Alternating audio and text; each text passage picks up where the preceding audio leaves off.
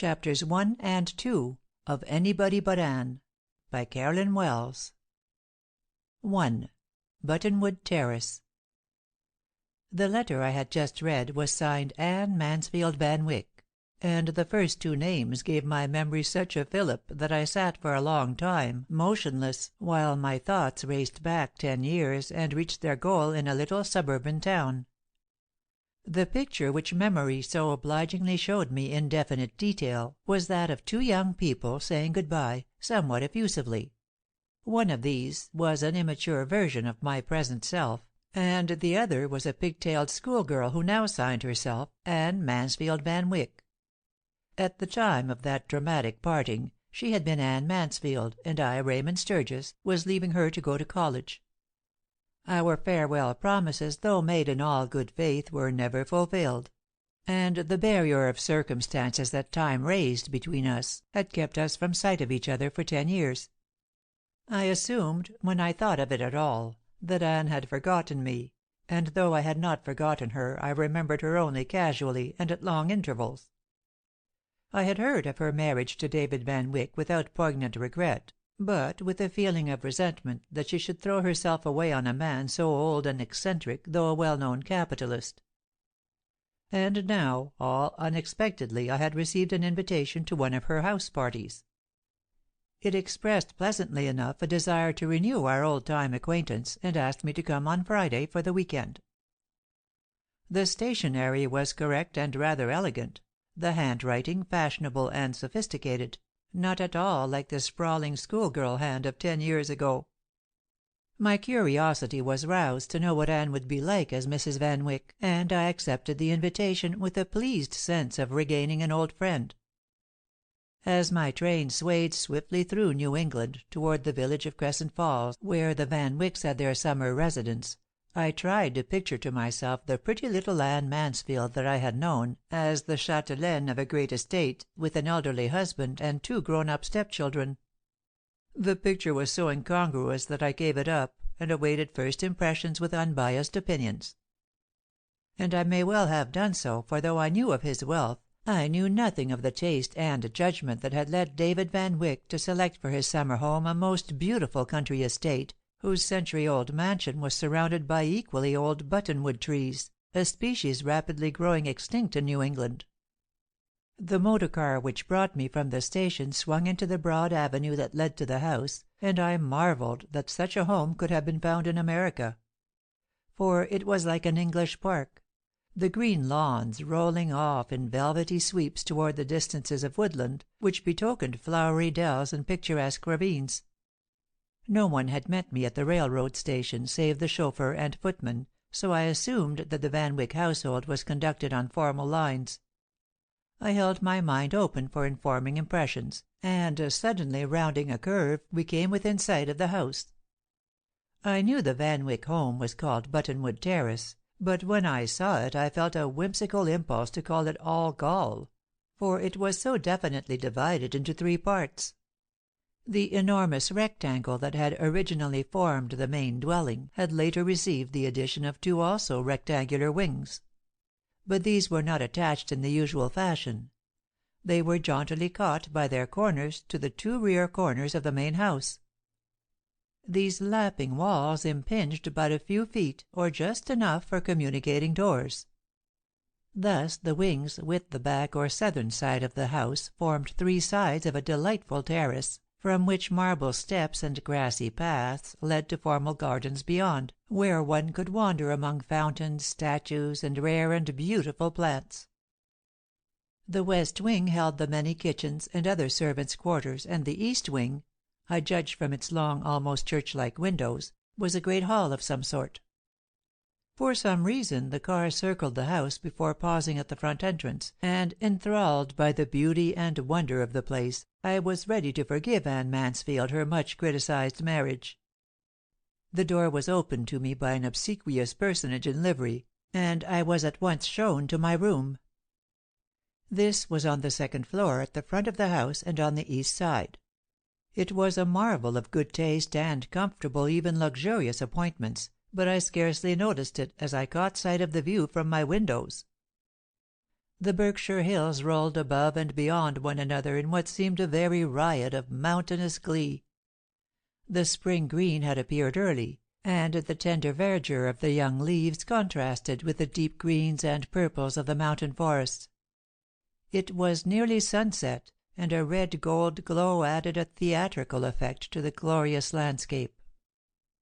I leaned out of my east window and glanced toward the back of the house. I saw again that great east wing, so peculiarly attached to the corner of the main dwelling, and concluded it had been built later. It had almost the appearance of a chapel, for the long windows were of stained glass with arched tops and ornate casings. The fact that these windows reached from the roof nearly to the ground proved the wing apartment to be a lofty one, fully the height of 2 ordinary stories. So interested in the matter was I, that I asked the man who was unpacking my things if the east wing might be a chapel. "No, sir," he answered. "It's Mr. Van Wyck's study." He volunteered the further information that tea was now being served there, and that I was to go down as soon as I was ready. Shortly after, I followed my guide through the halls and rooms of the enormous house. Drawing rooms and reception rooms were furnished with quiet elegance, and the heavy hangings, though of brocades and tapestries, were never obtrusive in coloring or design. Through the halls we went, until we reached the doorway that formed the sole connection between the main house and the east wing. Here, after a murmured announcement of my name, the servant left me, and I found myself in the study of David Van Wyck. I think I have never seen a more impressive room than this study at Buttonwood Terrace. Its domed ceiling of leaden glass was perhaps 30 feet high, but so large was the room and so graceful its lines that the architecture gave the effect of perfect proportion.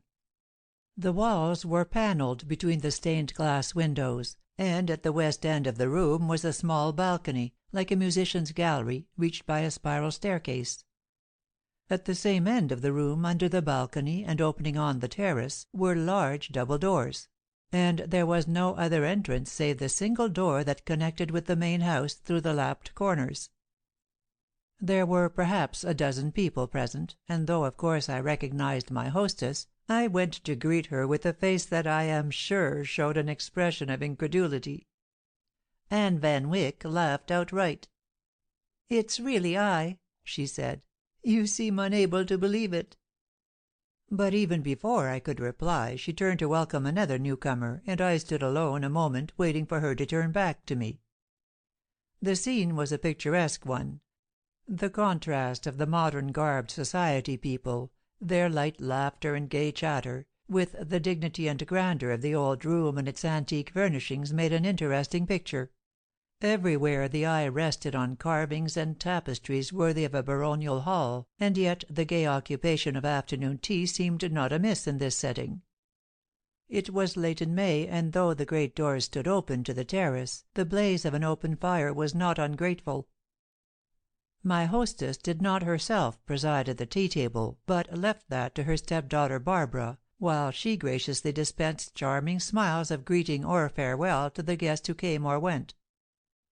After a few moments came a lull in her duties, and with a fascinating smile she invited me to sit beside her and talk over old times. "Remembering our schoolmate days, may I call you Anne?"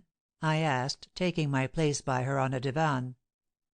"I suppose I really oughtn't to allow it, but it is pleasant to feel you are an old friend," she smiled. "It is, though a bit hard to realize that the little schoolgirl I used to know is now mistress of all this grandeur." "It is a fine old place, isn't it?" she returned, evading the personal equation. "And perhaps because of its picturesque possibilities, I pride myself on my house parties. I adore having guests, and I invite them with an eye to their fitting into this environment." "Thank you for the implied compliment," I murmured, but I brought back my gaze from my surroundings to look more attentively at Anne's face. It seemed to me I had caught a plaintive note in her voice, and I looked for a corresponding expression in her eyes. But she dropped her long lashes after a swift glance that was a little roguish, a little wistful, and entirely fascinating. Suddenly I wondered if she were happy. My vague impression of her husband was that he was tyrannical and possibly cruel. I felt intuitively that Anne's light-heartedness was assumed and covered a disappointed life. But meantime she was chatting on gaily. "Yes," she declared, "I select my house parties with the utmost care. I have an exactly proper admixture of married people and unmarried, of serious-minded and frivolous, of geniuses and featherheads." "In which class am I?" I asked, more for the sake of making her look at me than for a desire for information.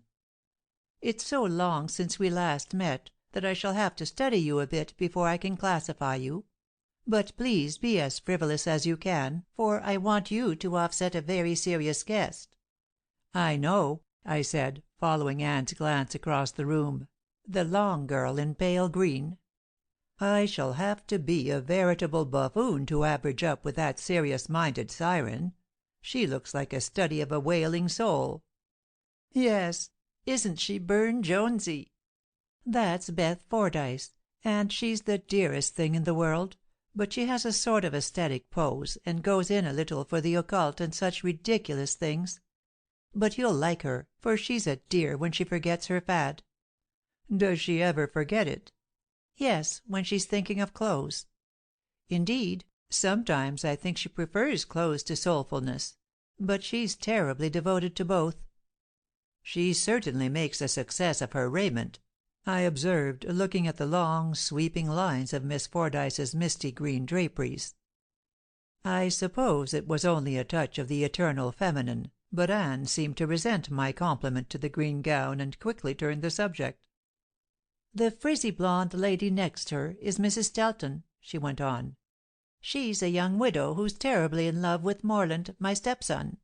To tell the truth, I invited her because I want him to find out that he really doesn't care for her after all.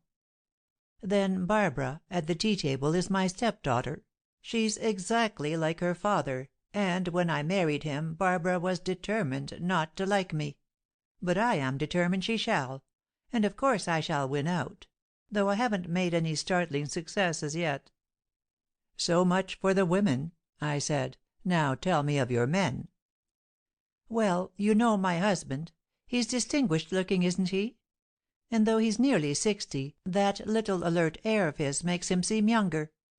Morland looks like him, but they are not at all alike otherwise.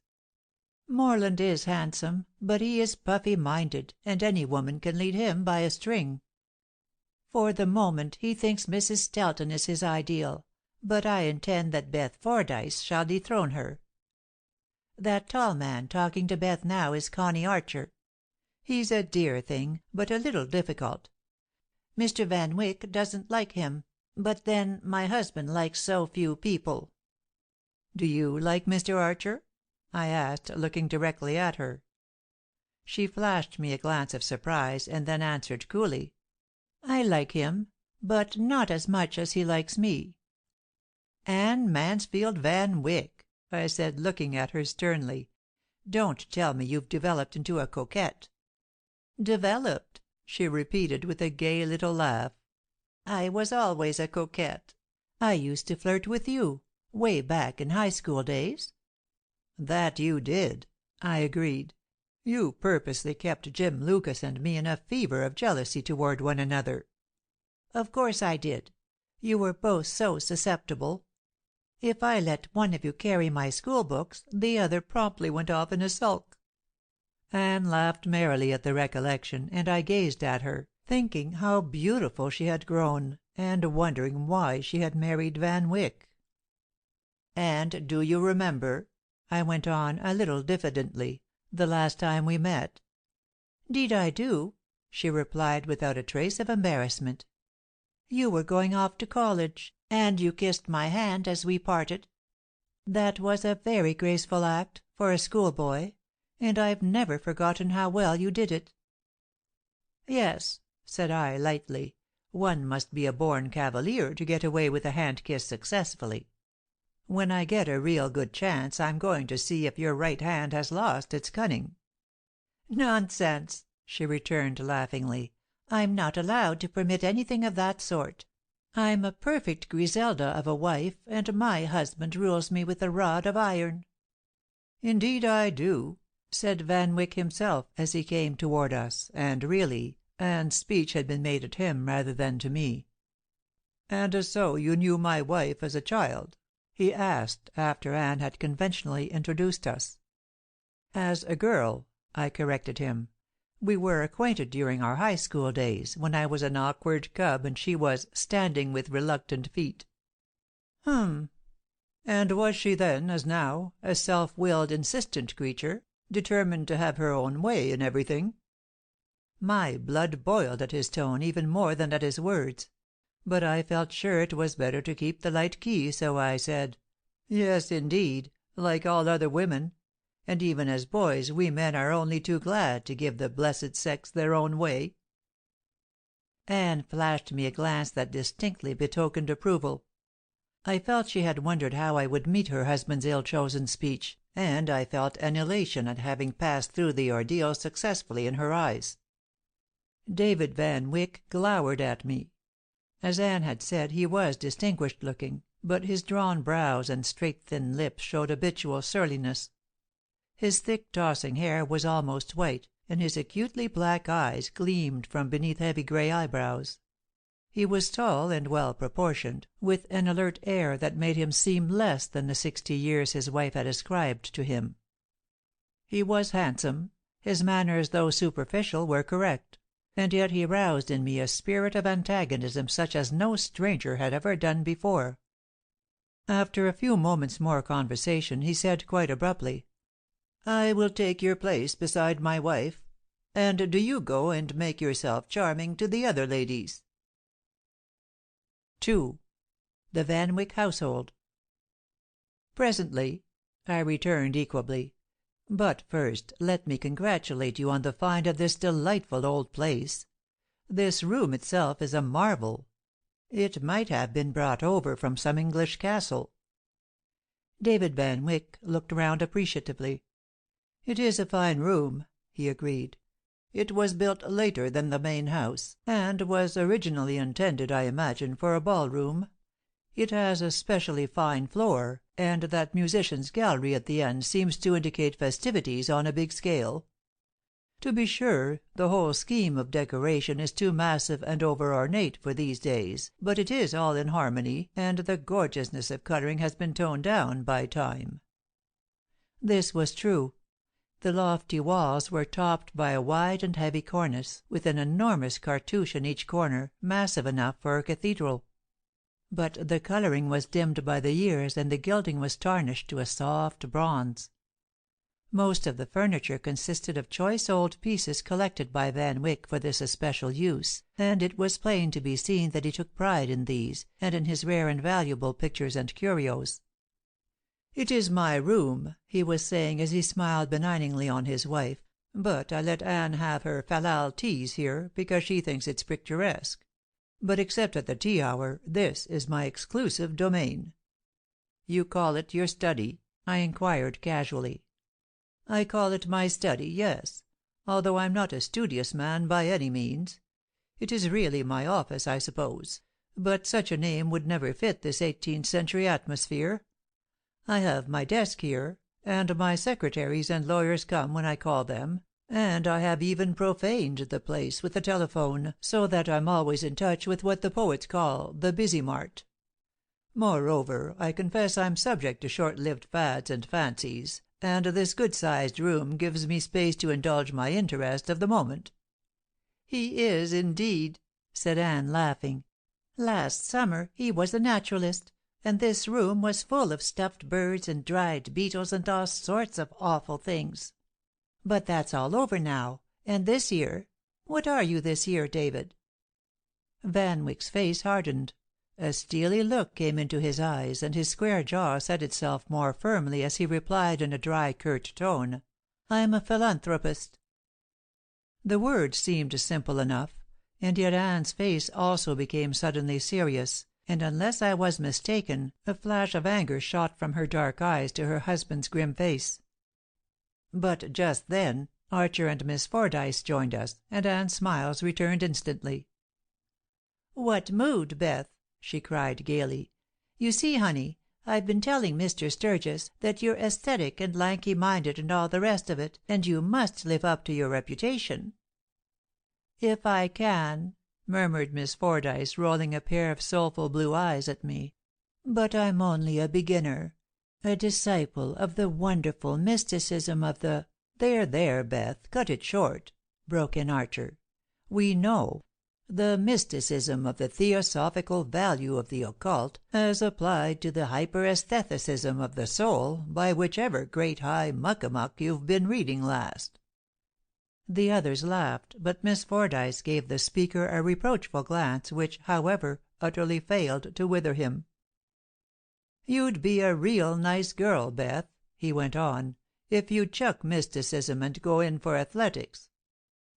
"You don't understand, Mr. Archer," began Miss Fordyce in her soft, melodious voice, but Archer interrupted her. "Now don't come the misunderstood racket on me. I won't stand for it.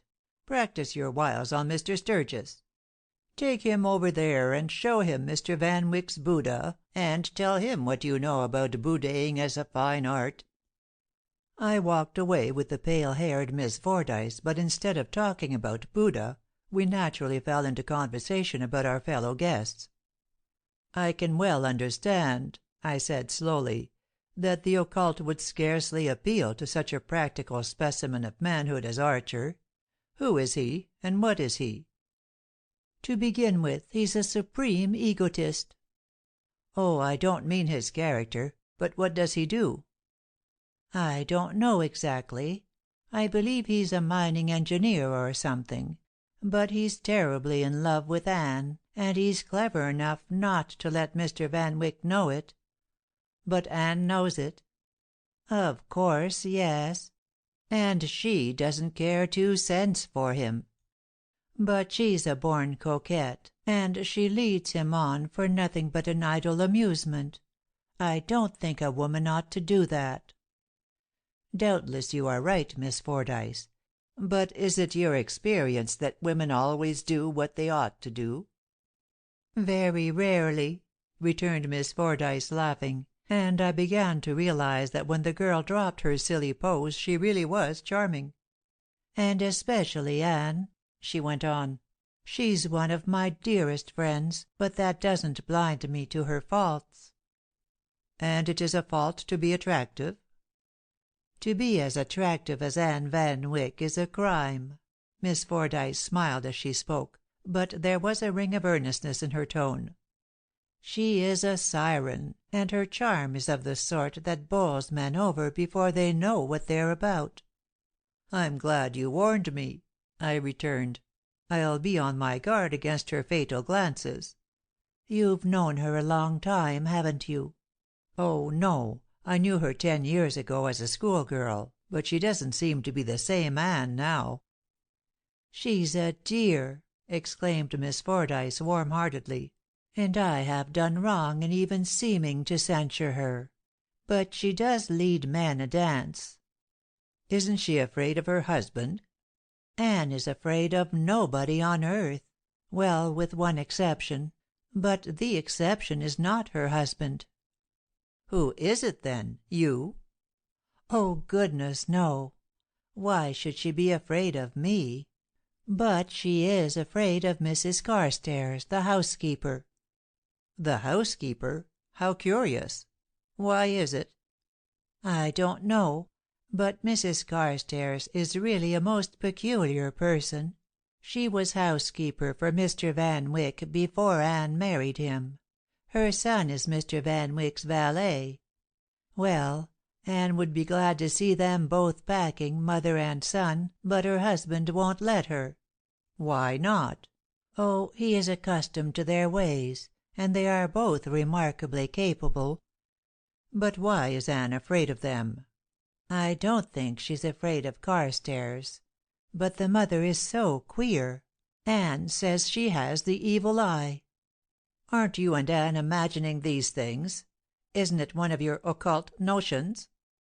"Wait till you see Mrs. Carstairs. You'll realize at once she's queer."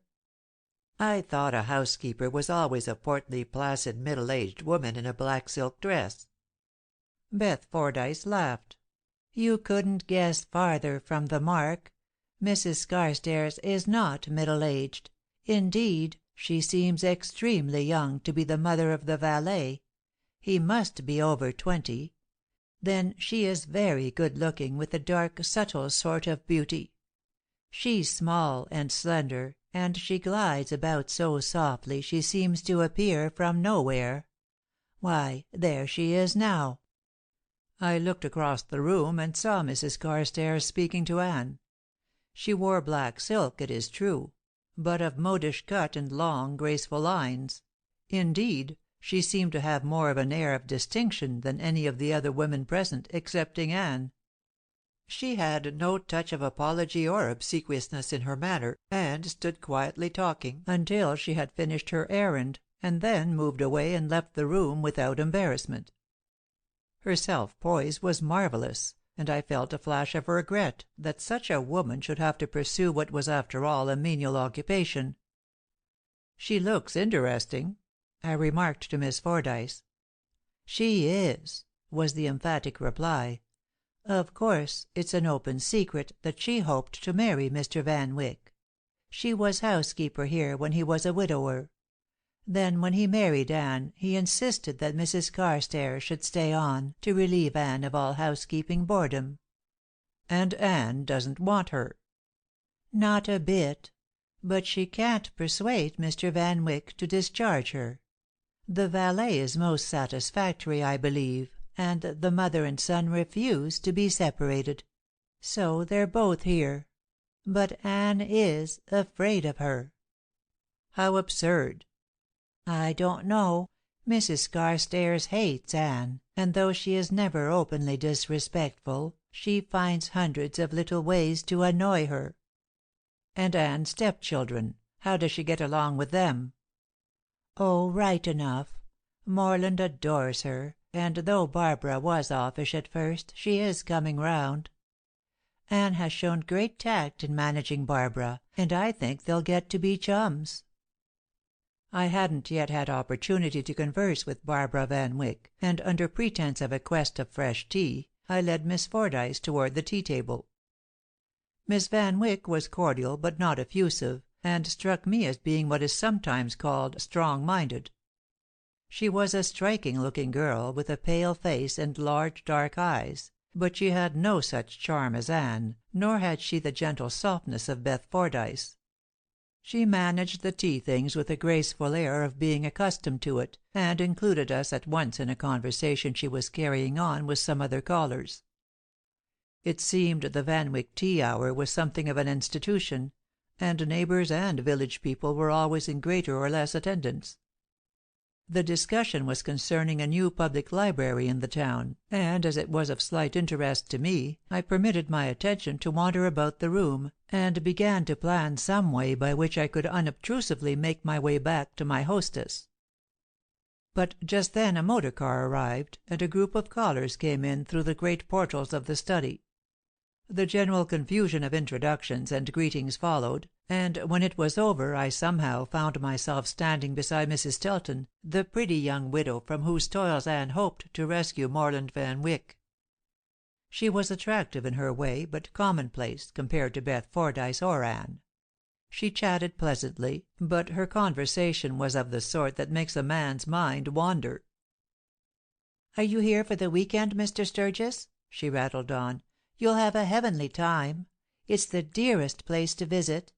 And they are all such lovely people. The beautiful Mrs. Van Wyck is a perfect hostess, and Mr. Van Wyck is an old dear, though a bit of a curmudgeon now and then." "You're speaking of Mr. Morland Van Wyck," I teased. "You naughty man, of course not. I mean our host. Morley isn't in the least curmudgeonish." She tapped my arm with her lorgnon in a playful manner. "As if anyone could be, to you," I returned, knowing her type. "Nice gentleman," she babbled on. "I admit I like a compliment now and then.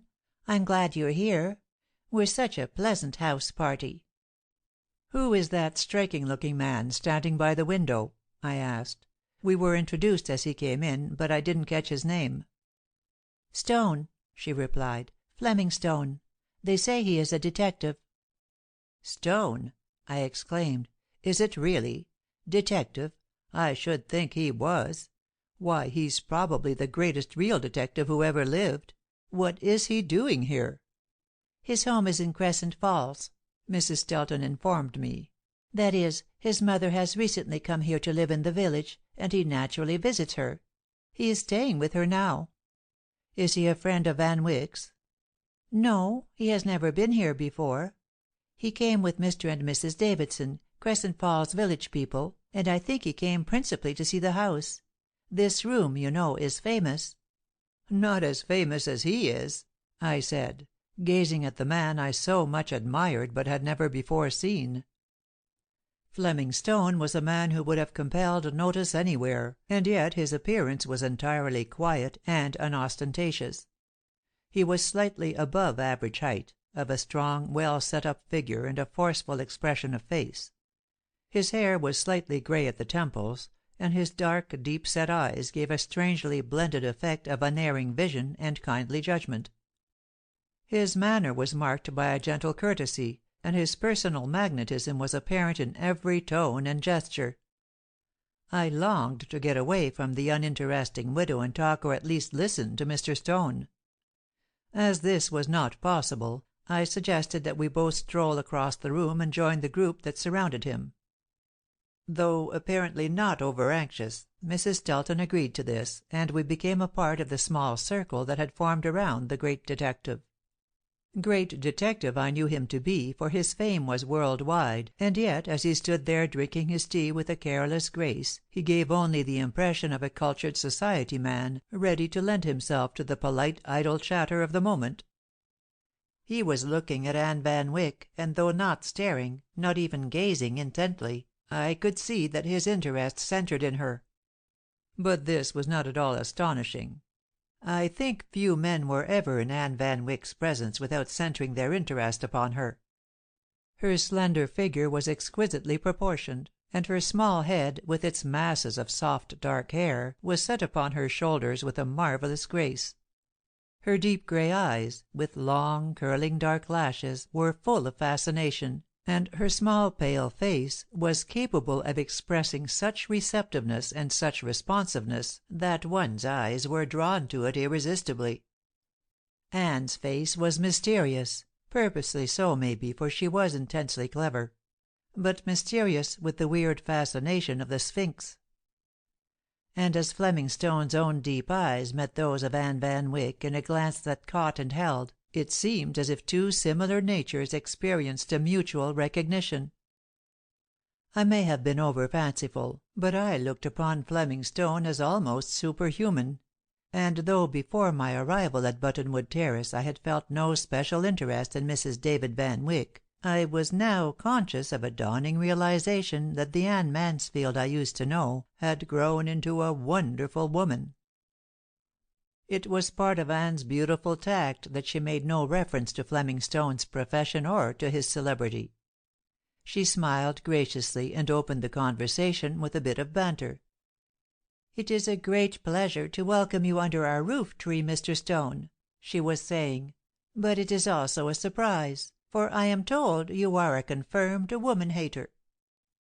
"Aren't woman-haters always confirmed, Mrs. Van Wyck?" he parried. "I never heard of one that wasn't." "Nor I," said Anne, laughing at the quip. "But you evade my question. Do you hate all women?" "No," said Stone, "I do not. But if I did, I should say I did not, out of common politeness." "How baffling!" cried Anne. "Now I can form no idea of your attitude toward our sex."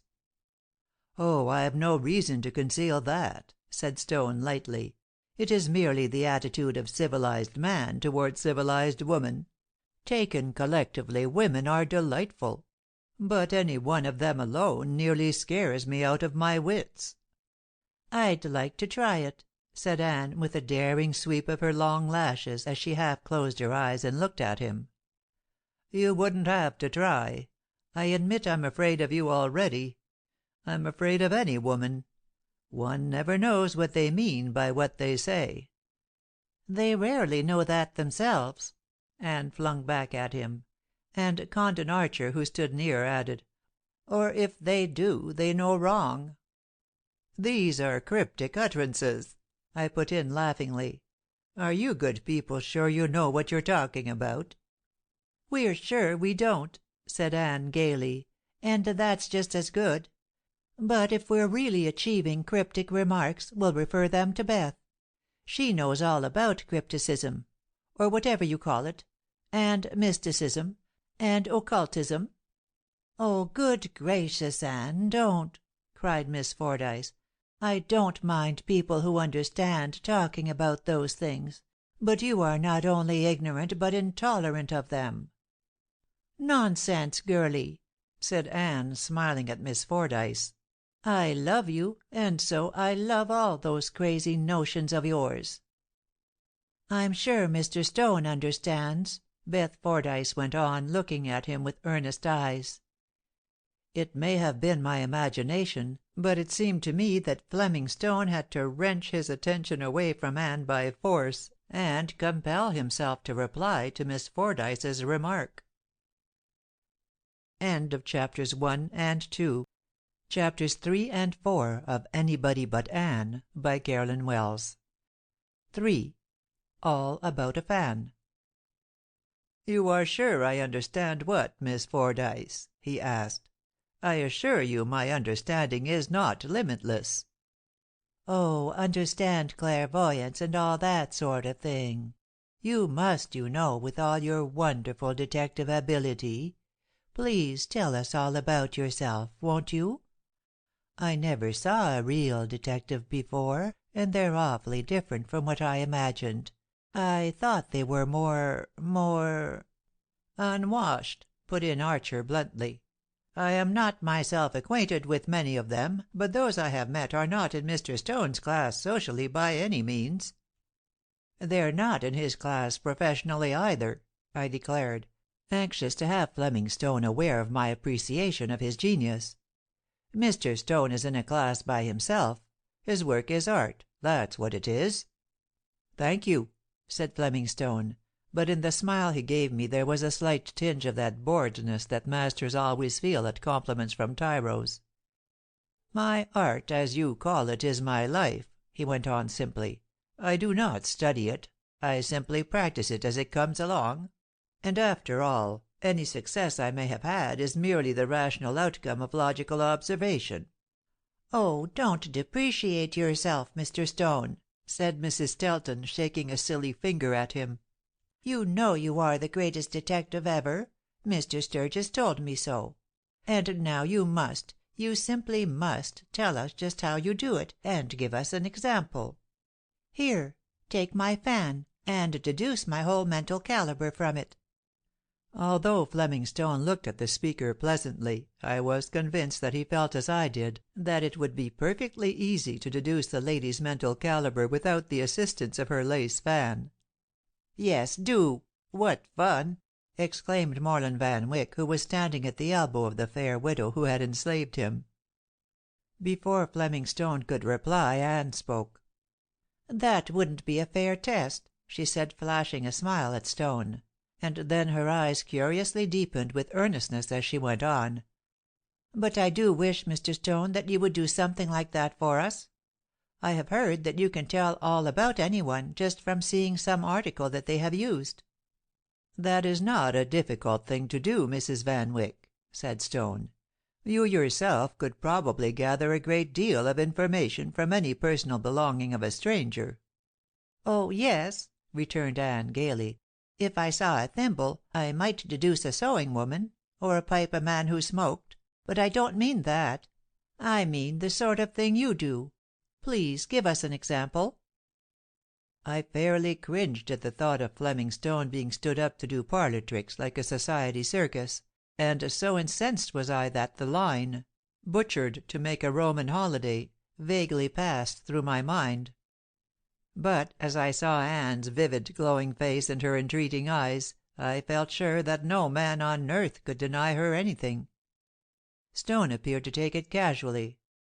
"Certainly, Mrs. Van Wyck," he said, "if it will please you.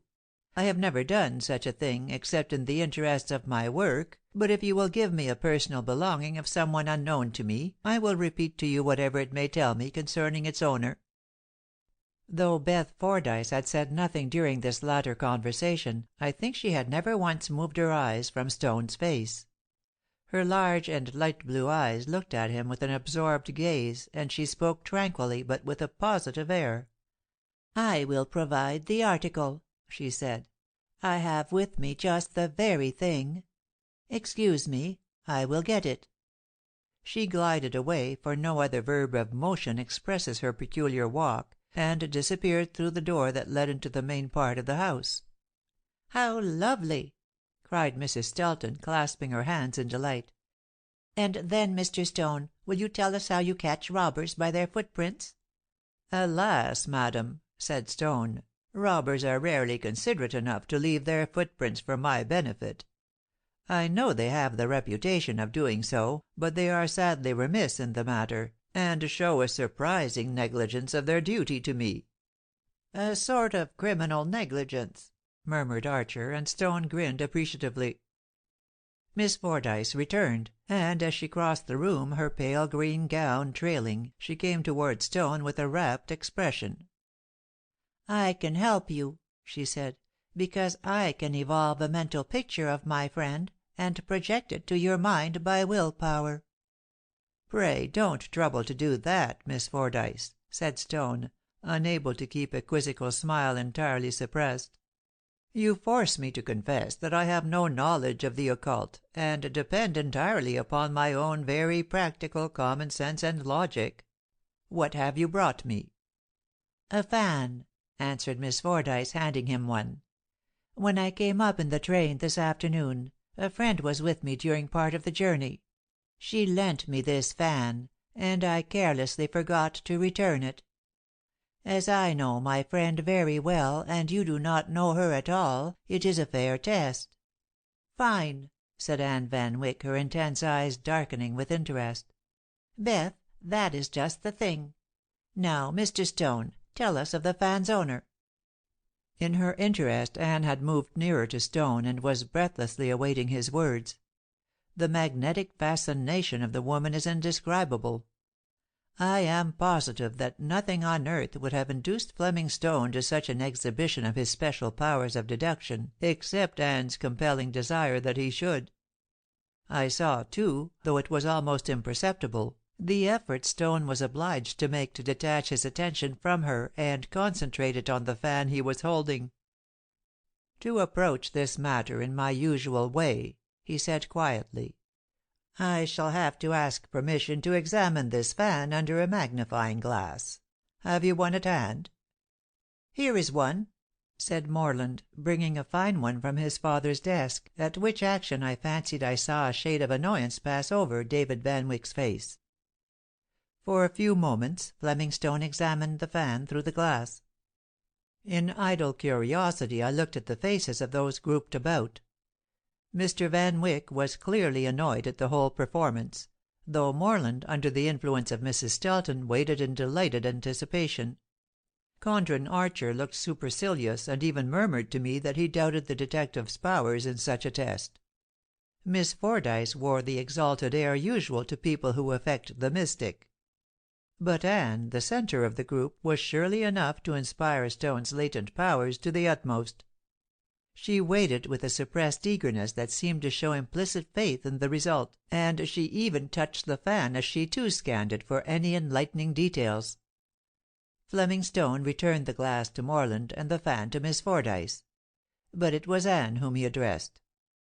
"The fan," he said in a quiet narrative way, "belongs to a lady with dark hair and eyes, and rosy cheeks, and a very perfect set of small white teeth. She is healthy and rather robust, of a vigorous but not an athletic type. She is strong of muscle, but of rather a nervous temperament. She is thrifty and economical by nature, but proud and fastidious. Usually of decorous habits, but likes occasionally a gayer experience. She is refined in her personal tastes and artistic in dressing, though fond of bright colours. She is kind and generous-hearted, unmarried, and past her first youth. She lives in or near the West 80s in New York City, and her telephone number has recently been changed to 9863 Schuyler. She is fond of embroidering with colored silks. She possesses a gown decorated with black spangled trimming, and she wears a very heavy ring on the little finger of her right hand." Stone finished as quietly as he had begun, but his listeners were more excited. "I don't believe a word of it," Mrs. Stelton was saying, and of course Morland agreed with her. But Beth Fordyce was speaking almost as if in a trance. "It is every word true," she said, with a far-away look in her eyes. "If you had known Lila, you could not have described her more perfectly. Don't try to make me believe you are not occult. You are positively clairvoyant." "Nonsense, Beth," said Anne impatiently. "Don't talk such rubbish." "No," said I, "occultism isn't in it with this kind of work. Mr. Stone, that is the real thing. Are you going to tell your processes of reasoning?" "Of course he is," cried Anne. "That will be the delightful part of it. David, did you ever hear anything like it?" Though Anne turned her lovely flushed face toward her husband, she received no answering smile. "It doesn't interest me," he said coldly, and it is a tribute to Anne's tact and cleverness that she quickly recovered this awkward speech by turning to Stone, saying with utmost charm of manner, "Tell me all about it at once. I can't wait another minute." "My dear Mrs. Van Wyck," said Stone, seeming to address her only, "I am very glad to explain, if it interests you. You see, it's very simple, for this fan has been used a good deal, and naturally bears the impress of the lady who has used it. To begin with, it is a souvenir fan that was given to the lady when she dined in the restaurant of one of the larger hotels in New York. It is of the inexpensive paper sort that is used for that purpose. But the name of the restaurant has been carefully scratched out, showing that the lady desired to keep and use it, but did not care to have her friends know where she obtained it. This shows that the lady is not amply provided with fans, and shows, too, that she does not often frequent the gay restaurants. The fan is bright scarlet and gold, and, since she liked it well enough to keep it, I assume that it suited her brunette coloring, and also that she is fond of bright hues. She is nervous, because the fan shows that she has often picked at it, both its edge and its tassel, and has even frequently bitten it with her small sharp teeth. You see, these lacquered sticks show clearly all marks and scratches, and this bar of metal that holds the tassel is much bent, showing a vigorous and healthy type. The fact that the fan has been used a great deal shows a robust and rosy-cheeked young woman, though not athletic, for athletic girls never use a fan. She is refined and fastidious in her tastes, for I notice a faint perfume of orris and violet. She is generous, for she gave away a fan that she found useful. And I think neither a very young girl nor a married lady would so long preserve a fan of this sort." "But how did you know where she lives?" demanded Miss Fordyce. "That argues a lack of observation on your part," said Stone, smiling.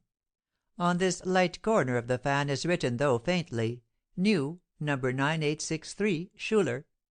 The people living in the vicinity of West 83rd Street have recently had a change in their telephone numbers, and when she noted a new number on her fan, I assumed it to be her own." "It is," said Miss Fordyce. "But how did you know about her spangled dress and that curious ring she wears?" "The ring left a decided impression on the outer sticks of the fan near the end, in such a position that it could only come from the abrasion of a heavy ring worn on the little finger. Then, you see, this tassel, as is usual on this sort of a fan, is of a fine silk floss. It is much fluffed and tangled, and has a tendency to catch anything it may. In it I find a portion of a small black spangle, and 2 or 3 threads of fine embroidery floss, pink and green. Surely it is easy to infer that the lady uses embroidery silks frequently, and that the spangle is from one of her gowns." "Don't take it so casually," cried Anne, with an imperious nod at him. "You shall not so belittle your great powers. Supposing it is only logic and careful observation, no one else could do it. That fan could not have spoken to one of us, because our logic cannot understand its language. Mr. Stone, I thank you for doing that. I know you didn't want to." "It isn't my custom to deduce for social entertainments," said Stone, smiling at her. "But it is my custom to accede to the wishes of my hostess." "Thank you for that, then," and Anne smiled back at him. "Now, as a small return favor, may I show you over the house? Mrs. Davidson tells me you want to see it." "Yes, I'm interested. I understand it is very old, and was built by an eccentric." "Yes, it was, though we bought it from its second owner. Mr. Sturgis, will you go with us?" I was glad to accept the invitation, and as we started we were joined by Miss Fordyce and Archer, and also by Mrs. Stelton and Morland Van Wyck. So it was quite a party which followed Anne through the doorway in the corner. We found ourselves in a corridor that ran along the south side of the house. We passed a branch corridor bearing to the right, but Anne laughingly remarked that those were the apartments of herself and her husband, and we might not enter. We went on into a beautiful music room, through stately reception and drawing rooms, and into a delightful library. There were billiard and smoking rooms near by, and through the dining room and sunny breakfast room we passed out to the terrace and down into the gardens. I thought Stone seemed disappointed that though the house was old it gave no hint of secret passages or dark staircases; no dungeons or anything that savoured of mystery or crime. I chanced to be walking by his side, and I rallied him on this. "It is so," he confessed. "From what I had heard of the house I had fancied it more complicated in structure. It is very four-square." "Yes, it is," said I, as we looked at it from across the wide expanse of lawn and garden. "Curious construction, though," mused Stone, "and yet perfectly simple. One large rectangle with smaller rectangles attached at its two back corners." "Usually wings are built entirely across the ends," I observed. "Oh, of course it was done to get the advantage of light. Wings at the ends would have darkened many of the rooms; but attached so at the corners, there are windows all round each part of the house." This was true, and as I now recollected, every room was flooded with daylight. "I must join my hostess now," said Stone, "and make my adieux. I am leaving to night for Kansas City, where I'm about to investigate a most important case." I longed to ask him about it, but I didn't feel privileged to do so. I did, however, express my pleasure in knowing him, and hoped that we might meet again. He very courteously gave me his card, bearing an address that he said would always reach him, an attention that I prized highly, though it might never fulfill its purpose. We all returned to the study, and after the departure of the Davidsons and their distinguished friend, the talk naturally turned to Fleming Stone and his work. "It's uncanny, that's what it is," declared Mr. Van Wyck, "and it gives me the fidgets to have the man around." "I feel that way, too," said Connie Archer. "Why, I'm perfectly sure that he could see straight through my coat into my pocket and read a letter there that I wouldn't have anybody know about, not anybody." "Is it one I wrote you?" asked Anne, so roguishly that it was most apparent fooling, but her husband looked up and scowled. "Yes," returned Archer, with the most obvious intent of teasing his host, "that last delightful missive of yours." At this David Van Wyck frowned angrily, and Anne said, "Nonsense, Connie. Such jokes aren't funny. What is the letter about, really?" "It's a tailor's done," said Archer, taking his cue. "But I wouldn't have Stone know it for anything. I expect he pays his bills before they're due." "Of course he does," said Morland. "Deduces the exact amount they're going to be, and sends off a cheque without seeing 'em." "Well, don't ask him here again, Anne," said her husband. "I don't like him." "He won't come again very soon," I volunteered. "He's off to night for Kansas City." "Good thing, too," growled Mr. Van Wyck. And now you people may seek some other pasture. I expect some callers to-night, and I want to get this place into some semblance of a gentleman's study instead of a picnic ground." "Oh, David," said his wife, "are they coming to-night?" "Yes, they are. My mind is made up, Anne, and I'd rather you wouldn't refer to the subject." "It's an outrage," said Morland, under his breath. He spoke to Anne, but his father heard it, and said, "None of that, boy. I suppose I have a right to do as I choose with my own. And if you know when you're well off, you'll accept the situation gracefully. It'll be better for you in the long run." Morland turned away, looking obstinate and sullen. I had no idea what it was all about, but when I looked at Anne her face was so tragic in its utter despair that I was startled. Surely I had been right in thinking her light-hearted manner was a cloak for some desperate heart-breaking trouble. But in obedience to Mr. Van Wyck's command, we all left the study. It was not quite time to dress for dinner, so we strolled out through the great doors on to the terrace, and even as we left the footmen were already clearing away the tea things. 4. The Decision of David Van Wyck. From a certain terrace landing which Anne called her sunset view, we watched the last glowing clouds dull and darken in the west. A sort of depression had fallen on the party because, as was perfectly evident, of Anne's mood. She was distrait and preoccupied, though now and then her dark eyes flashed with what was unmistakably anger. "What's it all about, Anne dear?"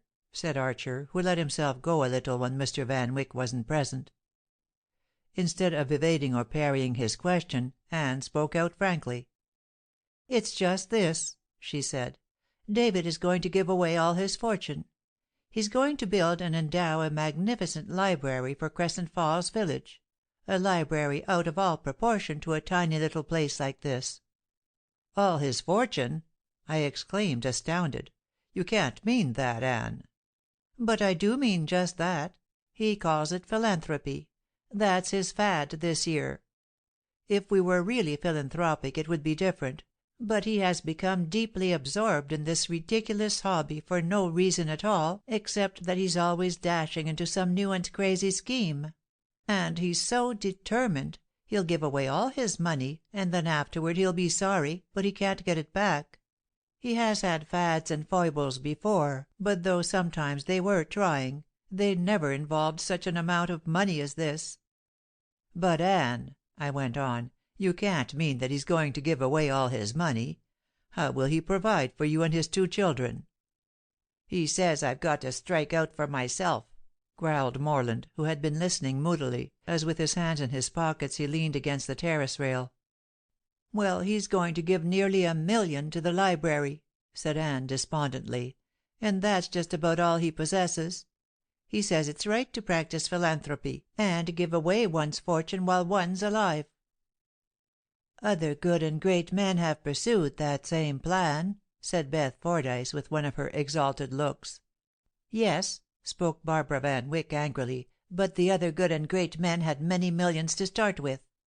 Father's going to give away all he has, except just enough for us to live on in a very small way. It isn't fair to us, and he has no right to do it, but he is simply immovable in the matter." "I feel as Anne does," said Archer seriously.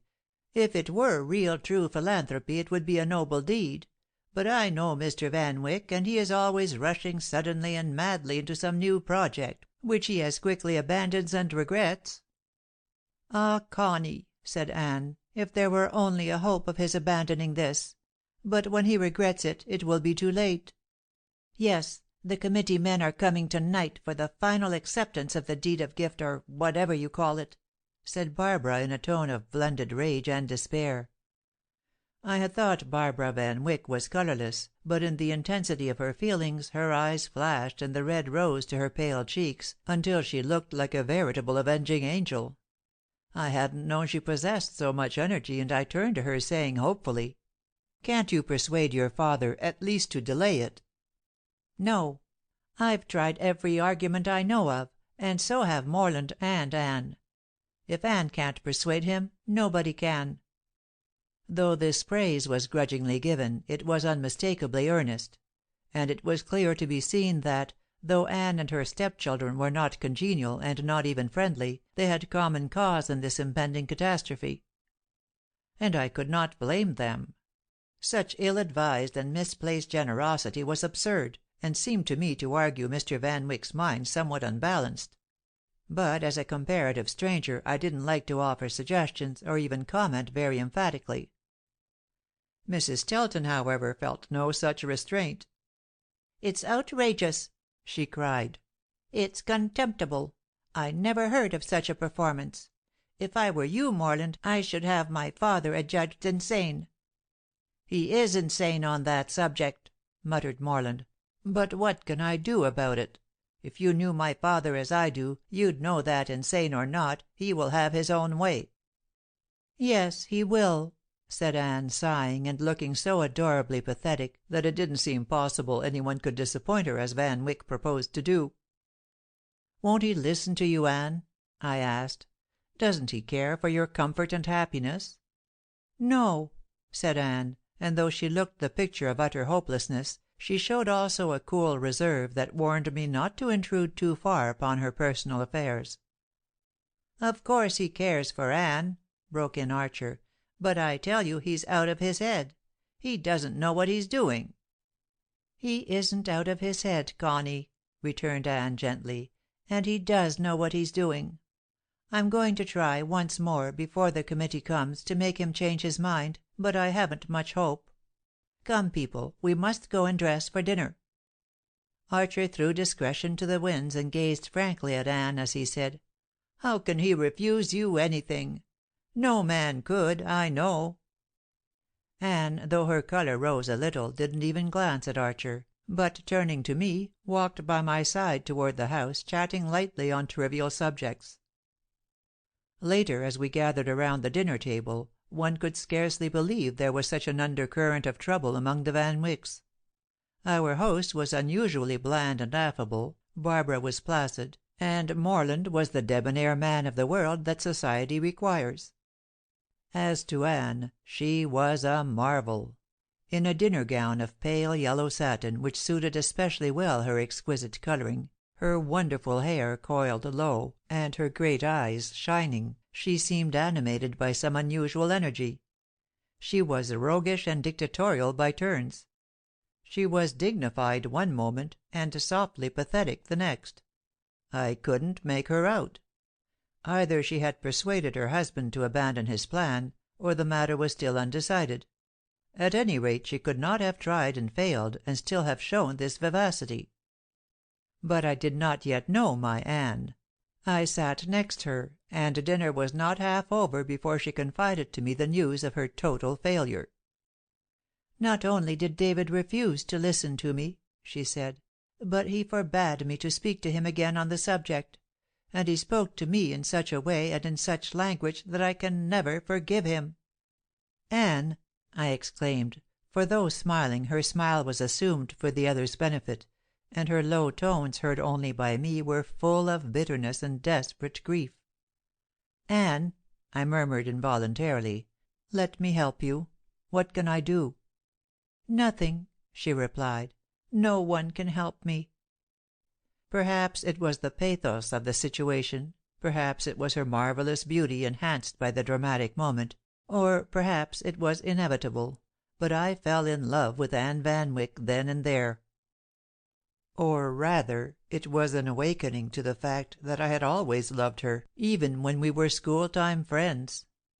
Naturally, I had sufficient self-control not to disclose this secret even by a glance, but repeated in carefully modulated tones my desire and willingness to help her if possible. And then, with an effort, I turned to talk to my neighbor on the other side. It proved to be Beth Fordyce, and her pale blue eyes lighted as she began to talk eagerly to me. "Let us make a pact, Mr. Sturgis," she said. "I, too, want to help Anne, and surely together we can do something." It was quite evident that she had overheard my words, and this annoyed me; and I answered that, with all the willingness in the world, I failed to see how Mrs. Van Wyck's guests could do anything in this matter. She took the hint, and changed the subject; but almost immediately after, Mrs. Stelton's shrill voice was heard, addressing the table at large. "Well, I think you're perfectly horrid, Mr. Van Wyck," she exclaimed, shaking a beringed hand at him. "To give away all that lovely money that ought to belong to Anne and Barbie and Mr. Morland."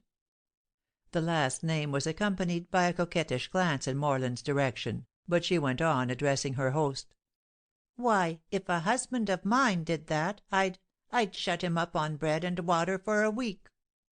"Perhaps he would enjoy the rest, Mrs. Stelton," said Van Wyck, gazing at her blandly. The man had a way of saying these things which, though rude, was rather enjoyable to disinterested hearers. Good-natured Mrs. Stelton laughed. "Oh, what waggery!" she cried. "But if it brought him to his senses I shouldn't mind. I've a notion to shut you up for a week, Mr. Van Wyck, and let you think this matter over." "Though I always enjoy your witty chat, my dear Mrs. Stelton, I must beg of you to drop this subject." And this time Mr. Van Wyck's air of finality brought us a respite from Mrs. Stelton's silly observations. But Morland gave one parting shaft. "If you do this thing, Dad," he growled, "you'll be mighty sorry." A silence fell. It was not so much what Morland said, but the quiet intensity of his tone which seemed to convey a definite threat. Indeed, his father must have felt it, for he looked up quickly at his son.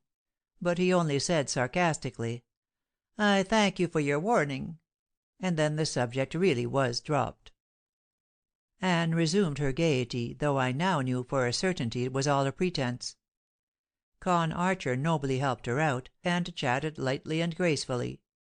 Barbara continued to sulk in silence, but all the rest rose to the occasion, and only appropriate dinner-table talk was heard. Coffee was served in the drawing-room for the ladies, while the men remained at table. Perhaps from a sense of duty, Archer made one more effort.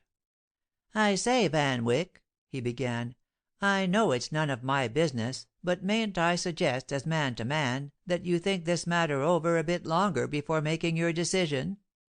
You know, to a disinterested observer, the gift you propose to make seems out of all proportion to its object, and I can't help thinking that on second thoughts you would agree to this yourself." "Mr. Archer," said Van Wyck coldly, "the only one of your remarks to which I agree is your first one, that it is none of your business." Condren Archer flushed, but as David Van Wyck's guests were not unused to his scathing speeches, this one was not openly resented, and Archer said nothing further. And then, seemingly unable to control himself, Morland blurted out, "I say, Dad, you just can't do it." "Can't?" and the elder Van Wyck raised his eyebrows at his son. "No, can't," Morland went on, blindly angry now. "It's heathenish. It's a crime against your wife and daughter, to say nothing of me. I tell you, you can't."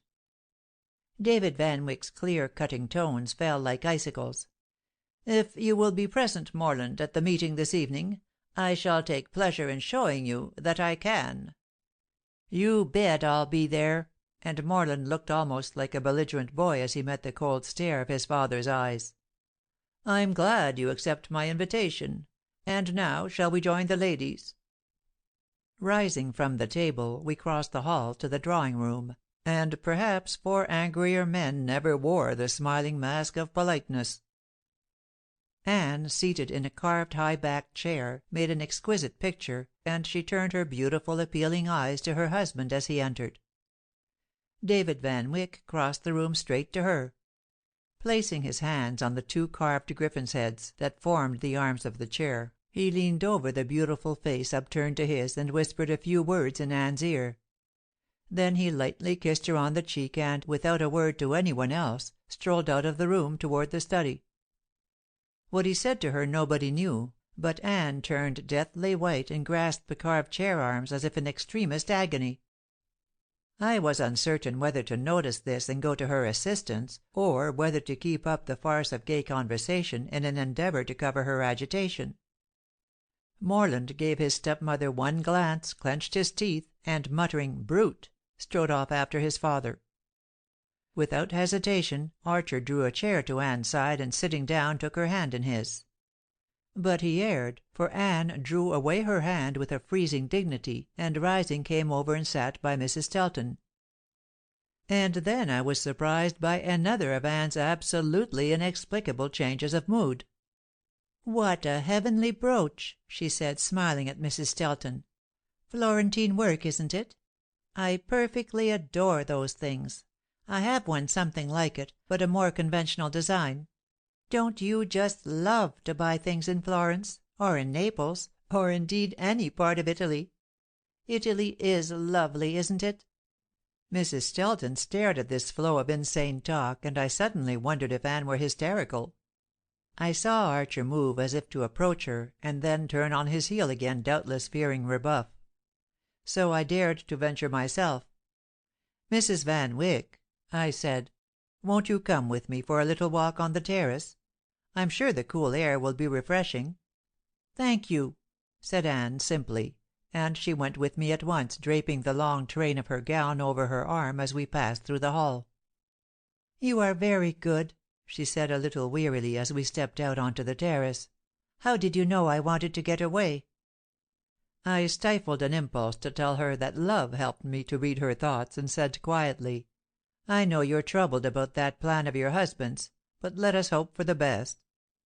"There is no longer room for hope," she said dully.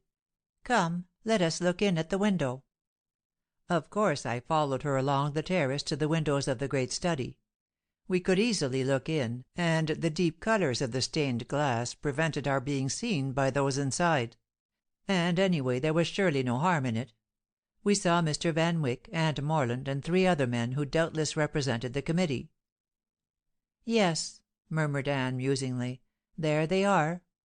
Mr. Miller, Mr. Brandt, and Mr. Garson. I do not blame them. Of course, if David offers them this money they'd be foolish not to take it. Mr. Brandt is the only one who has really over-urged in the matter. In fact, he suggested it to David first. Oh, Raymond, isn't it too bad?" It was the first time she had called me by my first name, and I felt a thrill that blotted out all thought of Van Wyck or his money. "And you mustn't think," she went on, "that I'm selfish or ungenerous. If David were honestly a philanthropist, or if I weren't so sure that he'd regret this later, as he does all his erratic impulses, I'd feel different about it.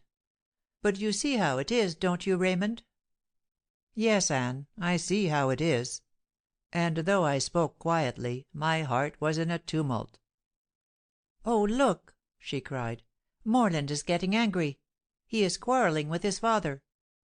"Don't be alarmed," I said. "Morland can never get the better of that man. His father will not mind anything he says." But it was evident that Morland had said something that his father did mind, for the elder man's temper was roused, and the 2 were certainly in deadly earnest. We could hear no word that was spoken, but the 3 visitors looked appalled, and were evidently trying to pacify the combatants. "Come away, Anne," I said, sick at heart over the whole matter. "You can do nothing. Why torture yourself by looking on? Let me tell you what I bought you for a gift." "What?" she asked, but without interest. I led her back across the terrace as I told her of a beautiful piece of Venetian glass that I had brought for her. It was a gem, rare and valuable, but I would not have lauded it as I did except in an endeavor to distract her mind from the sight she had just seen. "Where is it?" she asked, at last, faintly interested. "I gave it to a footman when I came in," I replied. "Then he will have given it to my maid, and it will be in my room," she said. Then, hesitatingly, "Don't think it strange, will you, if I don't tell David that you gave it to me? He is peculiar, you know." "Jealous, you mean?" I said, laughing. "That doesn't surprise me, and, truly, I'm glad of the fact that I can make him jealous." But I'm not sure that Anne heard this, so preoccupied was she with her own thoughts. We returned to the drawing room, but it was not long before we all went to our rooms. Anne bade me good night on the stair landing. "David and Morland are still shut up with that committee," she said, "and I am going at once in search of the gift you brought me. I know I shall love it." "For the sake of the giver," I interrupted, with a gay foolery that sounded as if I didn't mean it. But I did. "Not at all," said Anne saucily. "I shall love it only for its beauty and intrinsic worth. And if it's Venetian glass, it must have both. I hope to goodness it isn't smashed." "I think not. I had it packed carefully. Good night, Anne." "Good night," she said, her long lashes sweeping her cheeks, and then added, as an afterthought, "Raymond." And as she disappeared, I wondered whether she had spoken my name from pure coquetry, or what. End of chapters 3 and 4.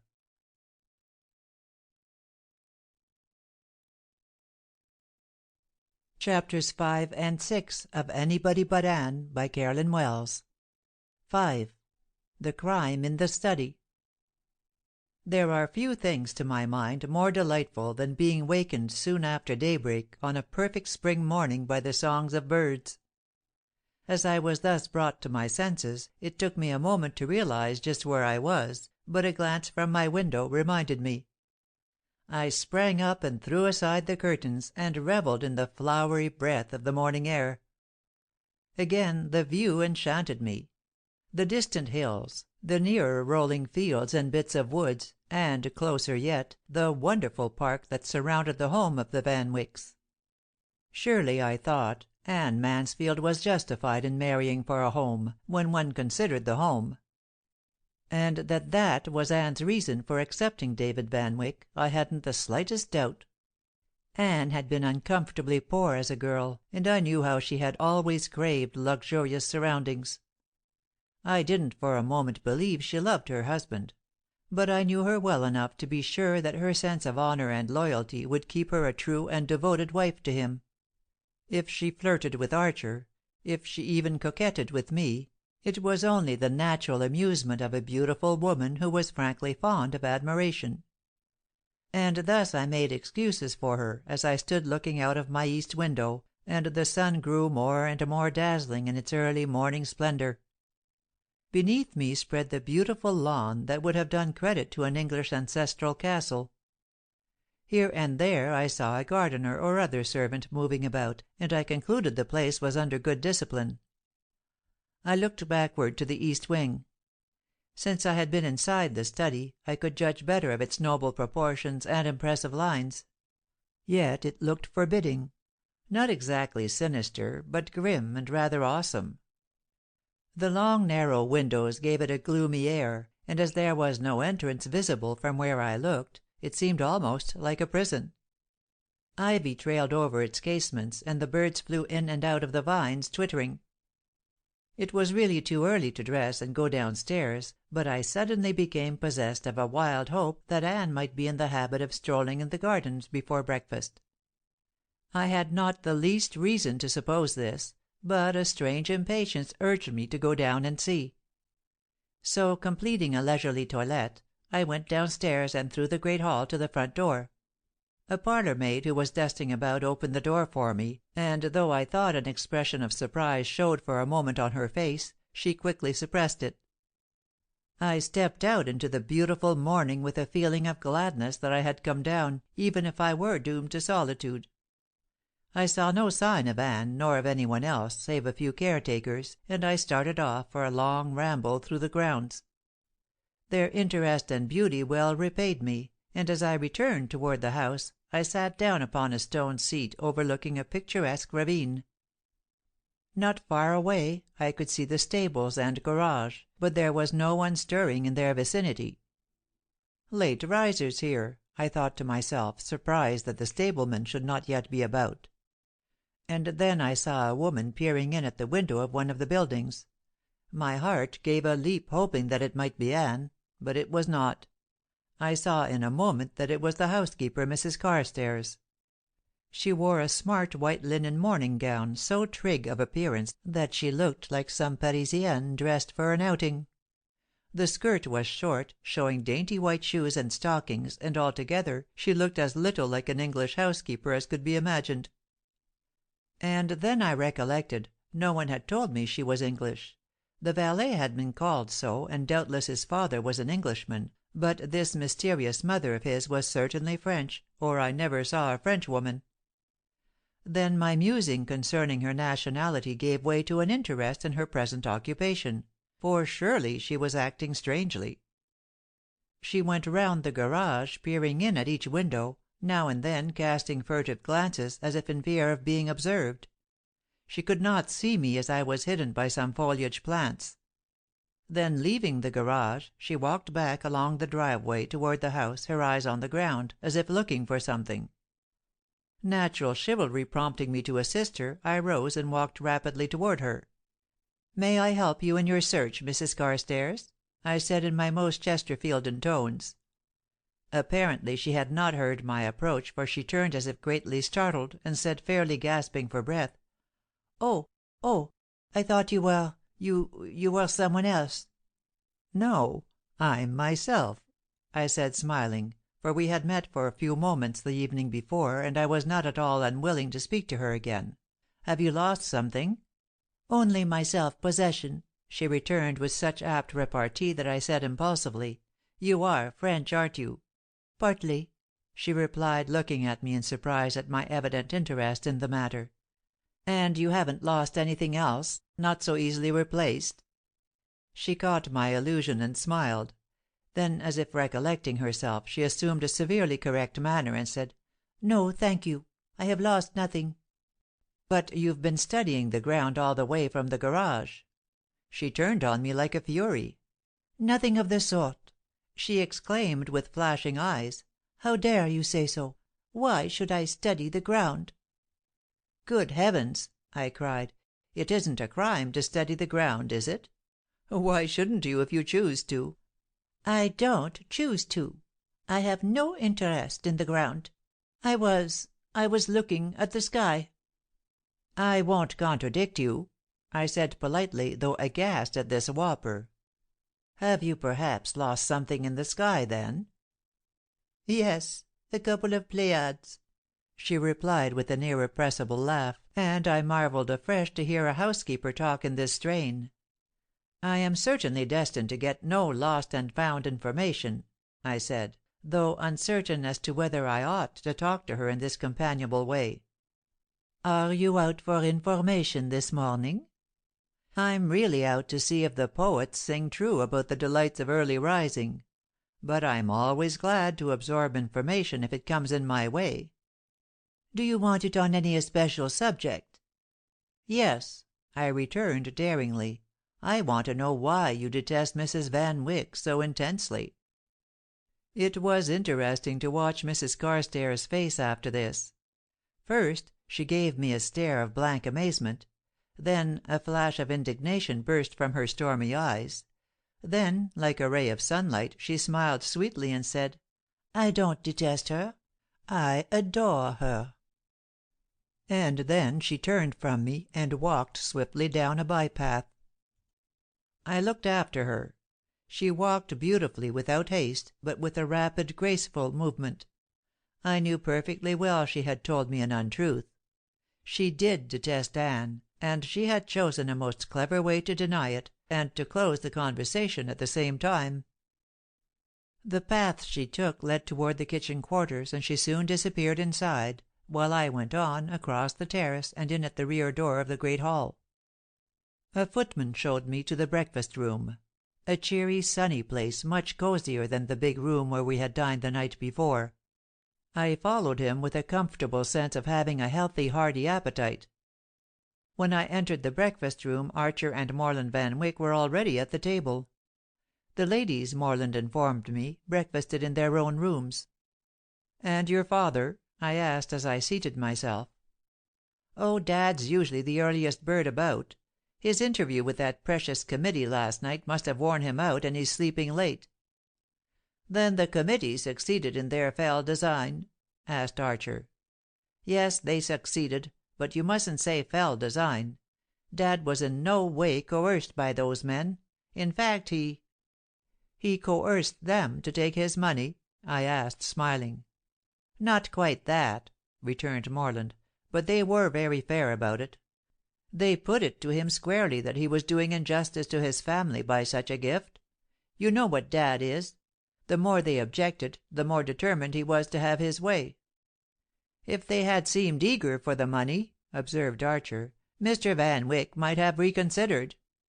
"Exactly that," agreed Morland. "Father's very perversity made him insist on carrying out his plan. So he made out a deed of gift, and though the whole matter wasn't entirely settled up, yet it is practically decided, and we Van Wycks are no longer rich people." "It's an outrage!" I cried, thinking of Anne's deprivation. "Is Mr. Van Wyck a Socialist?" "Oh, no," said Morland. "Not a bit of that. Mrs. Carstairs is the only Socialist in this household. Father's idea is philanthropy. And he suddenly took a notion that the time to practice that is during one's lifetime and not by a will." "Is Mrs. Carstairs a Socialist?" I inquired, my mind going back to her strange, almost weird personality. "She's everything that's queer," said Morland with a grim smile. "I don't profess to understand her. But I do know she has some peculiar influence over my father. I'm not sure she persuaded him to give this library to the town, but I know she had a hand in it." "Why should she want him to do such a thing?" I asked in surprise. Morland glanced about, and as there seemed to be no servant in hearing, he said in a low voice, "She hates Anne, and she wants Dad's money to go anywhere rather than to his family." "Does she hate the rest of you?" I asked in a whisper. "She's indifferent to Barb and me, but she's actively hostile to Anne. Of course the presumption is that she hoped to catch Dad in her own net, and failing, resented his marriage to another woman." "She doesn't seem to show any especial interest in your father," commented Archer. "You can't judge," Morland said. "She's a deep one. I never saw such a woman. She must be over 40, and she looks like a girl. I steer clear of her always. She's too many for me." "She certainly has a strange manner," I began, and then paused, as I heard a step behind me. "Morland," said a low voice from the hall, and I looked up to see Anne standing in the doorway. She wore a rose-colored boudoir gown and a lacy cap. She was pale, and her small white hand grasped nervously at the portière. "What is it, Anne?" said Morland, as we all rose. "Your father he hasn't been in his room all night. He's locked in the study, and Carstairs can't get in." Carstairs, the young English valet, was behind Anne, and though his expression was the conventional blank, his face was white and his eyes showed a vague fear. "Whew!" exclaimed Morland. "Stayed there all night. Must have fallen asleep after his committee meeting." "But Carstairs has pounded on the door, and I've called and called," said Anne nervously. "Won't you come?"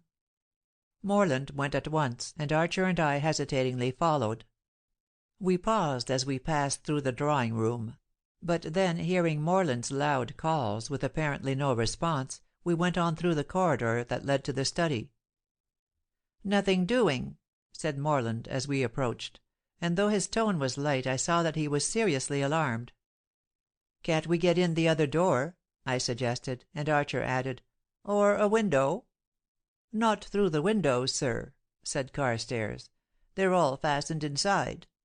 "The outside door, then," said I, and Archer followed me as we went back through the corridor, out on the terrace, and tried to open the massive doors of the study. But we might as well have attempted to enter a locked cathedral. We tried to peer in at the windows, but the inner blinds were drawn, and we could see nothing. We returned to the house, where Anne and Morland were still endeavoring to get a response to their repeated calls. "Looks queer," said Morland, shaking his head. "I'm afraid old Dad has had a stroke or something." His tone seemed to me altogether too careless for the possibility he was suggesting, but my interest and attention were centred on Anne. She was trembling violently, her face was white and drawn, and her eyes had a haunted look, as of a terrible fear. "We must get in," she whispered. "Something must have happened." "Shall we break down the door?" I asked. "Impossible," said Archer. "I doubt if 6 men could break in that door." "That's right," said Morland. "These old doors are not the flimsy sort they make nowadays. We must pick the lock." "Carstairs, go for Rani," the garage mechanician. He can manage it. Tell him to bring tools." The valet made a queer, unintelligible sound in his throat, and, trembling greatly, leaned against the wall. "I can't, sir," he said, and really the man seemed on the verge of collapse. "What?" cried Morland. "You must. No nonsense. Go at once for Rannie." "I'll go," I volunteered, for Carstairs was positively unable to move.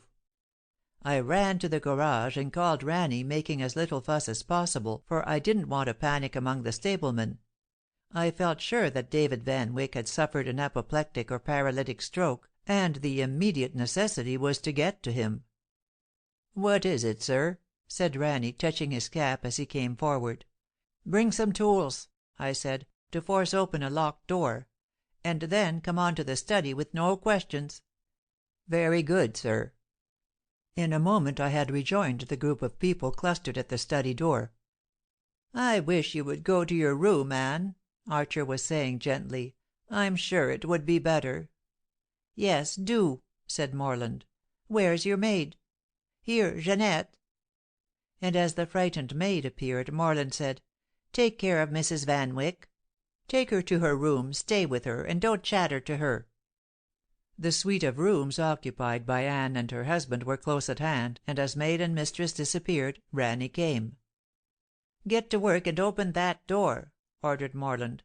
"Pick the lock or cut it out, whichever is necessary, but get us in." Rannie picked the lock skillfully and rapidly, but still the door refused to open. "It's bolted," he said. "Cut out the bolt," said Morland, on whom the suspense was beginning to tell. Rannie obeyed, and though marring and spoiling the beautiful door, he succeeded at last in throwing it back on its hinges, and we went in. David Van Wyck sat in his desk chair, motionless, with a stain of blood on his shirt front and waistcoat. "Murdered!" exclaimed Morland, springing forward. "By some of that blamed committee! I'll be revenged for this." As he spoke he was feeling for his father's heart and pulse, though there was no possible doubt that the man was dead. As we all stood in horror-stricken silence my mind worked rapidly. "Hold on, Morland," I said. "It can't be murder with this room locked up as it was. Your father did this himself." Morland turned from his father and stared at me. "Suicide!" he exclaimed. "Absurd! Why should Dad want to kill himself?" "I don't know, I'm sure," I replied. "But as we couldn't get into this locked room, how could a murderer have done so?" "I tell you it was one of that committee," declared Morland. "My father had no reason and no desire to kill himself." "As to that," put in Archer, "why should those men of the committee want to kill him? He was about to give them his money. And as Sturgis says, no one could have murdered him and got away, leaving this room entirely locked on the inside. But something ought to be done. You ought to send for a doctor or something." "What good could a doctor do now?" said Morland, looking a little dazed. "But I suppose it is the right thing to do. Carstairs, telephone for Dr. Mason and tell him to come at once. Don't tell him what for. There's no use of this getting all over until we know something more about it ourselves. Use this telephone here on the desk." With difficulty, Carstairs controlled himself sufficiently to obey orders. Morland strode about the room. "It's so," he declared. "Every window is fastened with these enormous bolts that are more than burglar-proof.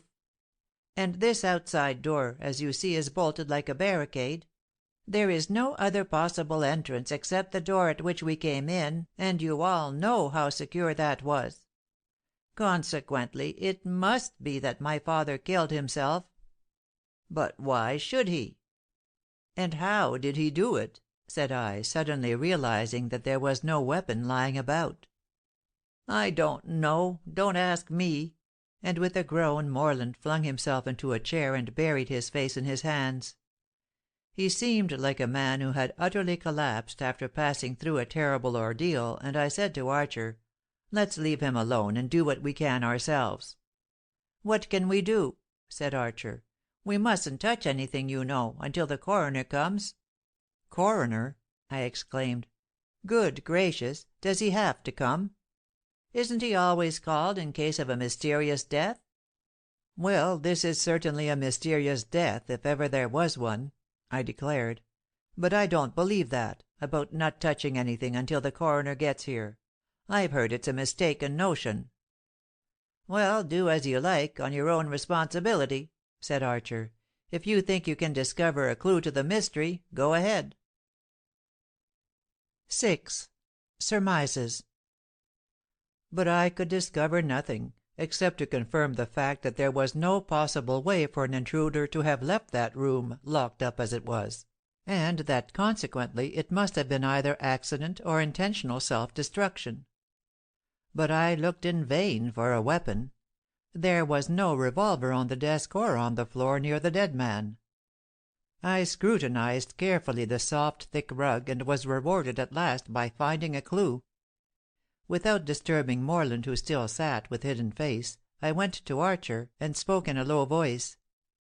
"At any rate, I know what killed him." "What?" and Archer looked amazed. "He was shot," I said, trying to hide my pride in my own discovery. "How do you know?" "Look on the floor. There, near his chair, are 5 or 6 small shot. See them?" Archer stared at the floor and saw the shot almost at Van Wyck's very feet. "But how on earth—" he began, when Dr. Mason came into the room.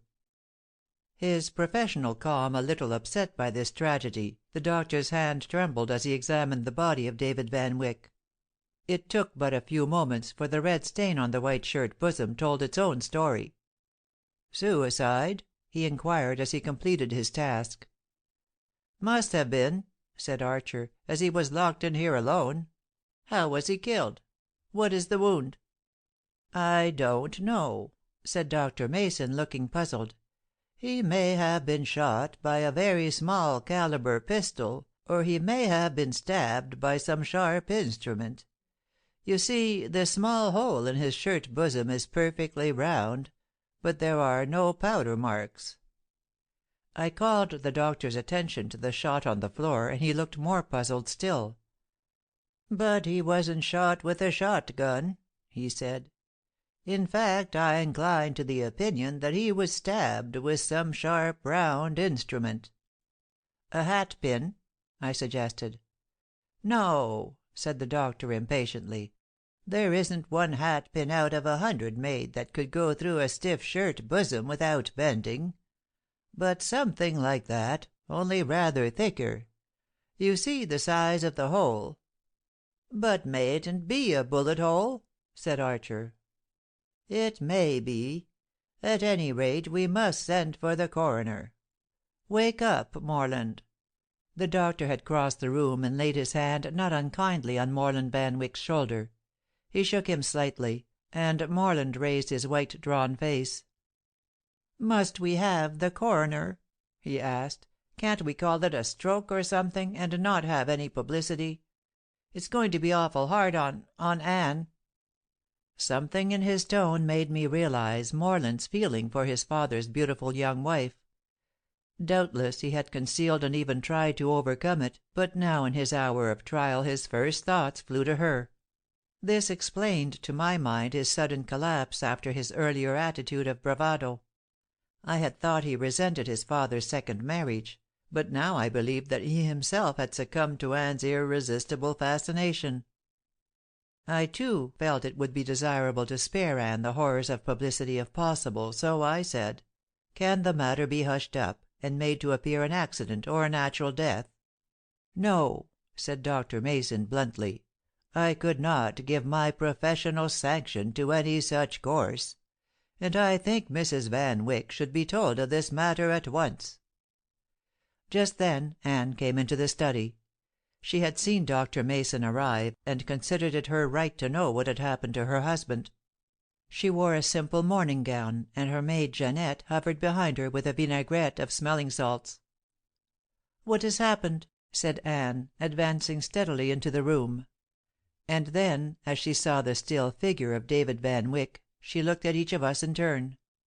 Seeming to make a choice, she went to Dr. Mason, and putting her hands on his arm, said simply, Tell me." "Mrs. Van Wyck," said the old doctor straightforwardly, "your husband is dead. We do not know exactly the means of his death, and I'm afraid it will be necessary to put the matter into the hands of the coroner." Anne's slender figure swayed a little, but she did not faint, and Dr. Mason gently steadied her as he went on talking.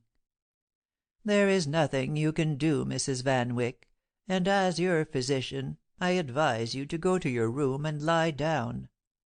"No, I will not go to my room and lie down," Anne declared.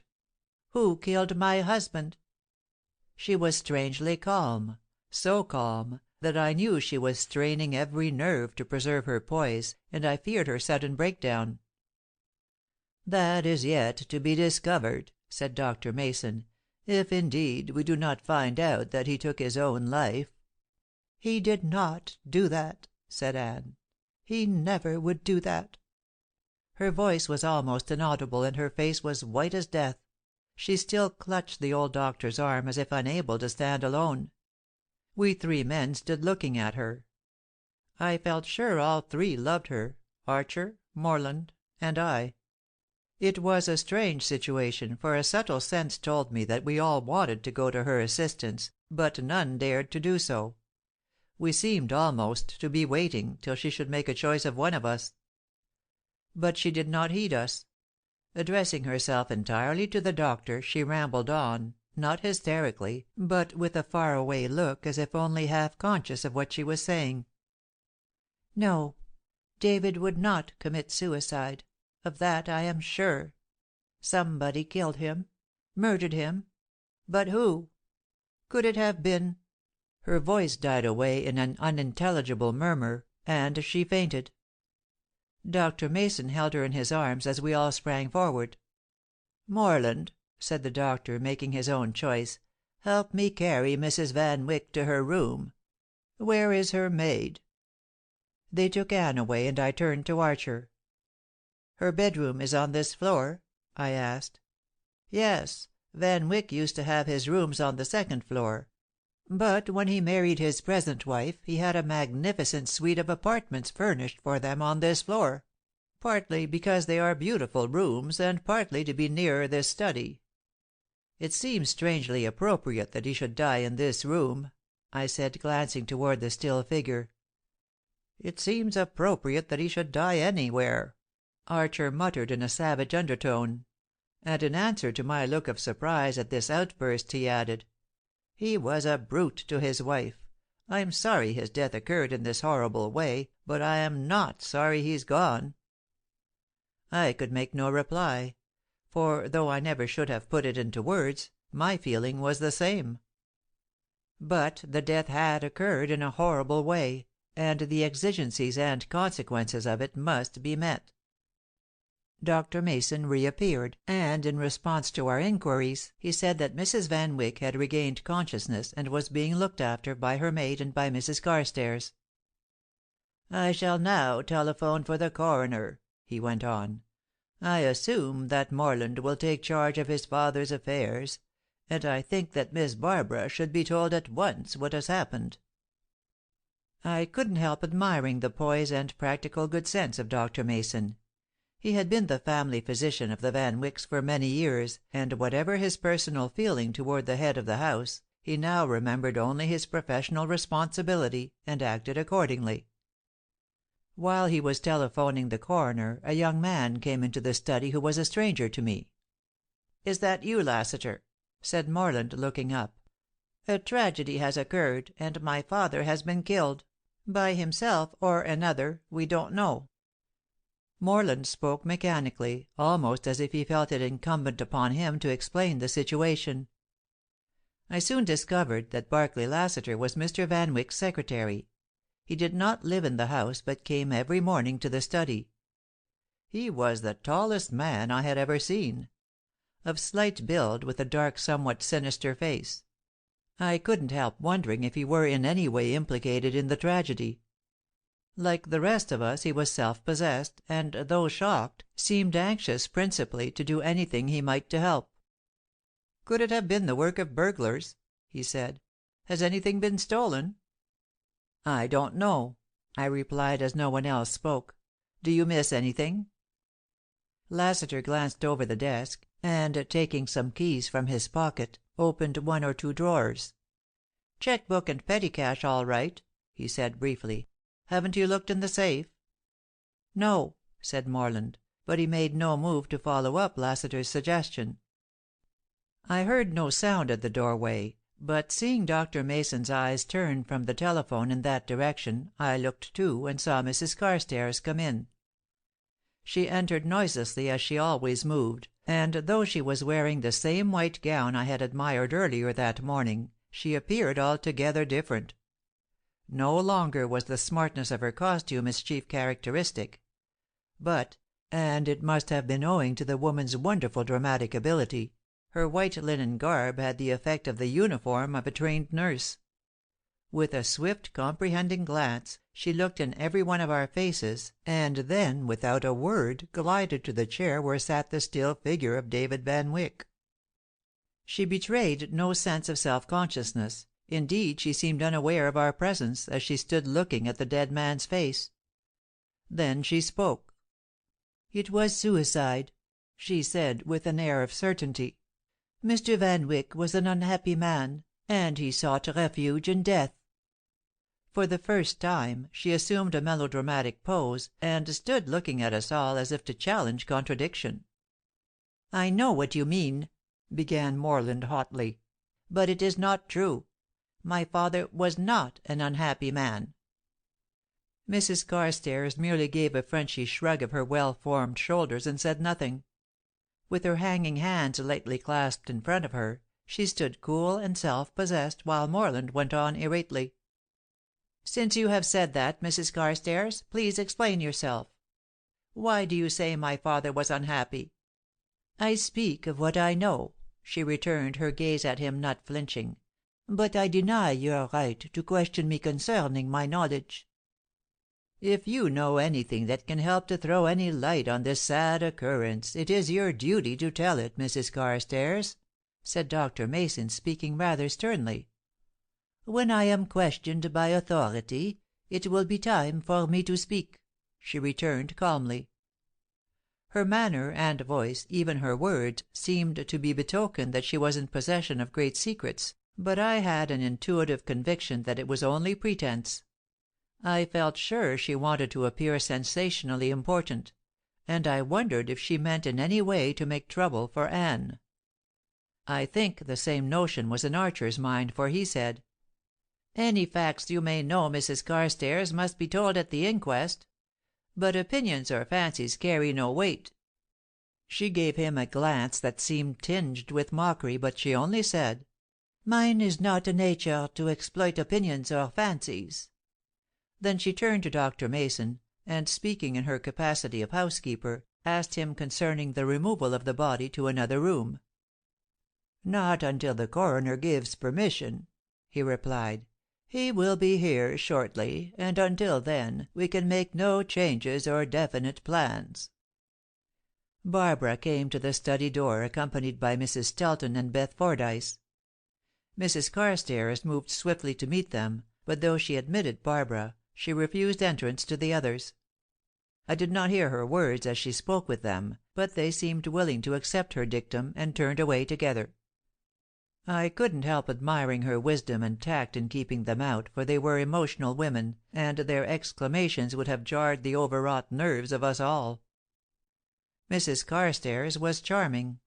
She told Barbara in a few words all that we knew, and clasped her arm in an unobtrusive but helpful sympathy. But Barbara shook her off almost rudely, and going straight to her father's side looked at him long and silently. Then she went over and sat down by Morland, and they conversed in whispers.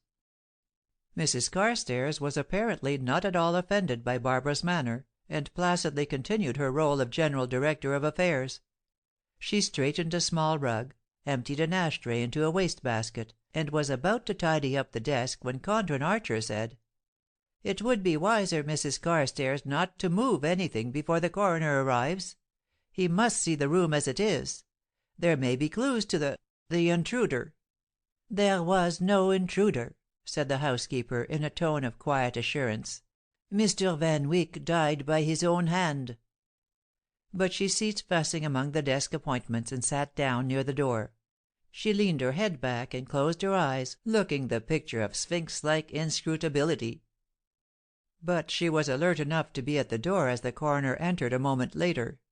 She ushered him in, and seemed about to lead him toward the desk, when Dr. Mason rather peremptorily took matters in charge himself. The coroner, whose name was Mellon, was a brisk and somewhat aggressive man. He went at once to the body of the dead man and began his examination. He agreed with the doctor that it was difficult to tell what had caused death, except by an autopsy, but he at once began a search for the weapon. At his request, Archer and I joined him, but in the whole great room we could find no pistol nor any instrument of the nature of a stiletto. "Then it must be the work of an intruder," declared the coroner, "who took the weapon away with him." "But that's impossible," I said, "for this room was absolutely secure in its locks and bolts against any intruder. Nobody could possibly have gotten in." "But it is equally impossible that a man could have killed himself and left no trace of the weapon," said Mr. Mellon doggedly. "Could he have stabbed or shot himself and then thrown the weapon far from him?" asked Archer, looking deeply thoughtful. "Death was almost instantaneous," said Dr. Mason. "But I suppose that by a spasmodic muscular effort he could have done that. However, the relaxed position of his hands and arms does not make it seem probable." "But it is the only explanation," said I eagerly. "Come on, Archer, let us make a more thorough search. Perhaps Mr. Lassiter will help us." Barclay Lassiter agreed, though he seemed rather half-hearted about it. Barbara and Morland looked at us but made no offer of help. The search was fruitless. Neither floor nor walls showed any bullet holes or powder marks. There was no weapon to be found. Though I produced the few small shot I had found on the floor, they seemed meaningless in the absence of any gun. "The very absence of a weapon precludes all idea of suicide," said Coroner Mellon at last.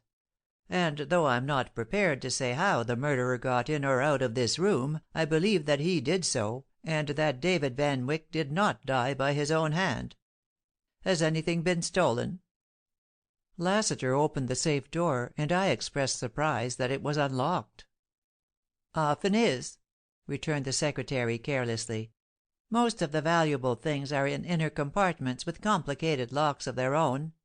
And, too, there never are burglaries in this peaceful village, and a man grows careless. But I can't see that any securities are missing.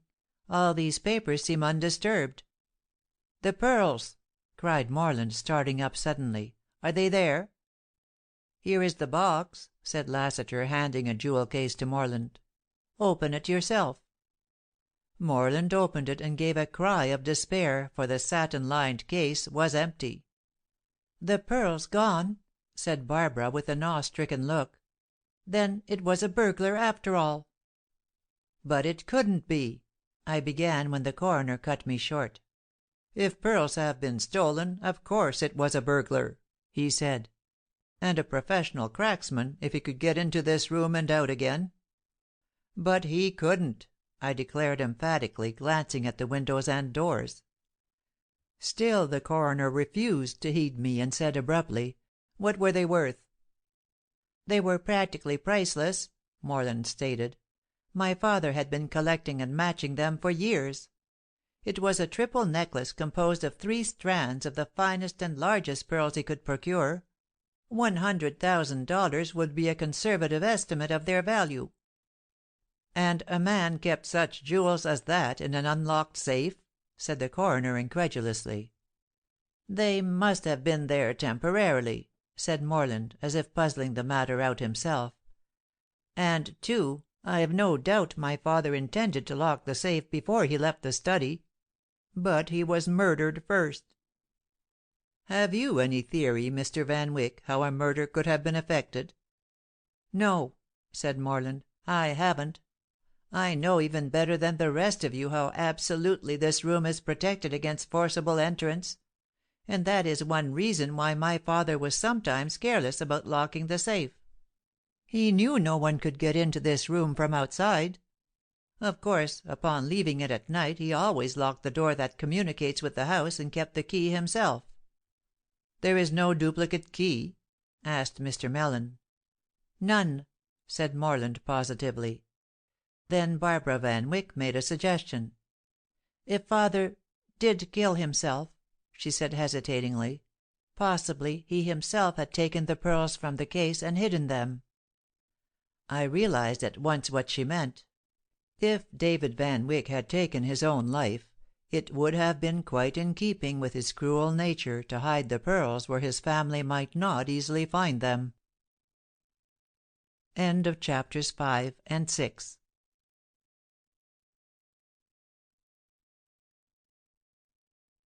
Chapters 7 and 8 of Anybody But Anne, by Carolyn Wells.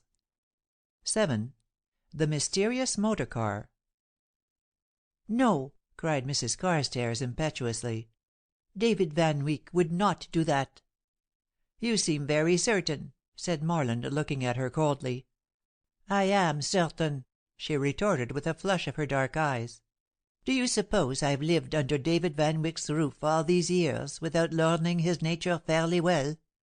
He was a hard man, and severe, but he was just, and above such meanness as you ascribe to him."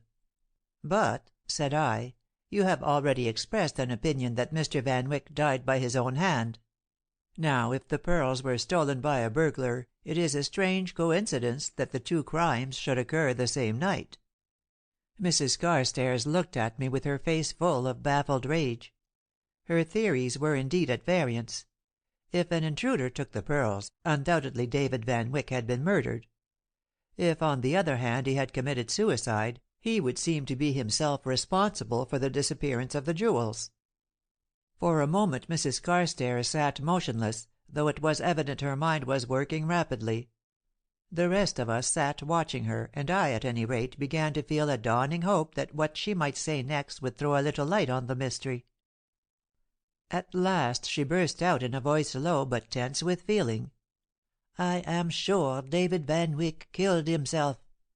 I am sure that if before his death he secreted that valuable pearl necklace, he was entirely justified in doing so." "Just what do you mean by that?" demanded Archer angrily. "I think you all know without being told," returned Mrs. Carstairs, and her lips curled unpleasantly. "Nevertheless, you shall tell," and Archer's voice fairly quivered with indignation. "Speak out before us all, and say what you mean by your insinuation."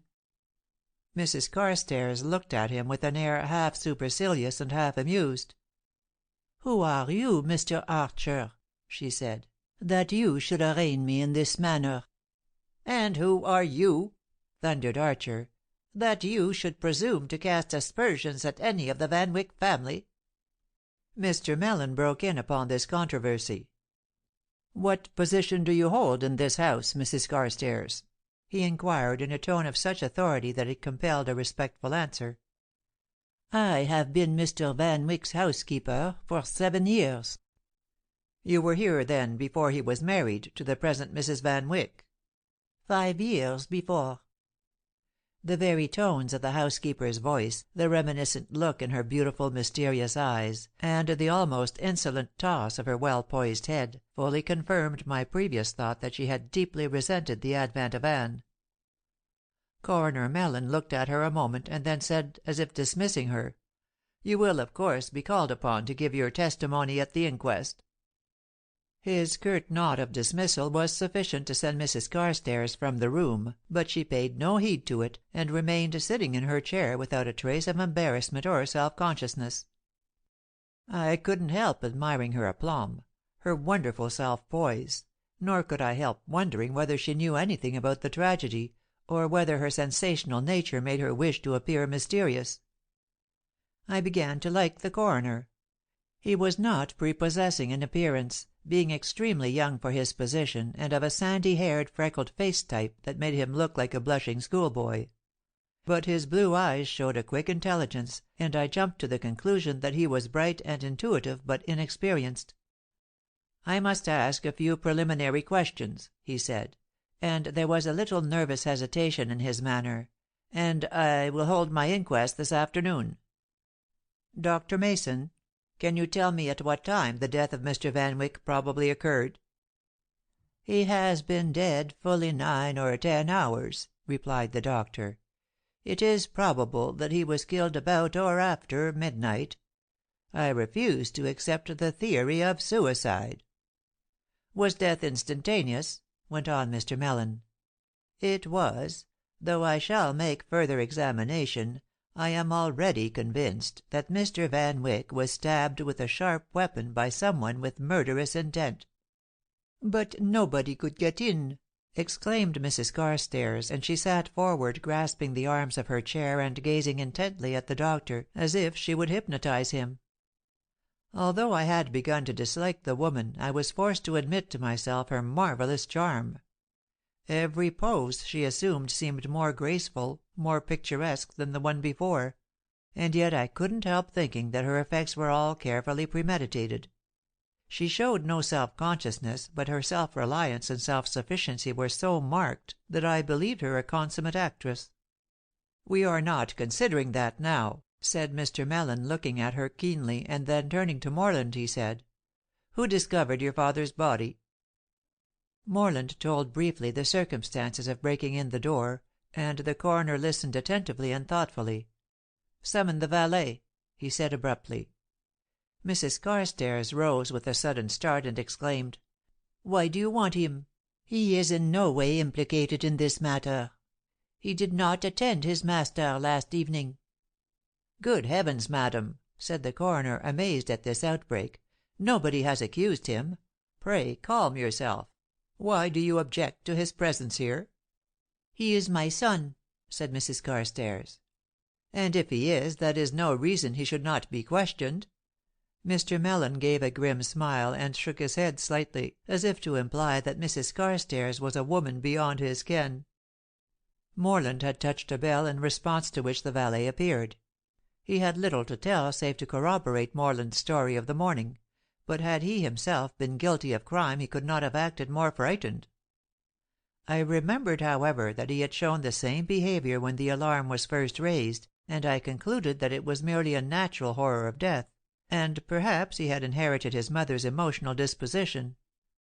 But whatever Mrs. Carstairs' attitude toward David Van Wyck or his family, I now perceived that the woman's all-absorbing passion was her son. She watched him with intensity. Her mobile face unconsciously followed the expressions of his countenance. She prompted his speech when he hesitated, and she interrupted and spoke for him so frequently that Mr. Mellen was obliged to reprimand her. But between the trembling valet and his anxious and apprehensive mother, nothing was learned that seemed to be of the least importance. It seemed that as Mr. Van Wyck expected to be up late with the committee men, he had excused Carstairs from attending him when he retired, and the valet had had the evening to himself. When he went to his master's bedroom that morning, he found it had been unoccupied through the night, and he had raised an alarm. The rest of his story was exactly the same as Morland's. I could not see why his mother should be so wrought up over the matter of his appearance, but I set it down to an excessive maternal solicitude lest he should be suspected of implication in the tragedy. "This committee," went on Mr. Mellen, his brows bent in perplexity, "who were they?" "3 gentlemen from the village," said Morland. "They met with my father last night to discuss a business matter. They all went away before I left this room." Suddenly Lassiter made an announcement. He had been looking over the papers that lay on the desk, and he said abruptly, "The deed of gift is gone." "What do you mean?" asked Coroner Mellen, alert for further information. "Last night," said Lassiter, "I was here during the conference of the gentlemen from the village and Mr. Van Wyck. He made out to them a deed of gift of a large sum of money. However, he retained this paper after his visitors had left. He may have put it away after I left myself, but so far I cannot find it." "At what time did you leave?" asked the coroner. "Almost exactly at midnight," returned the secretary. "And where was the deed you speak of then?" "Lying on this desk in front of Mr. Van Wyck." "Who was here when you left, besides Mr. Van Wyck?" only his son Morland." "That's a lie!" exclaimed Morland, springing up. "When I left this room at midnight you were here alone with my father." To my surprise, the coroner did not question these contradictory statements. He looked at the two men without speaking, though his sharp blue eyes showed that he had understood what they said.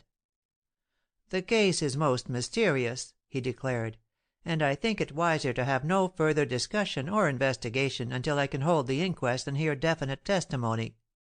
The facts of the absolutely inaccessible room and the entire absence of the fatal weapon are so irreconcilable that I confess I am baffled.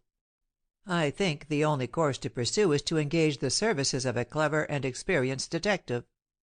"There is no occasion for such a thing," said Mrs. Carstairs, quite as if she were an authority. "I object to it very decidedly." The coroner looked at her appraisingly, and then turned to Morland Van Wyck. Though he said no word, it was quite evident he was inquiring from whom he should take orders. My liking for Mr. Mellon deepened. He showed brains and common sense, two qualities not always found together, and not universally the attributes of coroners. "Your opinion is not wanted, Mrs. Carstairs," Morland said pettishly, but I noticed he did not look at her. "I too think we should have a detective. What do you say, Barbara?" Miss Van Wyck hesitated. "I hate the publicity of it," she said, "but I think we ought to find the pearls." I looked at her in surprise. Were her thoughts all for the jewels, and had she no desire to find and bring to justice the murderer of her father? Then I remembered that her theory was that David Van Wyck had secreted the pearls and then killed himself. "Not only the pearls," Morland was saying. "We must lay bare the whole mystery. I cannot live not knowing how my father met his death.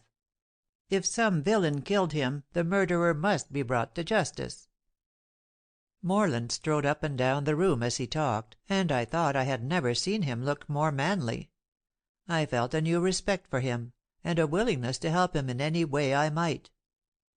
"Of course," Morland went on, "we must not make definite arrangements without consulting Mrs. Van Wyck. It is for her to say whether we shall engage a detective." He flashed a defiant glance at Mrs. Carstairs as he spoke, but it did not ruffle the calm of that self-reliant personage. Barbara went away to confer with Anne on the subject, and soon returned saying that her stepmother expressed entire indifference in the matter. She was perfectly willing that the detective should be engaged, if Barbara and Morland wished it. "Do you know of a good detective, Mr. Mellon?" I asked, while my thoughts flew to Fleming Stone and his marvellous ability. But that great detective was far away, and so unavailable. "I know of none in Crescent Falls village," returned the coroner, "but I can send for a very good man from the city. His name is Markham, and I have reason to know he is exceedingly clever and successful, and though not a low-priced man, his fees are not exorbitant." "Thank you, Mr. Mellon," said Barbara simply. "That is the kind of man I should like to investigate this case. I am sure I am correct in my beliefs, and I think a detective can find the pearls for us. There is no other crime to be discovered." "That is what I think." And moved by a sympathy of opinions, Mrs. Carstairs glided up to Barbara and took her hands. But she found herself coldly repulsed as Miss Van Wyck said curtly, "Do you?" And drawing her hands from the clasp of the housekeeper, she moved slowly toward the door, with a backward glance at the still figure of her father. And then came the undertaker and his men, and the coroner dismissed all of us, except Dr. Mason. As we all walked silently through the corridor, Morland and Barbara turned aside into Anne's room. I asked them to assure Mrs. Van Wyck of my sympathy, and to tell her how glad I would be if I might do anything for her. The message sounded perfunctory, but I think I had never said sincerer words. The rest of us went various ways, Archer going off to his own room, and Mrs. Carstairs toward the servants' wing. I went to the library, and after a short time Morland joined me there. "How is Mrs. Van Wyck?" I inquired. "She's composed," he answered briefly, "but exhausted from the shock. She is entirely unable to discuss details of arrangements, and says for Barbara and myself to manage things as we choose. She sends thanks for your kind message and hopes to see you later in the day." My heart gave a throb at this, for though I was longing to see Anne, I wanted the suggestion to come from her. "Then of course you will take complete authority," I said to Morland, who sat on the edge of a table moodily swinging one foot back and forth. "Yes," he said angrily, "if I can circumvent that Carstairs woman."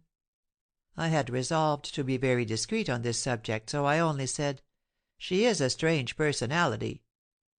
"She's a serpent," Morland muttered, and just then Mrs. Stelton and Miss Fordyce appeared at the doorway. "Mayn't we come in?" begged Mrs. Stelton in her pouting, childish way. "We're so frightened and lonesome." Beth Fordyce said nothing, but her big blue eyes were full of tears as she looked at Morland. "Certainly," I said, rising. "Please come in and talk to me." The latter's speech seemed necessary, for at their entrance Morland walked out of the room without a word. "Poor Mr. Morland," said Mrs. Stelton, wringing her little hands fussily. "I am so sorry for him. I wish I could comfort him." "I think he likes best to be let alone," I said. "Aside from his natural sorrow, he is suddenly loaded with grave responsibilities enough to overwhelm any man." "They will not overwhelm him." It was Miss Fordyce who spoke, and her eyes had the far-away look that always showed in them when her mood was occult. "I shall care for his spirit and sustain him in his hour. Now, Beth, let up on that rubbish," and Mrs. Stelton was so in earnest that she forgot to flutter. "You tell Mr. Sturgis what you have to tell him." "I've nothing to tell," and Miss Fordyce looked positively dreamy. "Yes, you have," and Mrs. Stelton took her arm and shook her slightly. "Wake up now and stop your nonsense. Tell Mr. Sturgis what you saw last night." "Was it a vision?" I asked, resigning myself to one of her usual psychic experiences. "I did have a vision," the girl began, but Mrs. Stelton interrupted her again. "Never mind your vision. Stick to plain facts. You tell Mr. Sturgis the story, just exactly as you told it to me." "What is it?" I asked, interested now and hoping it might be something of real importance. "Please tell me at once, Miss Fordyce, for someone may come in here at any moment." As she frequently did, Miss Fordyce changed her manner suddenly, and spoke with alert energy. "It's only this. I was awake last night, and I rose and sat by my window for a long time. The moon was bright, and everything looked so beautiful it did my soul good.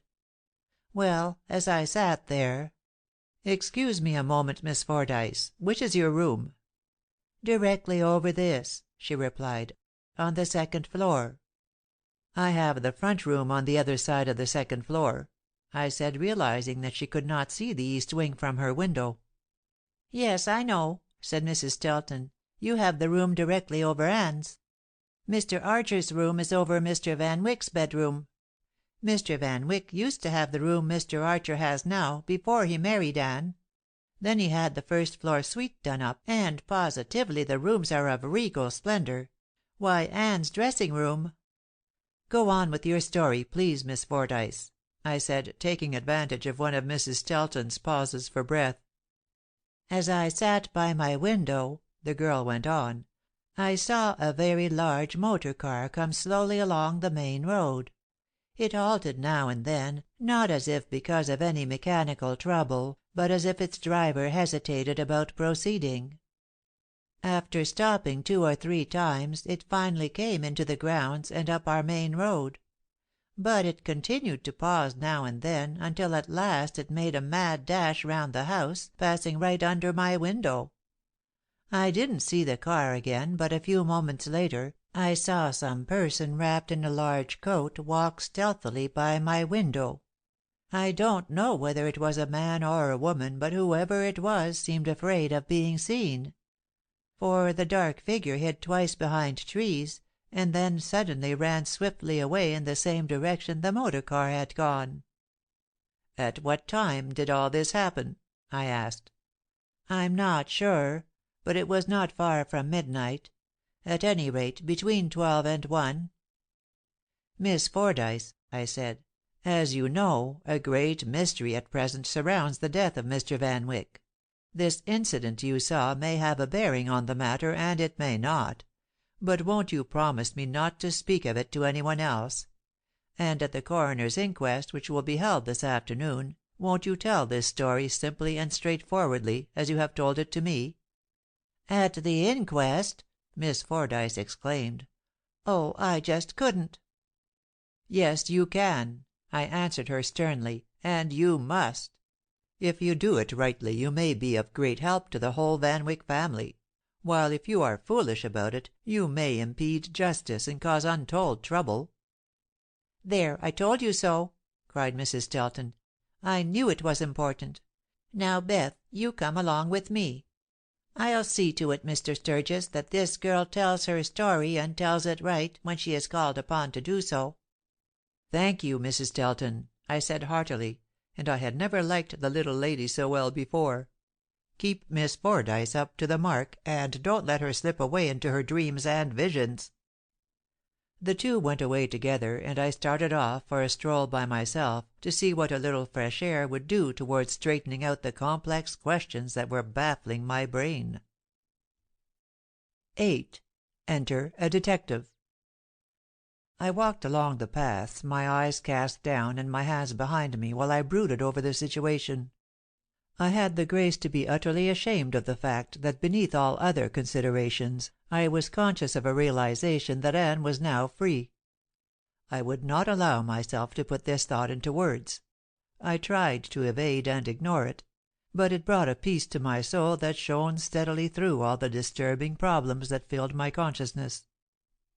First was the great problem of Van Wyck's death. Was it suicide or murder? And then I thought how futile even to wonder about that until the inquest, when unexpected disclosures might immediately solve the mystery. Next was the problem of what Anne would do. But that, it seemed to me, was an indelicacy even to think about at present. So I resolutely put it away from me, and turned my thoughts to the story Beth Fordyce had told.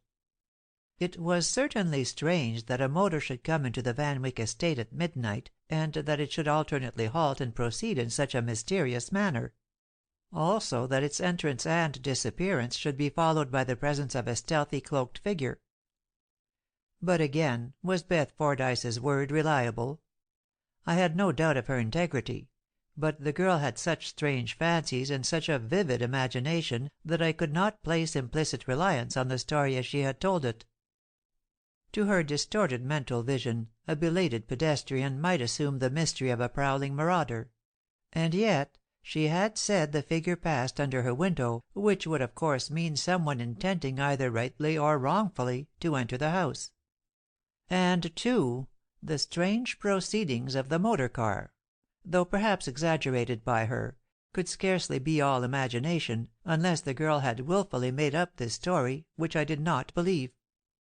But again, if the occupant of the motor car had indeed been a criminal, a thief and a murderer, with fell intent against David Van Wyck, how had he entered the study, committed his crimes, and departed again, leaving every outlet of the room securely fastened on the inside? This question proved unanswerable, so I gave it up and began to retrace my steps toward the house. As I neared the stables, I noticed a man coming along the same road that I had seen Mrs. Carstairs slowly following early that same morning. I paused a moment to watch him, and I saw that it was Carstairs, the valet.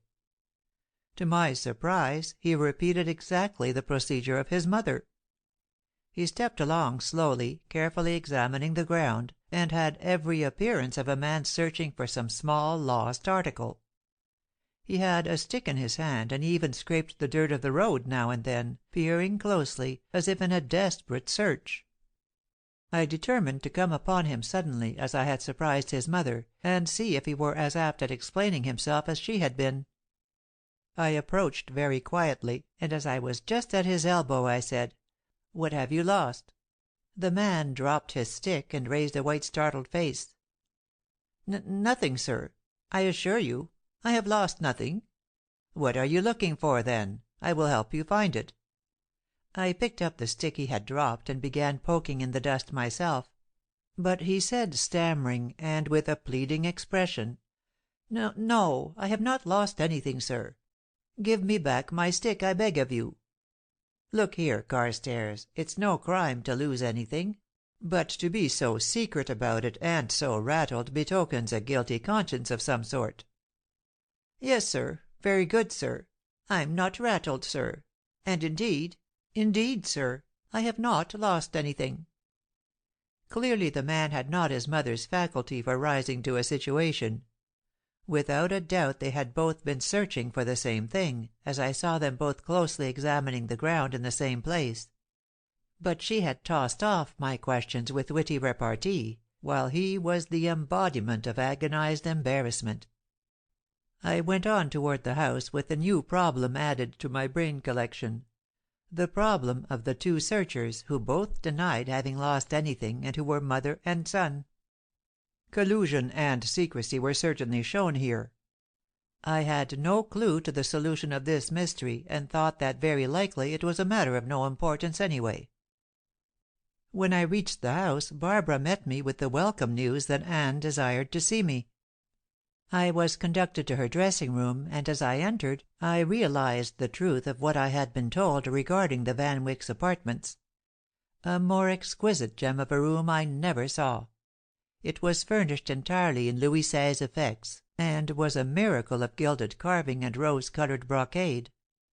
"And you call this a dressing room?" I said, endeavoring to be casual. "I think boudoir a more appropriate term." Anne smiled. "I hate a French word," she said, "when English will do as well. And I especially dislike the term sitting room, so what could I do? And it is my dressing room, as you see."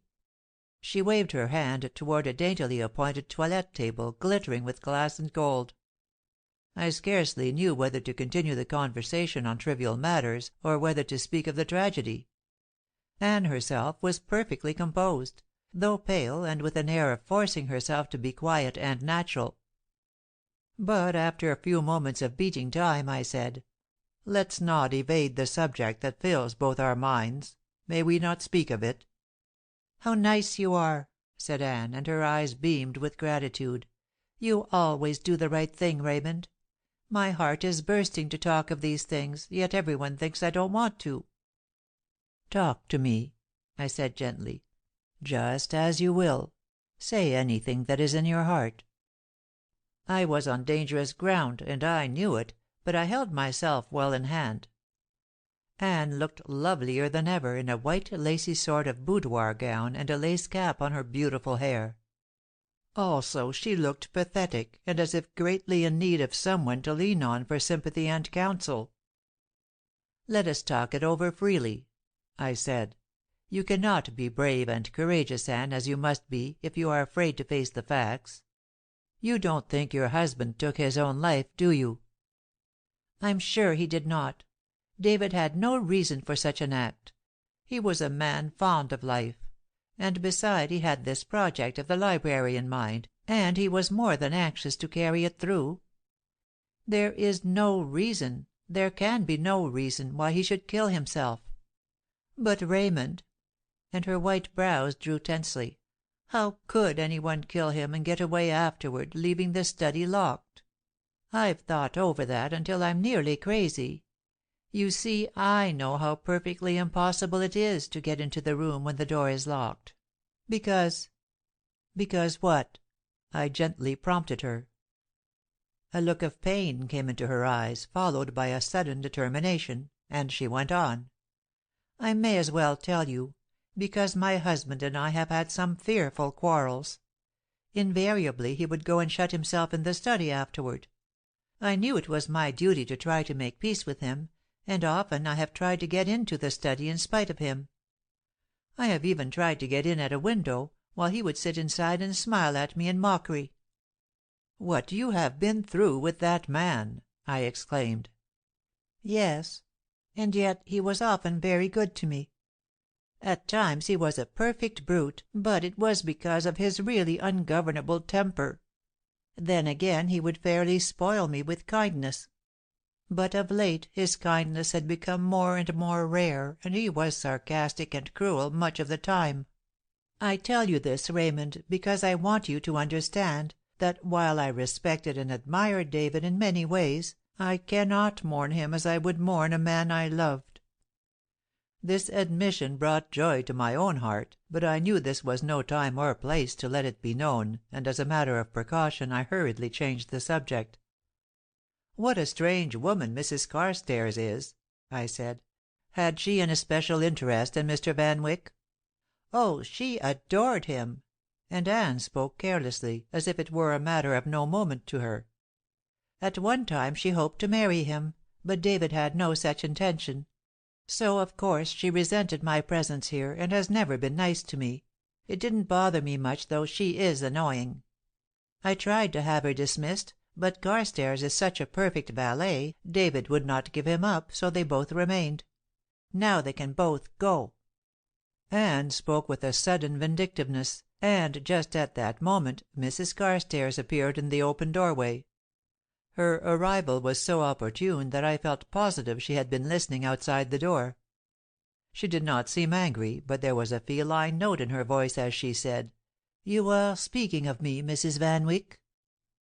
It is a tribute to Anne's wonderful poise that she was in no way ruffled. She spoke quietly as she replied, "Yes, Mrs. Carstairs, since you chanced to overhear, I am quite willing to repeat what I said. As there is no longer any occasion for your son's services, you will doubtless prefer to go away with him. But I beg you will consult your own pleasure as to the time of your departure, and not feel obliged to make inconvenient haste." It was a clash of superior forces. If Anne showed self-control, the housekeeper was even more absolutely at ease. "Thank you, Mrs. Van Wyck," she returned in silvery tones. "I shall take advantage of your kind permission and remain here, at least until we have discovered the solution of the mystery that surrounds the death of Mr. Van Wyck. It may be that I can be of assistance to you." "I scarcely think that," and Anne's slight smile would have rasped a saint. "But you are at liberty to stay as long as you choose." The latter part of the speech was almost patronizing, and distinctly in the manner of a mistress to a servant, and it scored. Mrs. Carstairs' eyes flashed, and she winced as if flicked with a whip.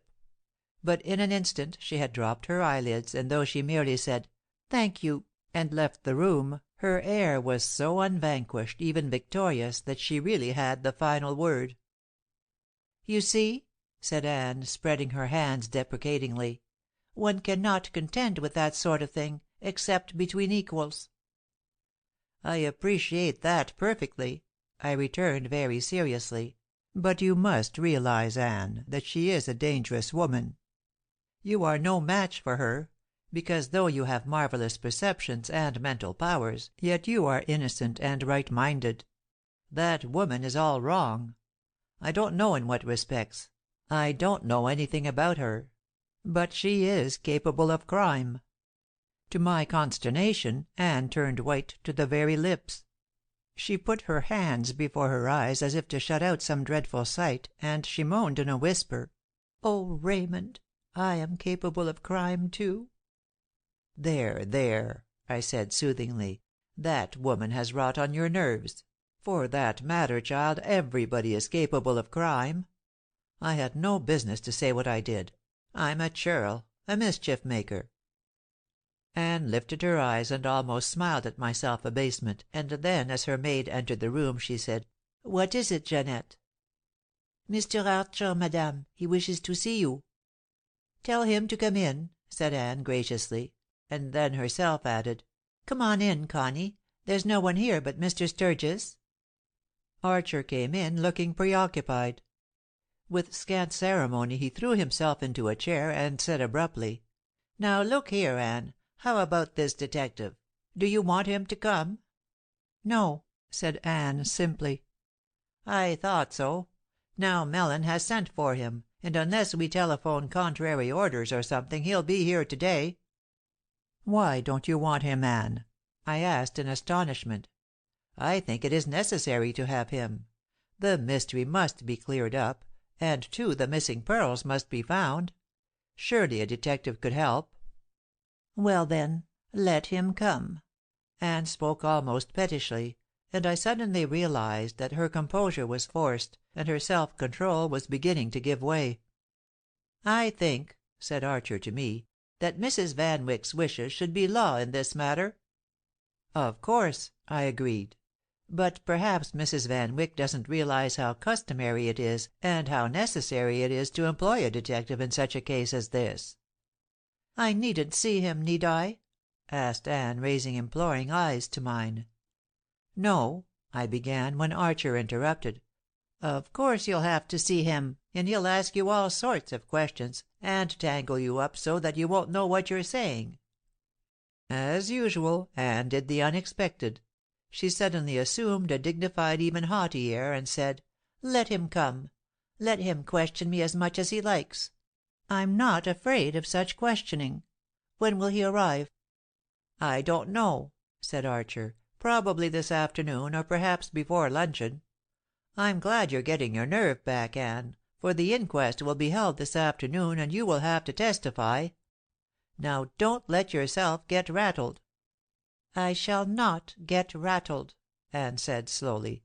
"But, Connie, I don't want to testify, or whatever you call it. Why should I? I don't know who killed David, or anything about it."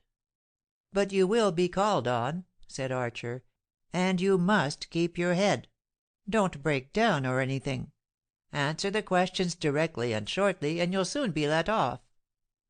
This was good, sound advice, and I was glad Archer gave it to her. I wished she would look to me more for counsel or help, but she seemed to depend on Archer as an old friend. Indeed, after a time, she said, "Run away now, will you, Raymond? I have some things I want to talk over with Connie alone." This summary dismissal nearly took my breath away, but I rose and went off nonchalantly, hiding my chagrin as best I could. Immediately after luncheon the detective came. Mr. Markham was a commonplace-looking man, of a manner somewhat self-assured. He was perhaps even a trifle conceited, but he seemed to have common sense and a good grasp of the logical. He was quick and alert of manner, and went about his work in a systematic and methodical way. The household was divided as to the necessity for his presence. Morland and Barbara seemed to want him, but Anne and Archer refused to see him unless absolutely necessary. For some reason, Barclay Lassiter appeared deeply incensed at his presence. Indeed, the secretary abruptly took his hat and went home when Mr. Markham arrived, saying he would return for the inquest. For myself, I listened eagerly to the detective's opinions. Of course he was allowed immediate access to the study, and of course he made a careful examination of the whole room. But he found nothing that would throw any light on the mystery, and I felt a little disappointed at his non-committal attitude. He spent much time examining locks and bolts and inquiring as to keys. But he only proved what we had known before, that the study was absolutely inaccessible to an intruder.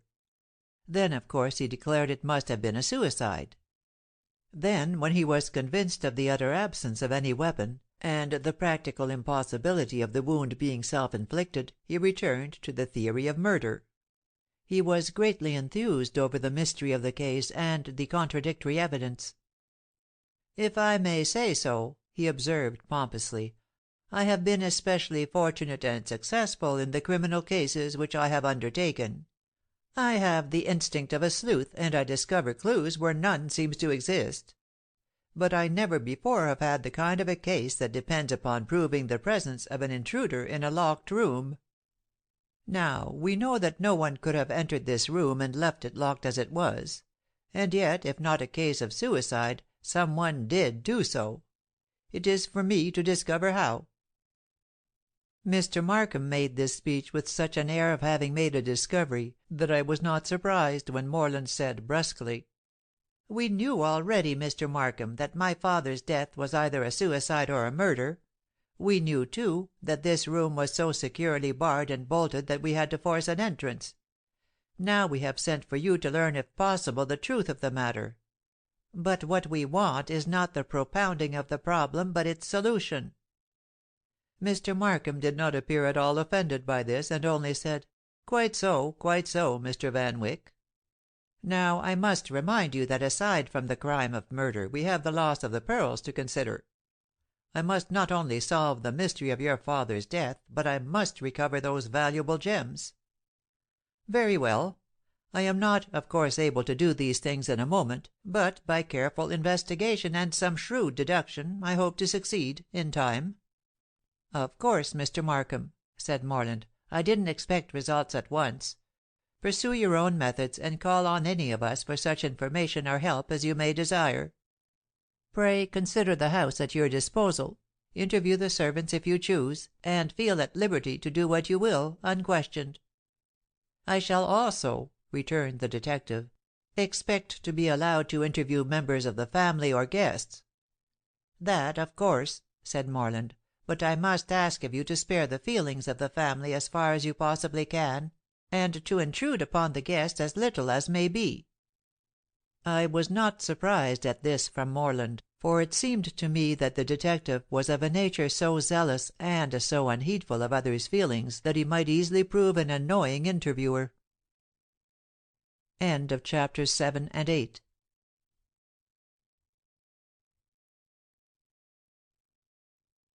Chapters 9 and 10 of Anybody But Anne, by Carolyn Wells. 9. The Inquest. Luncheon was served informally.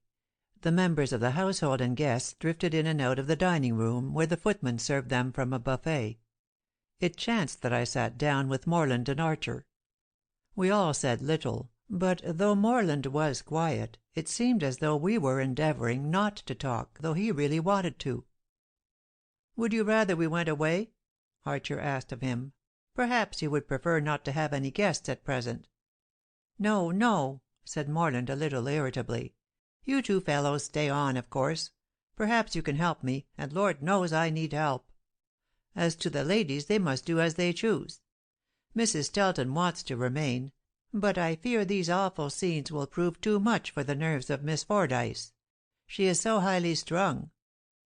"These scenes are enough to shake the nerves of anybody," I put in, "and you know, Morland, without being told, that Archer and I stand ready to help you in any way we can. But I confess I can't find anything to do by way of assistance."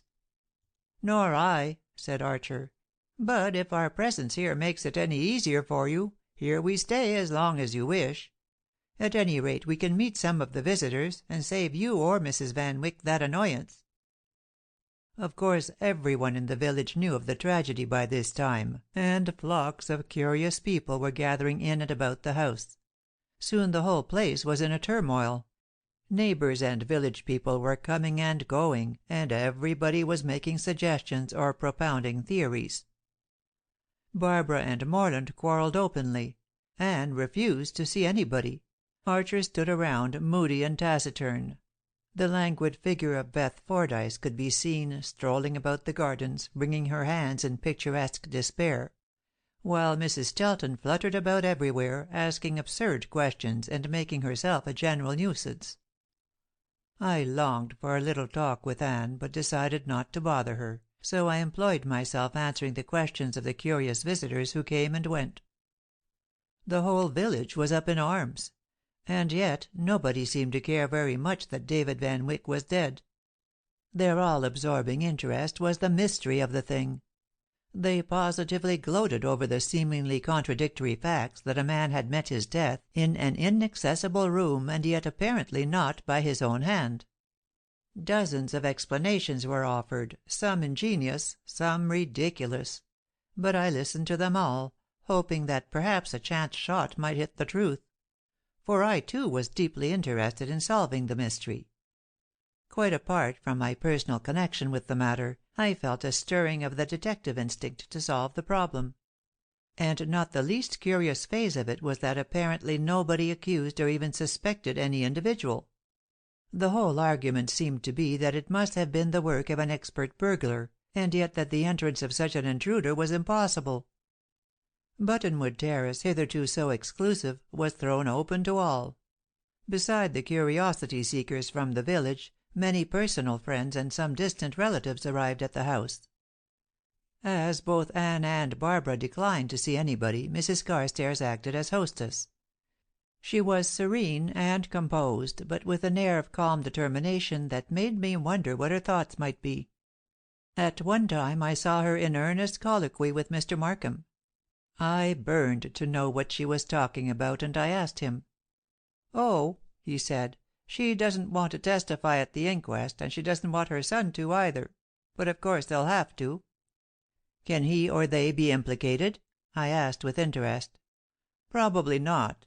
More likely it's a woman's natural instinct to dread such an experience both for herself and for anyone dear to her." I thought then of the peculiar circumstances of Carstairs and his mother both hunting for something in the road, and both denying that they had lost anything. I was about to tell this to Mr. Markham when he was called away on some matter; and I thought, too, perhaps it was better not to mention the subject until I should discover what developments might result from the inquest. Coroner Mellon proved himself capable of conducting matters in a business-like way. If he appeared hard and heartless, it was probably necessary considering the work he had to do. The inquest was to be held at 2:30, and there was much to be done by way of preparation.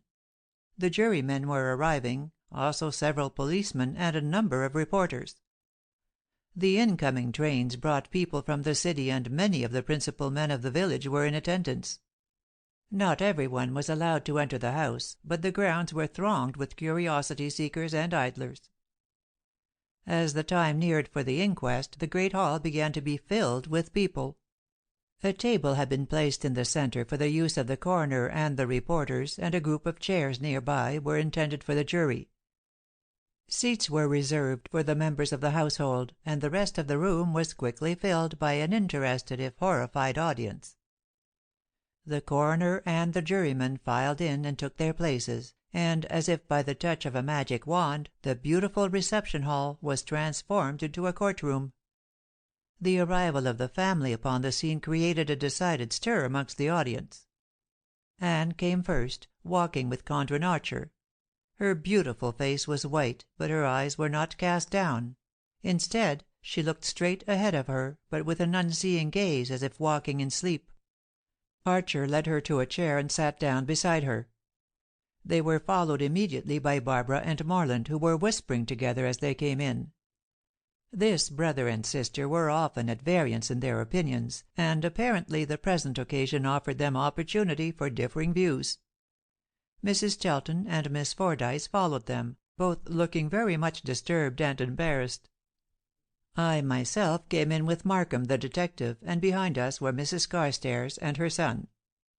The other servants were congregated in a nearby room, but Mrs. Carstairs had insisted on having her son by her side, and it had been allowed. Coroner Mellon was short and sharp in his speech, and wasted little time in preliminaries. His jury was sworn, and his first witness on the stand, almost before I realized that the inquest had begun. The valet, Carstairs, was the first one questioned. He answered the coroner in a nervous and agitated manner, and it was clear to be seen that he was exceedingly ill at ease. To me, however, this was only a natural result of finding himself implicated in such a tragedy. "Tell the story in your own way," said Coroner Mellon, speaking a little more kindly, as he observed the man's demeanour. "I went to the master's room this morning, sir, as I always do, and he wasn't there, and his bed hadn't been slept in. So, as I couldn't think of any place he might be except in his study, I went there, sir, and it was locked, and I couldn't get in. I knocked several times, but nobody answered, so I went and told Jeanette, and she told Mrs. Van Wyck." "Who is Jeanette?" asked Mr. Mellon. "She's Mrs. Van Wyck's maid, sir. And then the gentlemen came from the dining room, and they ordered the door broken in, sir. We called Ranney for that. Never mind about that now. Tell us of last evening. When did you see Mr. Van Wyck last?" "When he was dressing for dinner, sir. And he told me then that I needn't attend him when he retired. He said he expected some visitors in the evening, and as he should be up late I needn't wait up for him." "And didn't you?" "No, sir." "Why did you hesitate at that reply?" I didn't, sir." "You did. What time did you go to bed yourself last night?" At about midnight, sir." "And where were you all the evening?" "I was down in the village. I went to a ball there." "And returned home about midnight?" "Why, yes, sir." The valet did seem disingenuous, and I felt sure that the coroner doubted his truthfulness. But to my mind the man was merely confused by the questions shot at him. During the examination Mrs. Carstairs sat looking at her son. Her hands were clasped in the intensity of her attention, and I could see that she was controlling her agitation by sheer force of will. I had no reason to think the valet had killed his master, but I couldn't help surmising that either he or his mother or both knew something of the mystery that the others did not. I saw the coroner about to dismiss the witness, and I scribbled a hasty line and passed it to Mr. Mellon, advising him to ask the valet further questions about the evening before. The coroner seemed a little at sea in the matter, but he followed my advice. "Did you see any of the members of the household on your return last night?" "No, sir." Either the man was actually scared out of his wits, or he was concealing something, for a more stammering, frightened witness I never saw. "Are you sure of this?" An affirmative nod was the only answer, and the valet's fingers laced and interlaced until I feared he would injure them. "The servants, did you see any of them?" "Why, yes, sir," and Carstairs' eyes rolled wildly as though he had made a terrifying admission. "Which ones?" "Only Jeanette, sir." "Where did you see her?" "In the servants' dining room, sir." "What was she doing there at midnight?" "She was about to go to attend on Mrs. Van Wyck, sir." I saw Jeanette's white face peeping in from the next room, and she looked about as terrified as the valet himself. In an undertone, I drew Mr. Markham's attention to this fact, but he seemed to think it unimportant, and said that servants were always rattled at being made publicly conspicuous. I didn't entirely agree with him, and I felt fully convinced that Carstairs and Jeanette had knowledge of some sort bearing on the tragedy. I glanced at Anne and found that she, like Mrs. Carstairs, was simply holding herself together by strong will power. The others were not so deeply affected. The Van Wyck brother and sister were quiet and composed, though Morland had that same effect of being ready to break out indignantly at any moment. Mrs. Stelton was frankly interested in the proceedings and showed it in her eager countenance; but Miss Fordyce sat with closed eyes, as if overcome by the whole affair. Archer looked grave, but as he continually glanced toward Anne, I was certain that he felt even more solicitude for her well-being than for the developments of the case. Apparently the coroner thought the valet's evidence not of crucial importance, for he concluded by saying, "Did you see any of the members of the household on your return?" "None but the servants, sir." "You didn't see Mr. Van Wyck in his room or in his study?" "No, sir, I did not." This answer, at least, was given without hesitation, and apparently satisfied, the coroner dismissed the witness. Ranney, the garage mechanician, was next called. His testimony was straightforward, and he was entirely unembarrassed, and indeed seemed almost uninterested. "Mr. Morland called me," he said, "and ordered me to pick the lock of the study door. Of course, with my knowledge of mechanics, I could do this; and as it was then bolted, he ordered me to saw out the piece of wood containing the bolt. This I did, and we opened the door." "You live in the house?" asked Mr. Mellon. "No, sir. I live in a cottage near the stables and garage." "What time did you retire last night?" "Early, sir. Between 9 and 10 o'clock." "Were you awake at or about midnight?" Before replying, Ranney gave a long, steady glance at Carstairs. The valet returned it with a belligerent stare that seemed to convey a threat. I was surprised at the directness of this glance after Carstairs' exhibition of nervousness. Apparently it was entirely intelligible to Ranney, for he set his jaw with grim determination and proceeded to answer the coroner. "I was wakeful on and off all night, sir. I can't say as I was awake at 12 o'clock, and I can't say as I wasn't. I'm a light sleeper, sir." "Then you would have heard if anything unusual was taking place?" "Do you mean here at the house, sir? Because my cottage is too far away for me to hear burglars or anything like that." Did you hear or see anything unusual at any time during the night?" Again Rannie hesitated, again he looked at Carstairs, this time including Mrs. Carstairs in his glance. To my surprise, while the valet still had a threatening aspect, his mother smiled slightly at Rannie. It was a strange smile, a little coaxing and of a persuasive charm. I don't know whether anyone else noticed this by-play, and the detective paid no attention to it whatever, but it interested me. And I thoroughly believe that it was in response to Mrs. Carstairs' beseeching glance that Rannie said firmly: "No, sir. Nothing did I hear or see all night long." I didn't believe him. To me it was a palpable untruth, but I saw a quiet smile of satisfaction on Mrs. Carstairs' face and a victorious gleam in the eyes of her son.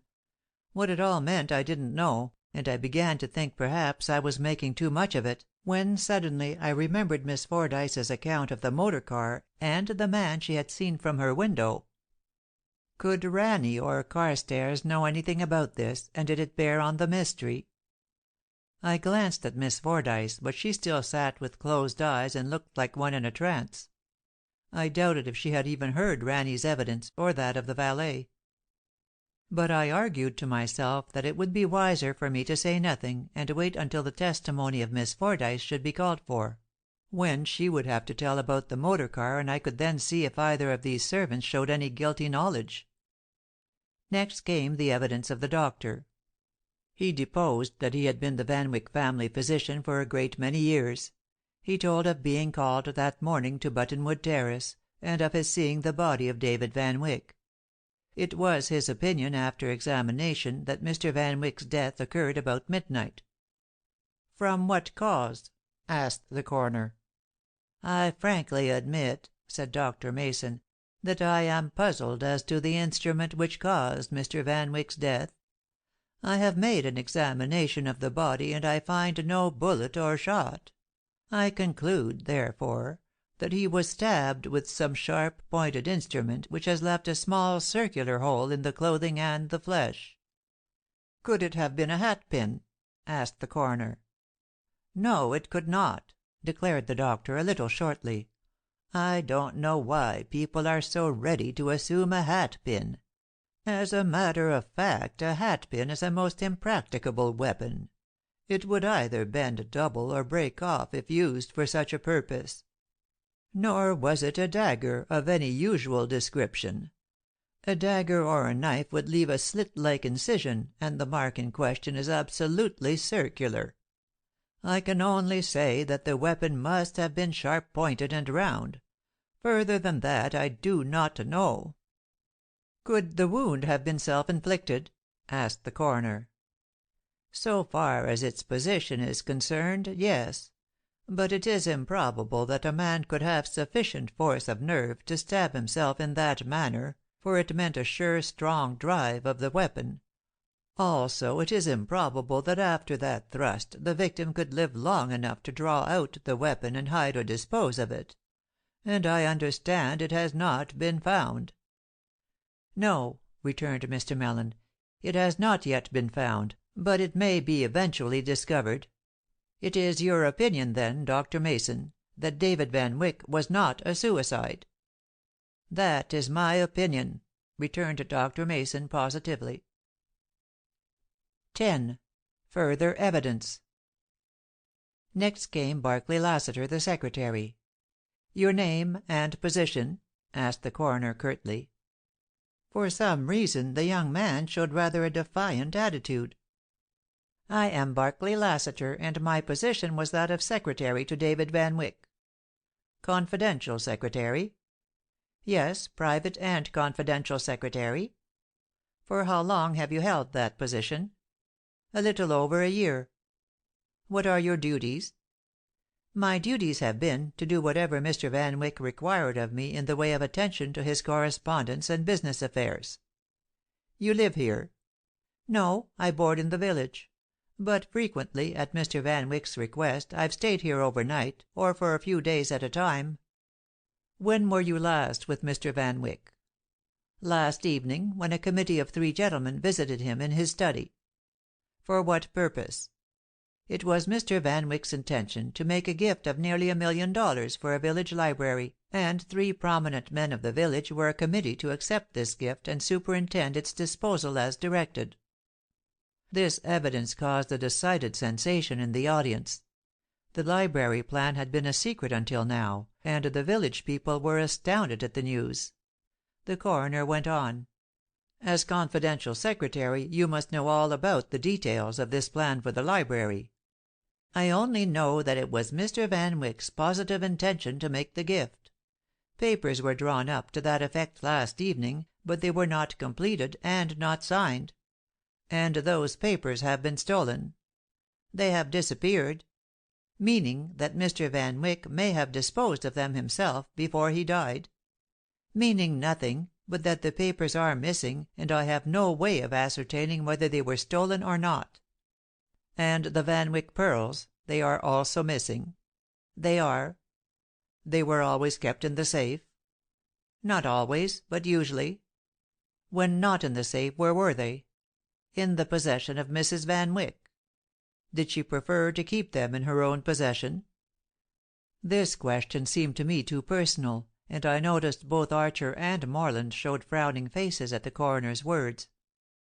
But Lassiter answered decidedly. "She certainly did. The possession of the pearls was a constant source of disagreement between them."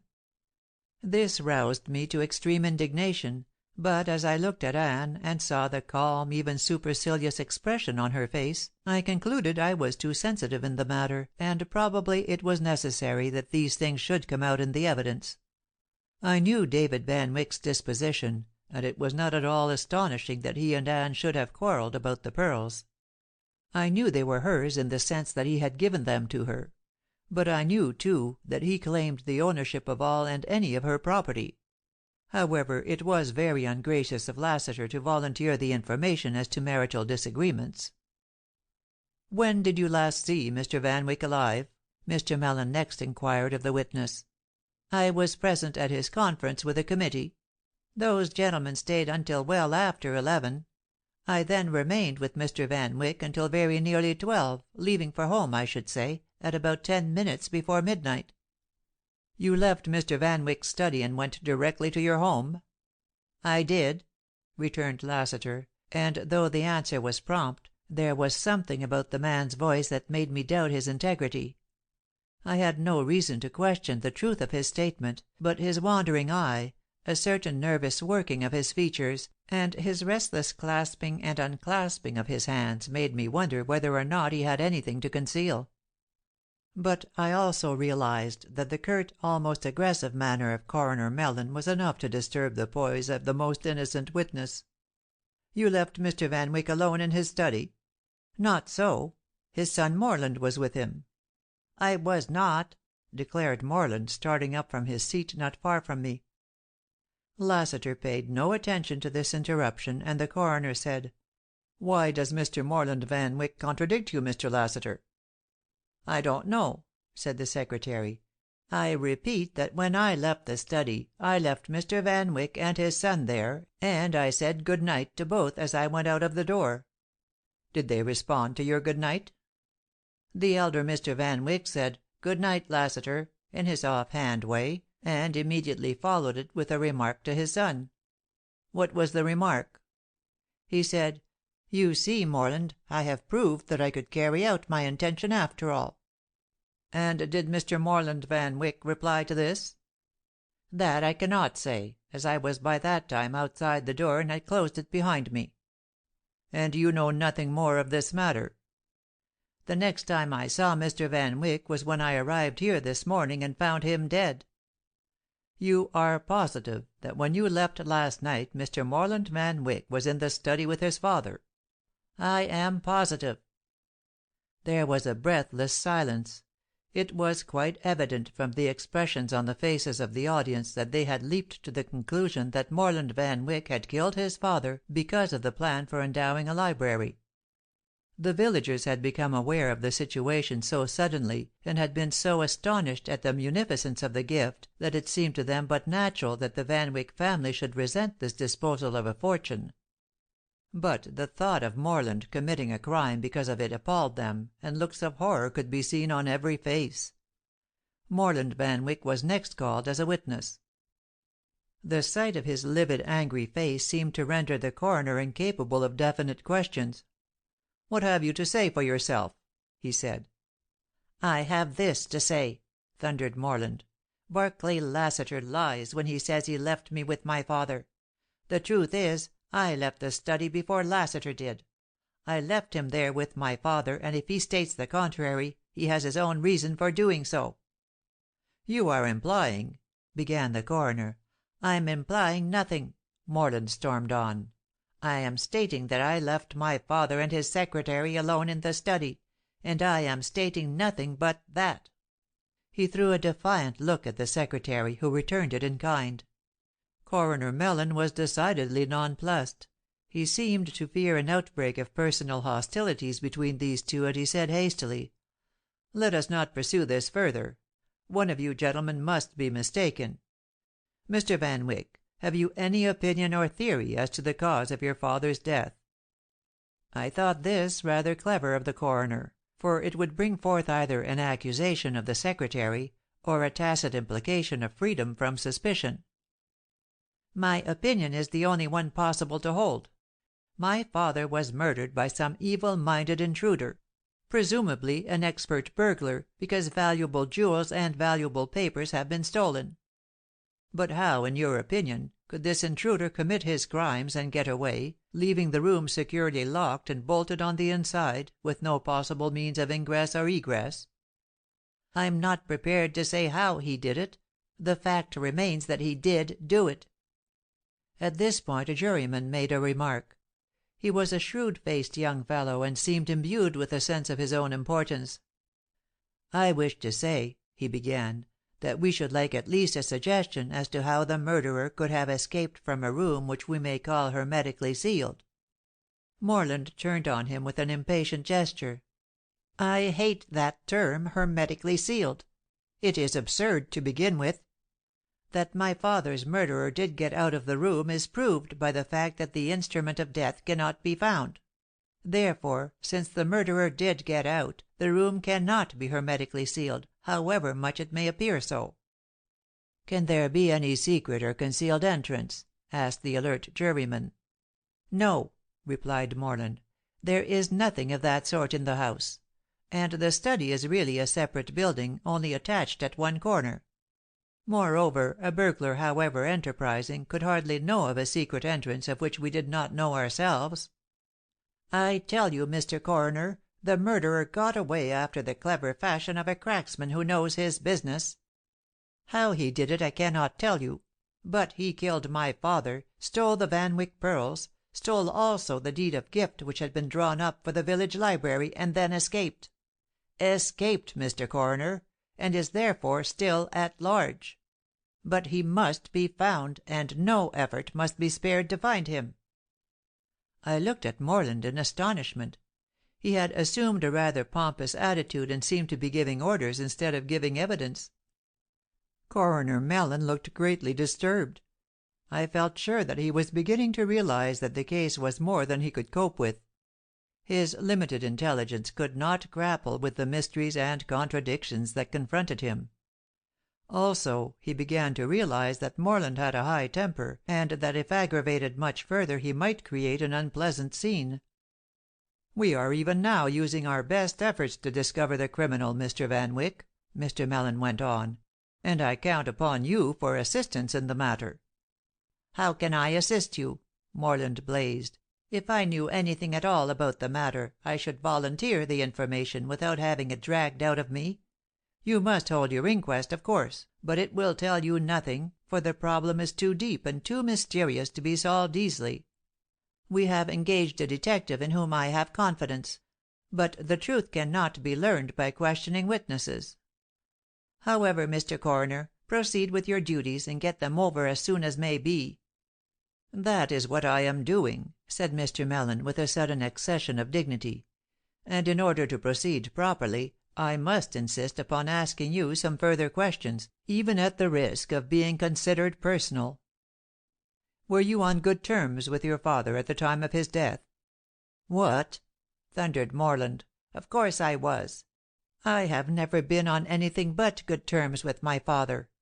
To be sure we've had differences of opinion, and we never hesitated to state plainly our views to each other, but I don't call that being on bad terms with him. In case of a disagreement we fought it out as man to man. Naturally I objected to his foolish plan of founding a library of proportions and values altogether too great for a tiny village like Crescent Falls. Naturally I told him so. As he was very determined in the matter we had high words on various occasions, and last night matters came to a climax." "What do you mean by came to a climax?" The coroner fairly pounced on this phrase. "I mean what I say. The climax of my father's plan was reached when he called the committee men to meet him and accept his absurd gift. I do not blame these gentlemen. They would have been foolish, indeed, to refuse a gift so freely offered to them. I was present myself at the interview, and I used every argument I could think of to dissuade my father from his project. But I think I may say, and I think the gentlemen of the committee will bear me out on this, that every objection I raised only made my father more determined to have his own way." The three men who had represented the committee were all present, and they nodded their heads in confirmation of Morland's statement. I looked at Morland thoughtfully. At one moment I would feel convinced that he was really a good son, and that it was beyond belief that he should have raised his hand against his own father. And then I realized his ungovernable temper and his uncontrollable fits of passion, and knowing that last night had been indeed the climax of the whole subject, I wondered if a sudden spasm of passion could have made Morland so beside himself with rage that he was almost irresponsible, and had in a frenzy committed the awful deed. And then rose in my mind the old question: even supposing he had, how did he get out of the locked room? It seemed to me that the theory of murder was impossible, unless we could discover some means of exit from that sealed study. Mr. Mellen looked very much perturbed. He seemed unwilling to accuse Morland, and he had no evidence whatever against him. There was a breathless silence in the room, and I could not blind myself to the fact that there was a hostile atmosphere toward young Van Wyck. It was quite evident, too, that he noticed this himself, and assumed a defiant air in consequence. His whole nature was touchy, and it was characteristic of him to show bravado when an accusation was even implied. Coroner Mellen looked at him intently, and seemed uncertain what to do next. But he must proceed, and so, with a baffled air, he dismissed Morland and called Barbara Van Wyck. The girl took the stand with no apparent trepidation, and calmly awaited questioning. "What can you tell us of this affair?" asked the coroner briefly. "I can tell you no facts that you do not already know," returned Barbara, in even tones and with perfect poise of manner. "But I wish to advance a theory totally different from my brother's. To repeat the phrase already used, my father's study was hermetically sealed. It was impossible for an intruder to get in and out again, leaving the room as we found it this morning. I myself examined the windows and doors, and I assure you that not only are the locks and bolts especially strong, but they are so complicated as to make it impossible to manipulate them from the outside. I hold, therefore, that my father was not murdered, but that he took his own life." "And the robberies?" suggested the coroner. "There were no robberies. The pearls have disappeared, but I am positive that my father hid them, and that they will yet be discovered. The deed of gift he doubtless destroyed himself and then took his own life. My father was a very eccentric man, and it is my opinion that at the last his brain gave way, and for what he did he was not mentally or morally responsible." There was something in the girl's words and manner that carried conviction. Her quiet, dignified composure was so different from Morland's belligerent insistence that the sympathy of all present seemed to go out to her. All over the room heads were nodding approval of her theory, and it seemed quite in keeping with the erratic career of David Van Wyck. "But, Miss Van Wyck," said the coroner, and he seemed to speak with a certain diffidence, "if your theory is right, what became of the weapon used by your father?" "I do not know, nor do I know what that weapon could have been. But I hold that that may yet be discovered, and I hold, too, that the absence of that weapon is not so inexplicable a mystery as is the question of how a burglar could escape from that room." This was true so far as it went. We were confronted by two seeming impossibilities. If a suicide, the weapon could not have disappeared. If a murder, the murderer could not have made his exit from that sealed room. As theories, one might take one's choice. "You think, then," Mr. Mallon was saying, "the missing pearls will yet be found?" "I do not know," replied Barbara. "I think that my father hid them with the unnatural cunning of a diseased mind. For I am perfectly certain that my father was not sane when he took his own life. And if the same ingenuity which marked the manner of his death prompted his hiding of the pearls, it may well be possible that we shall never find them." I looked at Miss Van Wyck in amazement. The girl I had thought so colourless and inane was proving possessed of an unsuspected strength of character. Her simple, logical statements carried a great weight, and though she left unsolved a principal point, many of her listeners showed a decided willingness to subscribe to her theories. End of chapters 9 and 10.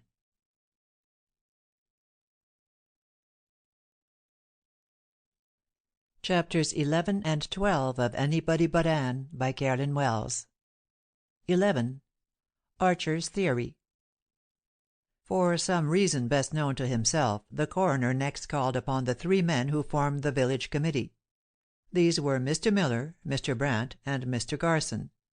As he had been chairman of the committee, Mr. Brandt was chosen to speak for the three. The witness was a middle-aged and dignified-looking man of a fine presence. He told in a straightforward manner of the proposed gift from Mr. Van Wyck to the village. He said further that the committee thought the project was extravagant, and they felt much hesitation on accepting the library. But he said the more they demurred, the more insistent Mr. Van Wyck became. And he finally persuaded them that they had no right to refuse so valuable an institution for their village, and so, he concluded, they had decided to accept it, and had come the night before to attend to the formalities. It was clearly impossible to connect these gentlemen in any way with the crime, but I surmised that Mr. Mallon hoped to get some important evidence from them. He questioned Mr. Brandt closely as to the attitude and behaviour of Morland Van Wyck during the evening, and also inquired concerning the secretary. But Mr. Brandt said nothing enlightening. He admitted that the Van Wicks, father and son, had discussed the project hotly. He even admitted that the discussion could properly be called a quarrel. Of the secretary he had nothing to say, as he had merely performed clerical duties and took no part in the actual business of the meeting. The necessary papers constituting the deed of gift had been drawn but not signed. For technical reasons they had been left overnight in the possession of Mr. Van Wyck, who had said he would put them in his safe. Mr. Brandt further testified that the three committee men had left at about 11:15, and that Mr. Van Wyck had bidden them a hearty and pleasant good night.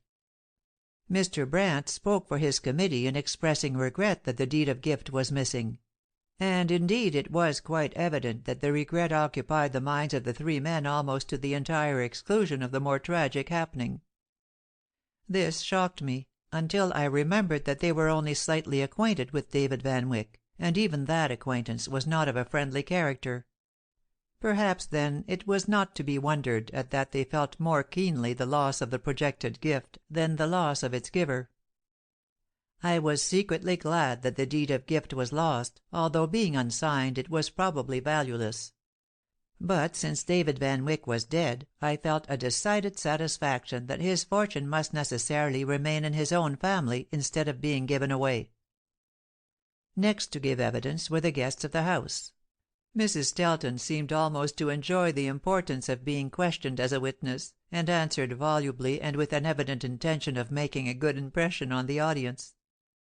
She spoke to them rather than to the coroner, and showed a certain personal interest that was clearly meant to imply that she was or would some time be a permanent member of the Van Wyck household. And yet, though she cast frequent glances at Morland, they were not always responded to, nor did he seem absorbedly interested in what she was saying. Then, too, her testimony was of no importance whatever. She could tell nothing that was not already known, and her opinions were absolutely valueless. She was soon dismissed, and Beth Fordyce took her place. As she rose from her seat and went slowly forward to the chair indicated for her, she looked so listless and distracted that I wondered if she would be able to repeat the story she had told me. I think Mr. Mellon gathered from her appearance that her evidence would not be of much importance, for after a few preliminary details he said in a most uninterested way, "Can you tell us, Miss Fordyce, of any circumstance or evidence bearing on the case that we have not already heard?" "I certainly can," and Beth Fordyce's blue eyes lighted up as if with a realization of her own self-importance. And then, in a manner which amazed me, she gave a clear and definite account of the motor car and the strange man she had seen the night before.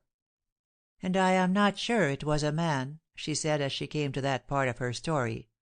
"I saw only a medium-sized person with a long coat on, and as the figure crawled stealthily along in the shadow of the house I could not discern if it might be a man or a woman." "This is indeed most important, Miss Fordyce," said the coroner, evidently pleased to find something to work on. "It is extremely probable that the figure you saw was that of the criminal we are seeking." "But what good does that do?" inquired Miss Fordyce earnestly, "since you have no idea who the person could have been." "But we may be able to find out. At least we have a tangible clue to work upon." The clue seemed to me a most intangible one, and I couldn't help thinking that any story of Beth Fordyce's would have to be corroborated by someone else before it could have much weight with me. I glanced at Markham, and saw that he was intently studying the face of the witness as he made a few notes on a bit of paper. Without a doubt he meant to interview her alone later. Of course, the appearance of a strange motor at midnight was exceedingly important if true. But who could say it was not one of the hallucinations or visions to which Miss Fordyce was unfortunately subject? I looked at the others. Barbara and Morland looked frankly incredulous.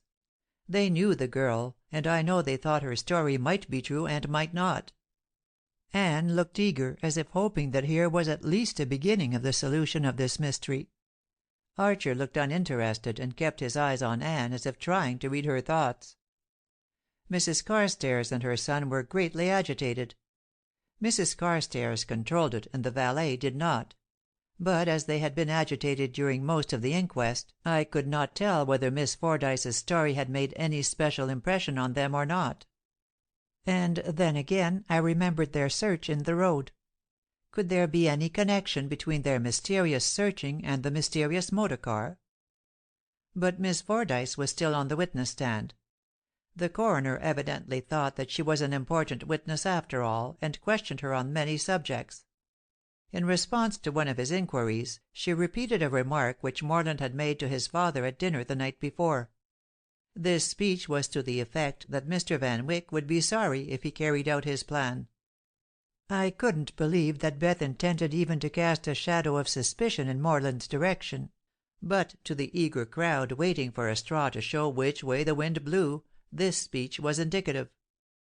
And yet, quite unconscious, apparently, of having said anything by way of suggestion, Beth took her seat, placid and unruffled. But to Morland, evidently the shaft had struck home. He remembered he had said that to his father. He realized that it might react against him.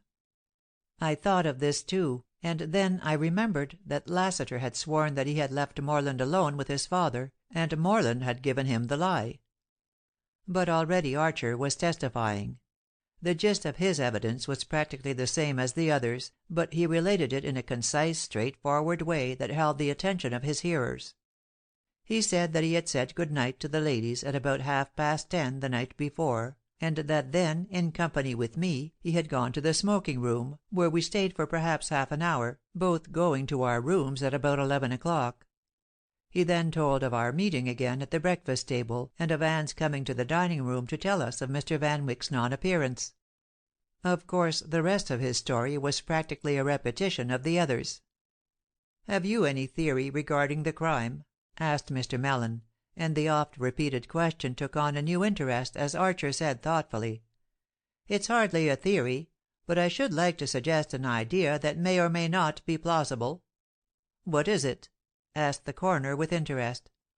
"I'm afraid it will sound absurd," said Archer slowly and seriously, "but it is the only explanation I can think of which would be even a possible solution of the mystery. Though I'm not a detective, nor can I deduce facts from circumstantial evidence or clues, yet this possibility I speak of is merely an adaptation of a story I once read. In this story, a well-known work of fiction, a young woman was found murdered, and the weapon could not be discovered although it had left a small round hole." Intense interest was manifest all over the room. Necks were craned to get a better view of the speaker. The listeners fairly hung on his words, and many felt that the mystery was about to be solved. "In a word," went on Archer, "the weapon used was a sharp, slender icicle. As you may readily understand, it performed its fatal deed and then melted, leaving no trace. As you can see, this is not only possible, but credible and plausible. At this season there are no icicles, but I offer merely as a suggestion that if Mr. Van Wyck's death is a suicide, may it not be that the weapon was an icicle, shaped, let us say, by his own hand, from a piece of ice taken from the water pitcher?" "By Jove!" The whispered exclamation came from Lassiter, the secretary. He was staring at Archer and muttering beneath his breath. "He struck it," he declared. "That's the only solution, and it must be the right one. Clever fellow." "He didn't deduce it," I whispered back to the secretary, for to tell the truth I was a little jealous that I hadn't thought of it myself, for I too had read the book in question. "He merely remembered having read of such a thing." "All the same, he's right," returned Lassiter, "and I wish I'd thought of it." The coroner was greatly impressed with this new idea. He turned to Dr. Mason and asked his opinion. The old doctor looked thoughtful.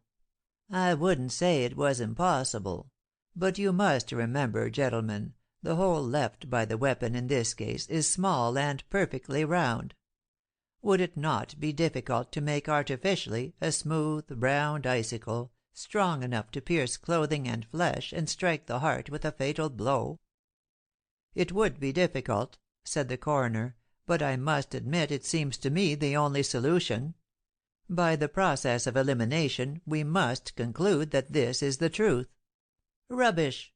exclaimed the detective Markham, who had scant patience with the coroner's pompous manner. "Consider the facts.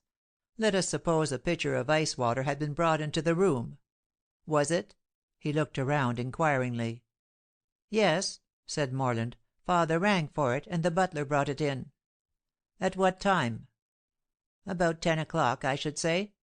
"Well," triumphantly went on the detective, "then I hold that after 12 o'clock there would not be sufficient ice left in the pitcher from which to make this deadly icicle." Dr. Mason nodded his head, and indeed we all felt that the icicle theory was rather untenable. "Well," said Archer, "it is merely a suggestion toward the explanation of the mystery. It may or may not be the correct solution, but what seems to me more important is to learn who was the last person to see Mr. Van Wyck alive. The absence of that deed of gift seems to me a very peculiar feature. A burglar would take pearls or money, but he would have no reason for taking that deed." The coroner looked thoughtful. "If Mr. Van Wyck was murdered," he said, "there must have been a motive for the deed. It is true that a burglar would desire only money or valuables. We must conceive, then, the deed being done, that the murderer, if it is a murder, must have been someone interested in keeping Mr. Van Wyck's fortune away from the library." The coroner had only put into words what everybody present had been uneasily thinking. The missing deed seemed to prove that the murderer was one of the household. For who, except the members of the family, would care whether Mr. Van Wyck gave away his money or not? Of course my glance flew straight to Anne to see how she took this blow. She sat very still, and her face was white, even to the lips. I could see it was only by a brave exercise of will power that she kept herself from collapse. Morland looked angry and belligerent. He glared at Lassiter, and the secretary responded with a stare equally unfriendly. Barbara looked horror-stricken. She seemed about to speak, and then shut her lips tightly, as if determined to say nothing at this crisis. In agony my heart cried, "Anybody but Anne!" I was unable to keep still. "Nonsense!" I exclaimed. "You are theorizing about data. Your implication is unwarranted and false." The coroner looked at me, not reprovingly, but as if deeply interested. Then he dismissed Archer from the stand. 12. Anne's testimony. Mrs. Van Wyck was next called to testify. If Barbara had appeared calm and composed, the same could not be said of Anne. She was white and trembling to the very lips. She tottered as she walked, and with an audible sigh she sank into the chair placed for her. But all this, at least to my mind, in no way impaired her strange, eerie beauty. Her large gray eyes looked almost black against the whiteness of her pallor, and as she swept a mournful, unseeing glance round the room I endeavored to intercept her gaze and give her a nod of sympathy and help. But she did not look at me, and, clasping her hands in her lap, prepared to meet the ordeal of the coroner's questions. Mr. Mellon looked at her for a moment before he spoke, and his hard face took on a slightly softer expression at the sight of her evident distress. In what he doubtless meant to be a gentle voice, he said, "When did you last see your husband alive, Mrs. Van Wyck?" To my surprise, Anne showed a decided agitation. She clasped her hands tightly to her breast, and in a choked, almost inaudible voice, she replied, "When he left me after dinner, to go to his study." "He was then in good health and spirits?" asked Mr. Mellon, and a more inane question I never heard.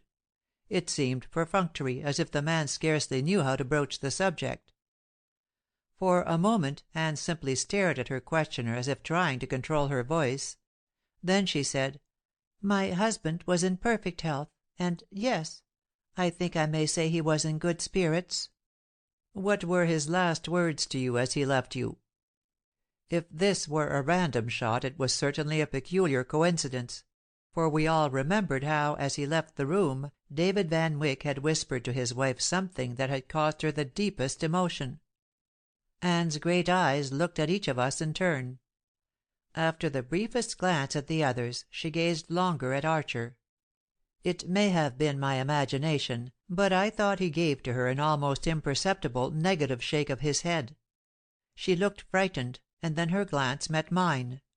I so feared that any appearance of secrecy on her part would be prejudicial to her, that I nodded my head affirmatively, meaning for her to answer the question. "Must I tell that?" she asked in a pained voice. "Yes," said Mr. Mellon, "especially if it has any bearing on Mr. Van Wyck's death." But Anne did not hear the coroner's words. She was nerving herself for her reply, and she said in a low voice, but distinctly, "As he left me, my husband whispered to me that he would give the Van Wyck pearls as well as his gift of money to the library committee." A wave of indignation swept over the audience. Anxious as the villagers were for the gift of the library, not one of them would have wished Anne Van Wyck's jewels sacrificed in its cause. Elated by the sensational answer, the coroner continued. "Did he say anything more?" he inquired. "Must I tell that?" Anne scarcely breathed, her face as white as the handkerchief she held. And the coroner said inexorably, "Yes." Had Anne looked toward me then, I should have shaken my head, for I feared from her expression that the revelation would be a startling one. She looked dazed, she spoke almost as one in a trance, but she said clearly, "He said, 'Now, don't you wish I was dead?'" Doubtless it was unconscious and involuntary, but Anne had reproduced almost exactly the jeering tones of David Van Wyck's sarcastic voice, and not one of us doubted that those were the very words and the very inflection that had sounded in her ear as he had whispered to her just before leaving the drawing room. I well remembered the agonized expression on her face as he turned away from her, and I knew that at this moment she was vividly seeing a picture of the scene. The audience fairly rustled with this new sensation. The coroner seemed spurred, and with great enthusiasm continued his catechising. "Why did he say that?" he said bluntly. "Had you wished him dead?" A murmur of indignation was heard from the audience, and both Archer and Morland started as if about to protest. But Anne raised her clear eyes to the coroner's face and said coldly, "No, I had never wished such a thing." "Why, then, did he speak that way?" "Mr. Van Wyck was quick-tempered and very sarcastic of speech," she replied. "I can only explain his remark by assuming that it was prompted by anger and sarcasm." "Mr. Van Wyck was angry, then?" "Yes, he was angry." "At what?" "He was angry because the members of his family were opposed to his plan of giving away practically all his fortune to a public institution." "And then Mr. Van Wyck left you, and you never saw him again alive?" That is so." Except for a slight hesitation, the statement was direct, but it was manifestly untrue. Anne's eyes fell, the color came and went in her cheeks, her foot tapped nervously on the floor, and she was rapidly tying her handkerchief into knots. A more agonized, indeed a more guilty demeanor could not have been manifested. At that moment my eyes met hers, and it flashed across me that she and I had looked in at the window of the study and had seen Mr. Van Wyck in colloquy with the committee.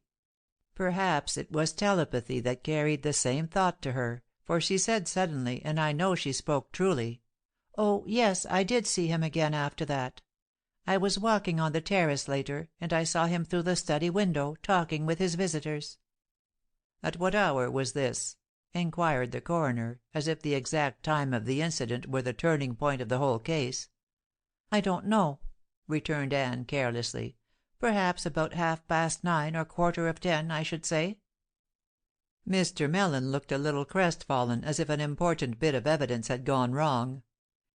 To my mind he certainly was a blockhead, but, after all, he was merely there to ask questions, and if the jurymen desired, they could supplement his inquiries.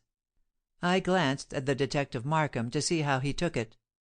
He was exceedingly attentive to what was going on, and sat with his head slightly forward and his eyes alert, apparently gleaning more information than was offered by the mere spoken words. "And then," pursued the coroner, "after that glimpse through the window, you never saw your husband again alive?" Anne answered this in the negative, but so low and uncertain was her voice that she was obliged to repeat it twice before the coroner was satisfied with her reply. I felt a vague alarm. If Anne were speaking the truth, why should she act so strangely about it? And if, by any chance, she was not veracious, she must know that her manner was unconvincing. I had no interest in anyone else who might be implicated in the tragedy, but my heart again cried out, "Anybody but Anne." "At what time did you retire, Mrs. Van Wyck?" went on the questioner. "I went to my room about 10:30. "And you retired then?" "I did not. I read for a time, and wrote some letters, and went to bed about midnight. Or perhaps it was later. I dare say it was 1:00. "Are you not sure?" "No, I didn't notice the time. Perhaps my maid can tell you. She was with me." So casual was Anne's manner now that the coroner seemed to realize his questions were not of particular importance, and he tried a new tack. "Was your husband kind to you, Mrs. Van Wyck?"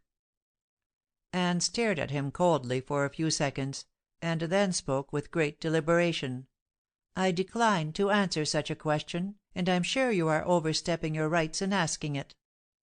Her manner, even more than her words, abashed the coroner, but to cover his chagrin he became insistent. "It is necessary that I should know if there was harmony between you," he declared. "I regret that the circumstances make it necessary for me to press the question." Anne's eyes flashed. Her agitation was gone now, and her poise and calmness seemed to disconcert her inquisitor even more than her embarrassment had. "There was perfect harmony between us," she said, holding her head proudly and looking straight at the coroner, "with the exception of this matter of the library. I tried to dissuade my husband from his intent, for his own sake quite as much as for my own, for I felt sure he would regret such quixotic generosity. But he was determined to proceed in his plan in spite of my protests." And at the last moment he decided to add the valuable jewels to his gift?" "Yes. His words to me last evening were the first intimation I had had that he meant to give away the Van Wyck pearls." "Had you any reason to doubt your husband's sanity?" "None, except in this matter of the library gift. Nor do I call that insanity, but rather a monomania which possessed him temporarily."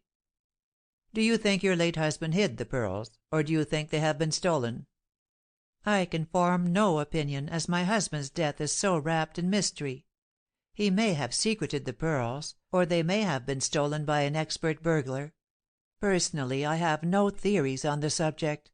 It is all utterly mysterious to me."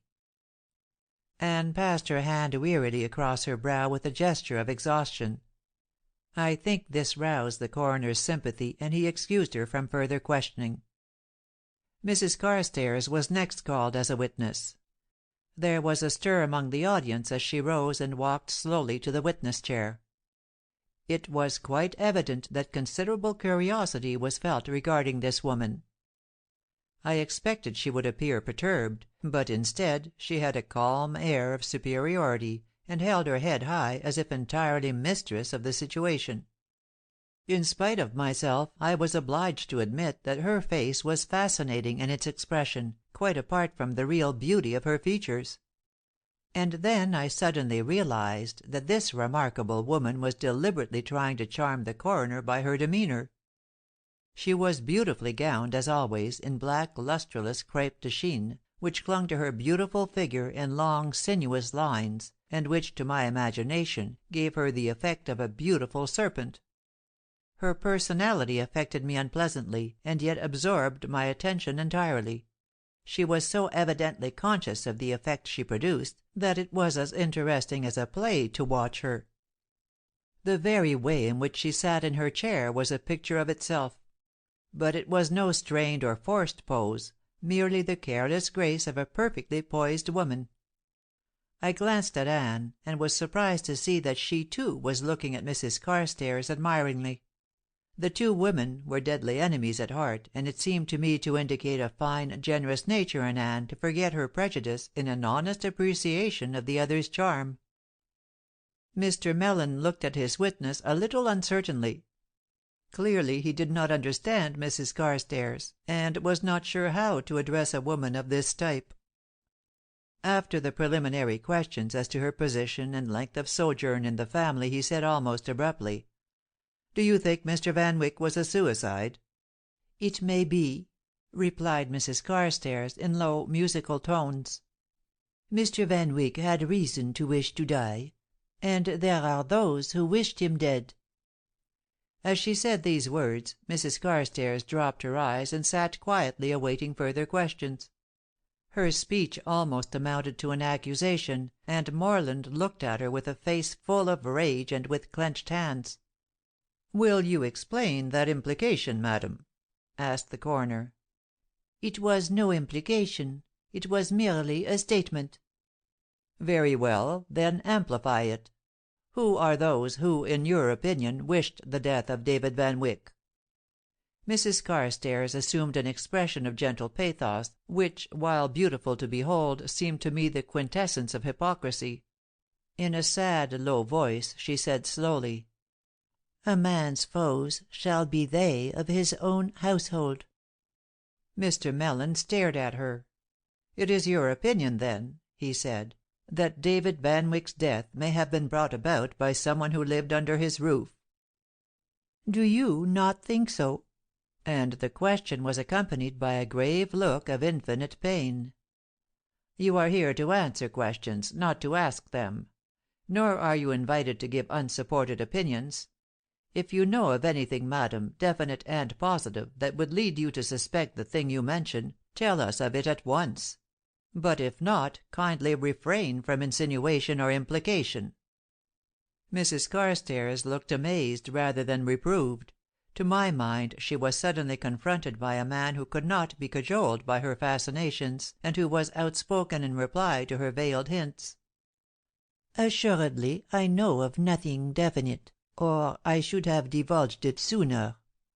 "To your knowledge, had Mr. Van Wyck an enemy in his own household?" Enemy is a harsh word, but the man was far from happy with one who should have been his closest friend." "Meaning his wife?" "Meaning his wife."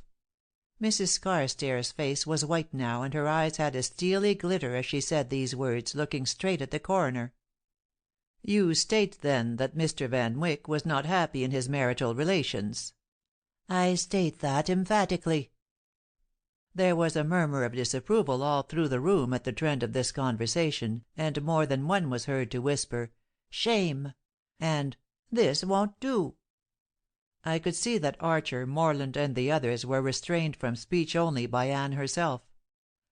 As I had noticed before when these two women clashed, Anne won by the force of her marvelous aloofness.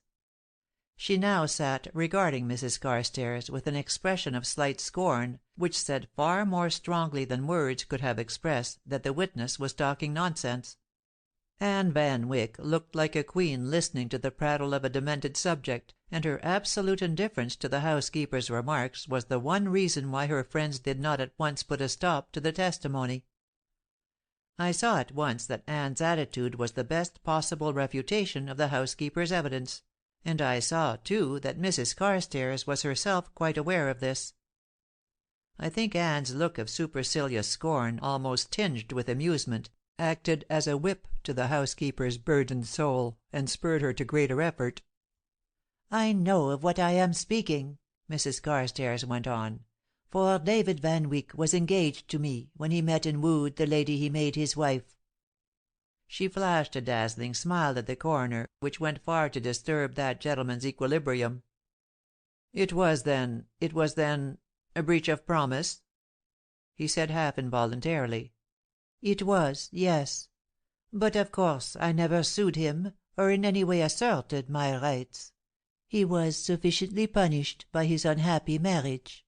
His wife has always been jealous of me. She has endeavoured many times to have me dismissed from my position, but with no success.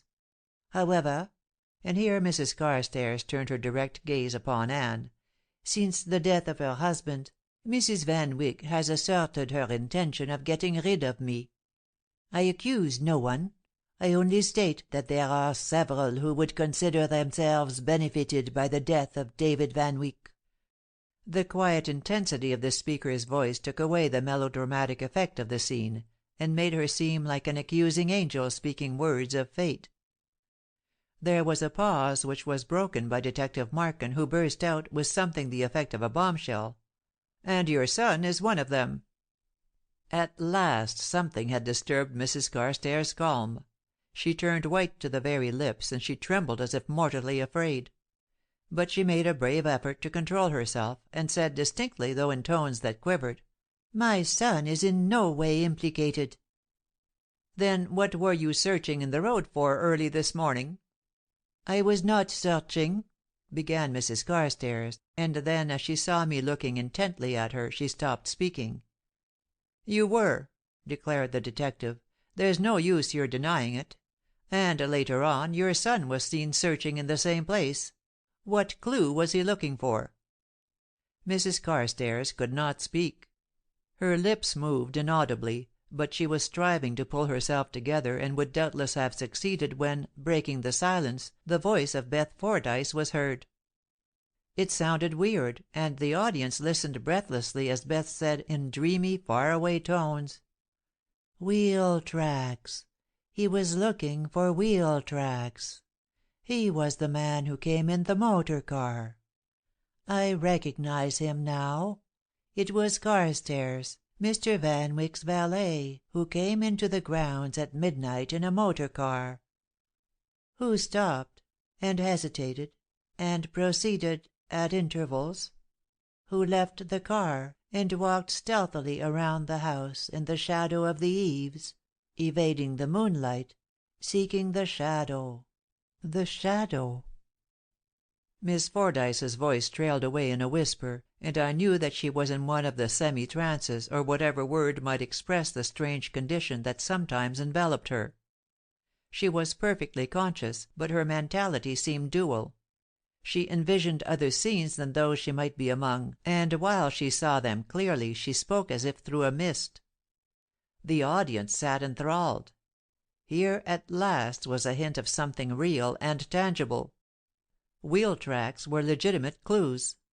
If Miss Fordyce's story were true, there was at last a way to look for light on the mystery.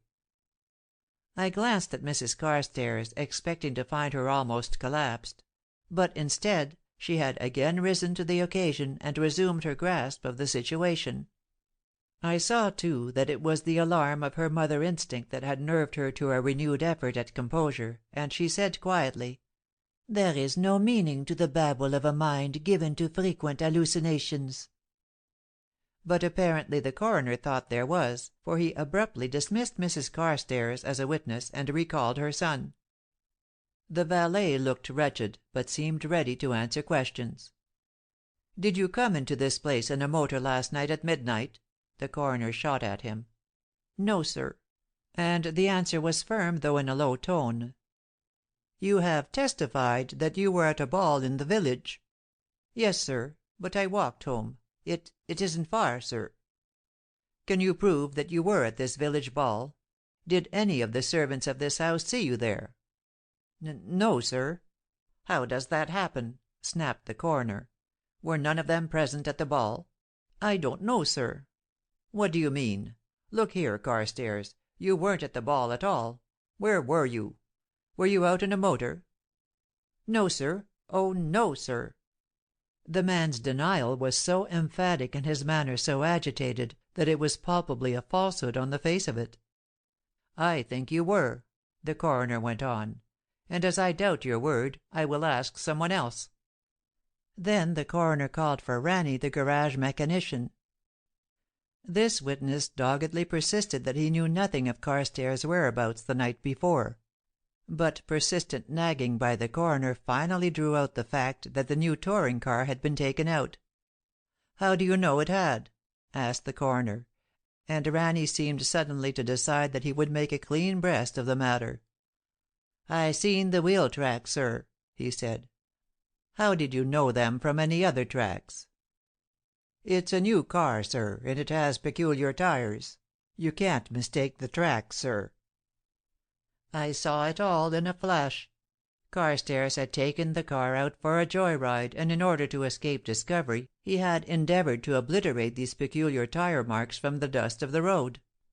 And without a doubt his mother had been engaged in the same work of precaution. The detective also jumped to these conclusions, and after a few of his questions in conjunction with the coroner's inquiries they forced a confession from the valet. Carstairs' manner became sullen as he owned up to his wrongdoing. It seemed that the use of a motor car by any of the servants was a most grave offence in the eyes of David Van Wyck. And especially to take out the big new touring car was a daring thing to do. Seeing that the valet was not making a good story of it, his mother cleverly managed the coroner so that she told the story instead. As Ranney had divulged the secret, she admitted that her son had taken out the car the night before. She said that it was wrong, and that she did not excuse him for it, but that since David Van Wyck was no longer here to reprove or punish him, no one else had the right to do so, and that the offence was a thing of the past and should be forgotten. She admitted that she had heard her son return in the car, and that she was so worried about his wrong deed that she had tried to eliminate any possible proof against him in the matter of the wheel tracks. But, she concluded, this had no bearing on the crime of the night before, as her son had returned about 11 o'clock and had put the car away and had then retired. She overreached herself here, because the valet had previously testified that he came home about midnight, and both Miss Fordyce and Ranney agreed that the big car had arrived at about 12 o'clock. But when this was put to her, Mrs. Carstairs became excited again, and insisted that the hour of her son's return was of no consequence, as he had not gone to the study at all, and knew nothing of the occurrences there. "You have no right to suspect him," she blazed out finally. "It is wicked of you to do so." "We have not said we suspected him, madam," said the coroner gravely. "But if we do suspect him, or even feel inclined to investigate his story, it is because he has not been frank in the whole matter, and neither have you. And now I wish to ask you further.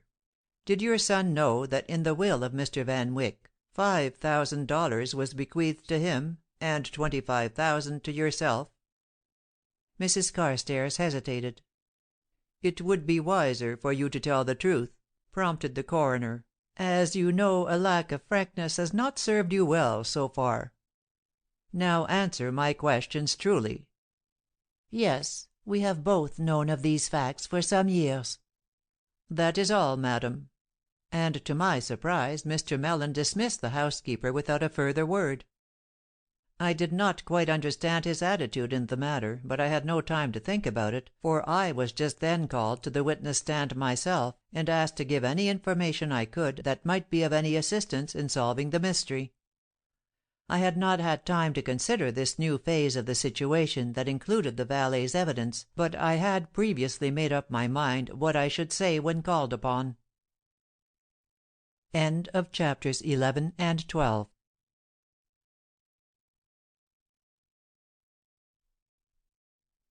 Chapters 13 and 14 of Anybody But Anne by Carolyn Wells. 13. An adjournment. "I can tell you nothing in the way of facts that you do not already know," I said. "But I wish to say that I entirely coincide with Miss Van Wyck's opinion that her father ended his own life. It is not incredible that his very erratic mind gave way at the last. Nor is it surprising that he should destroy the deed and hide the pearls under stress of sudden insanity." "And what is your theory regarding the manner of his death?" "I have no definite theory, but I wish to call attention to the fact that I found several shot on the floor at Mr. Van Wyck's feet." My statement produced quite a sensation in the audience, for the suggestion of shot seemed to imply at least a possible method of the crime. But the detective, Mr. Markham, interrupted me and said quietly, "It is not worth while, Mr. Coroner, to waste time in consideration of the shot. There is a small receptacle on Mr. Van Wyck's desk, filled with that same shot used as a pen cleaner. I observed that the shot found on the floor was the same, and I have no doubt it was spilled by accident." The coroner turned to Dr. Mason and inquired if Mr. Van Wyck's death could have been brought about by shot. "No," replied the doctor positively. "I probed the wound and found no bullet or shot. David Van Wyck was stabbed, and the weapon was afterward withdrawn. I cannot subscribe to the icicle theory, though I do not say it would be impossible. But the deceased was most assuredly not shot." I felt crestfallen and a little ashamed; for having picked up the shot I should have noticed the same among the furnishings of the desk. The coroner asked me only a few more questions of relative unimportance, and was about to dismiss me when he added as an afterthought, "When did you last see Mr. Van Wyck alive?" It was the query I had been dreading; but there was nothing for it except to tell the truth. Involuntarily I glanced at Anne, but her eyes were cast down and she paid no heed to me. "Of course I was with him at dinner," I said, "and after dinner he left us to go to the study. After that I saw him a moment, when from the terrace I glanced in at the study window." "You glanced in? For what purpose?" "No particular purpose. Mrs. Van Wyck and I were strolling by and merely chanced to look in." "What was Mr. Van Wyck doing?" "Conferring with the committee from the village, I assumed. We could not hear his words, of course, nor did we try to."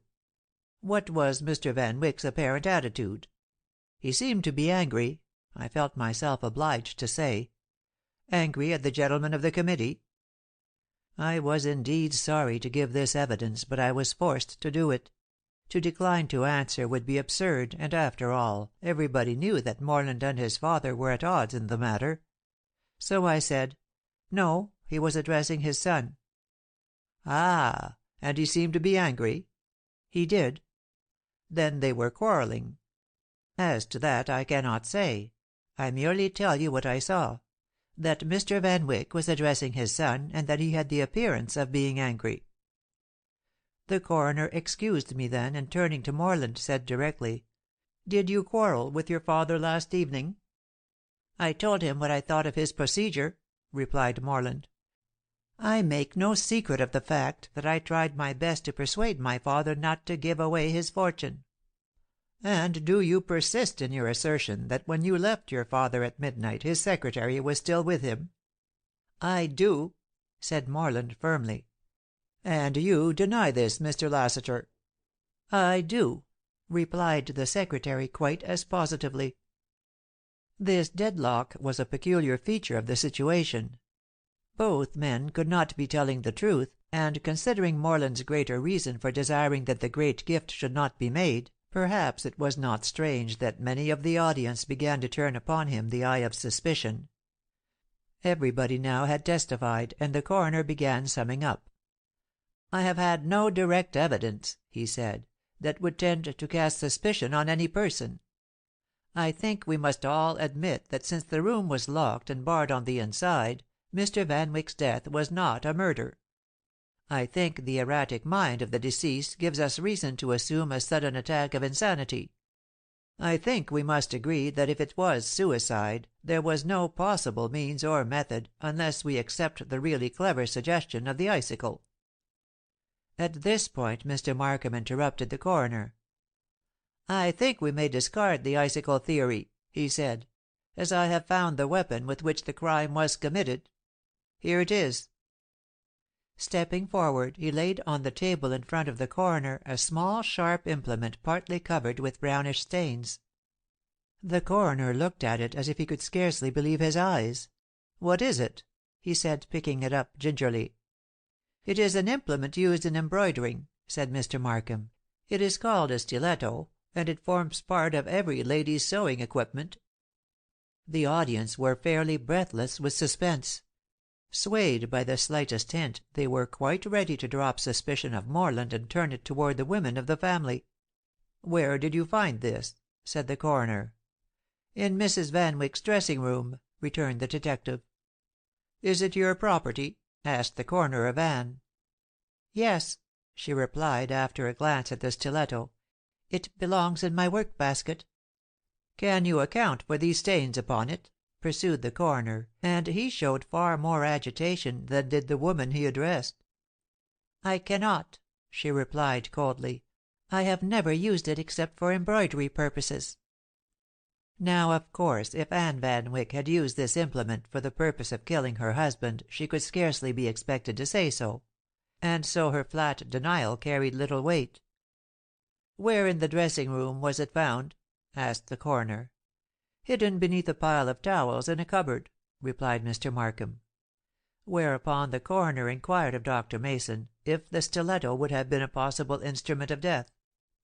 "Mr. Van Wyck was stabbed with some weapon about that size," replied the doctor gravely.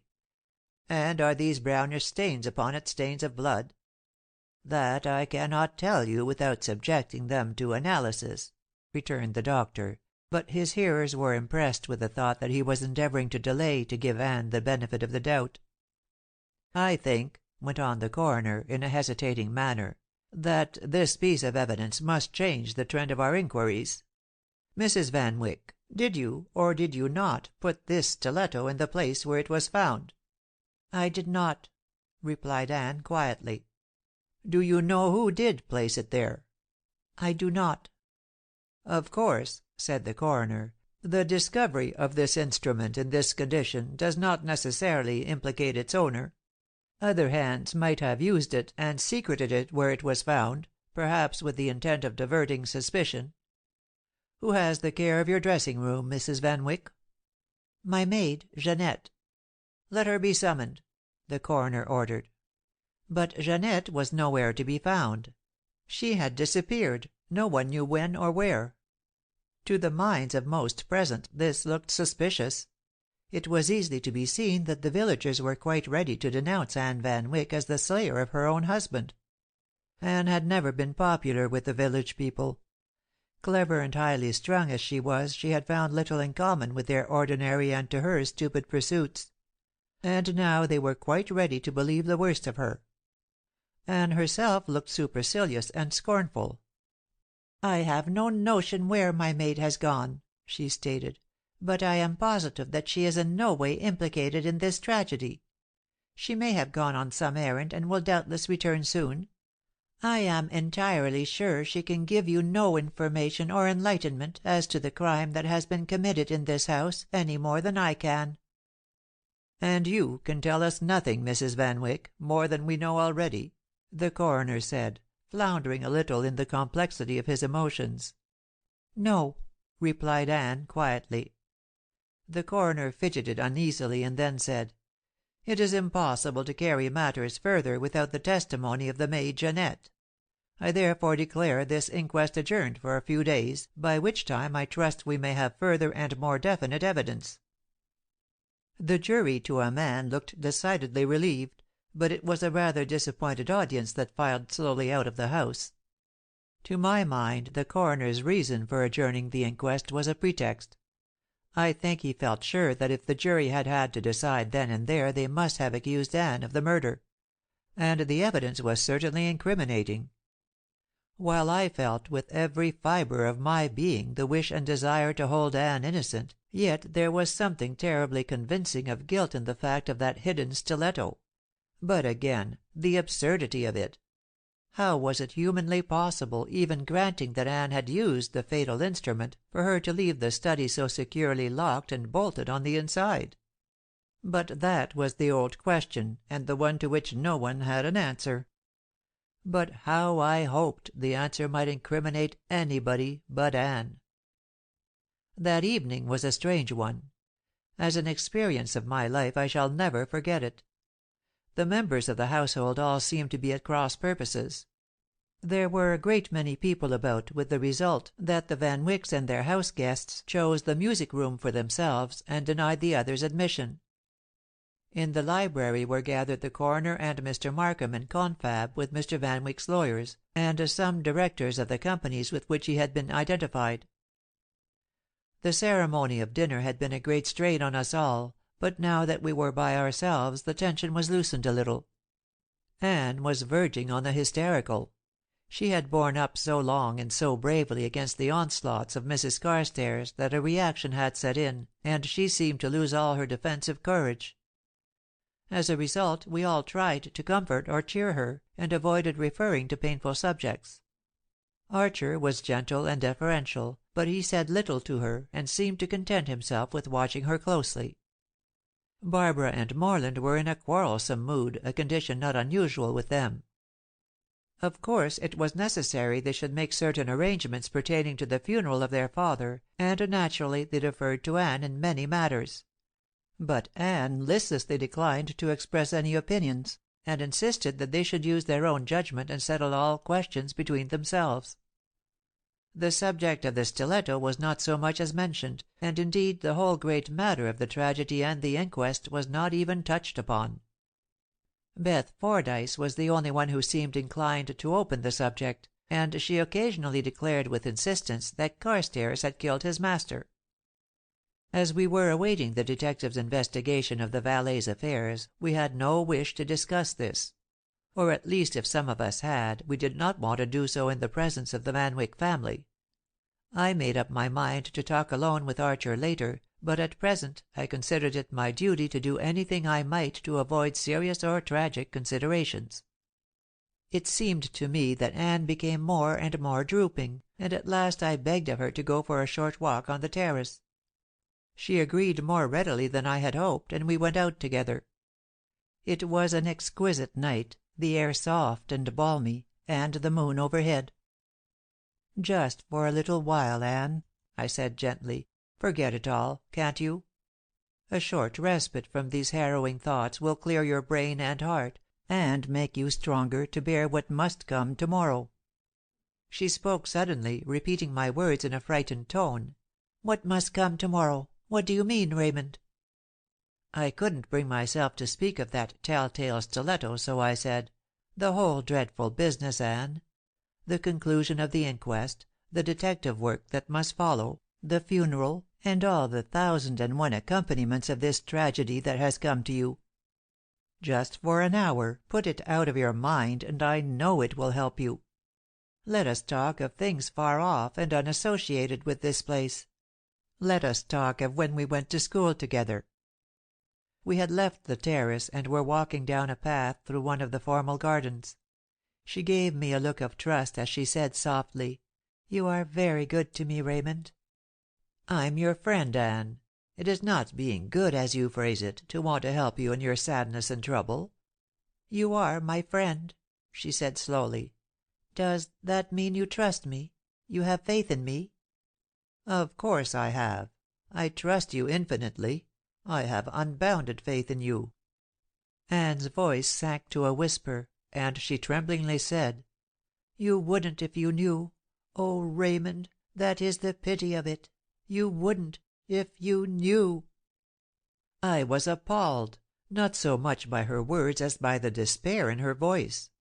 Though I wouldn't admit it to myself, it was like the wail of a guilty conscience. Like a flash, I remembered the peculiar tone of her voice when she had said to me, "I am capable of crime." But I wouldn't believe it. Nothing could make me believe it, not even Anne herself. "Don't talk," I said to her. "You are overwrought to night. You can't see things at their proper value, and you're exaggerating something to yourself. Now I command you," and I endeavored to be playful, "to talk about the moon. How large do you think it is?" Anne smiled involuntarily, for she remembered, as I did, that in our school days it had been one of our games to discuss the apparent size of the moon. But my project was unsuccessful.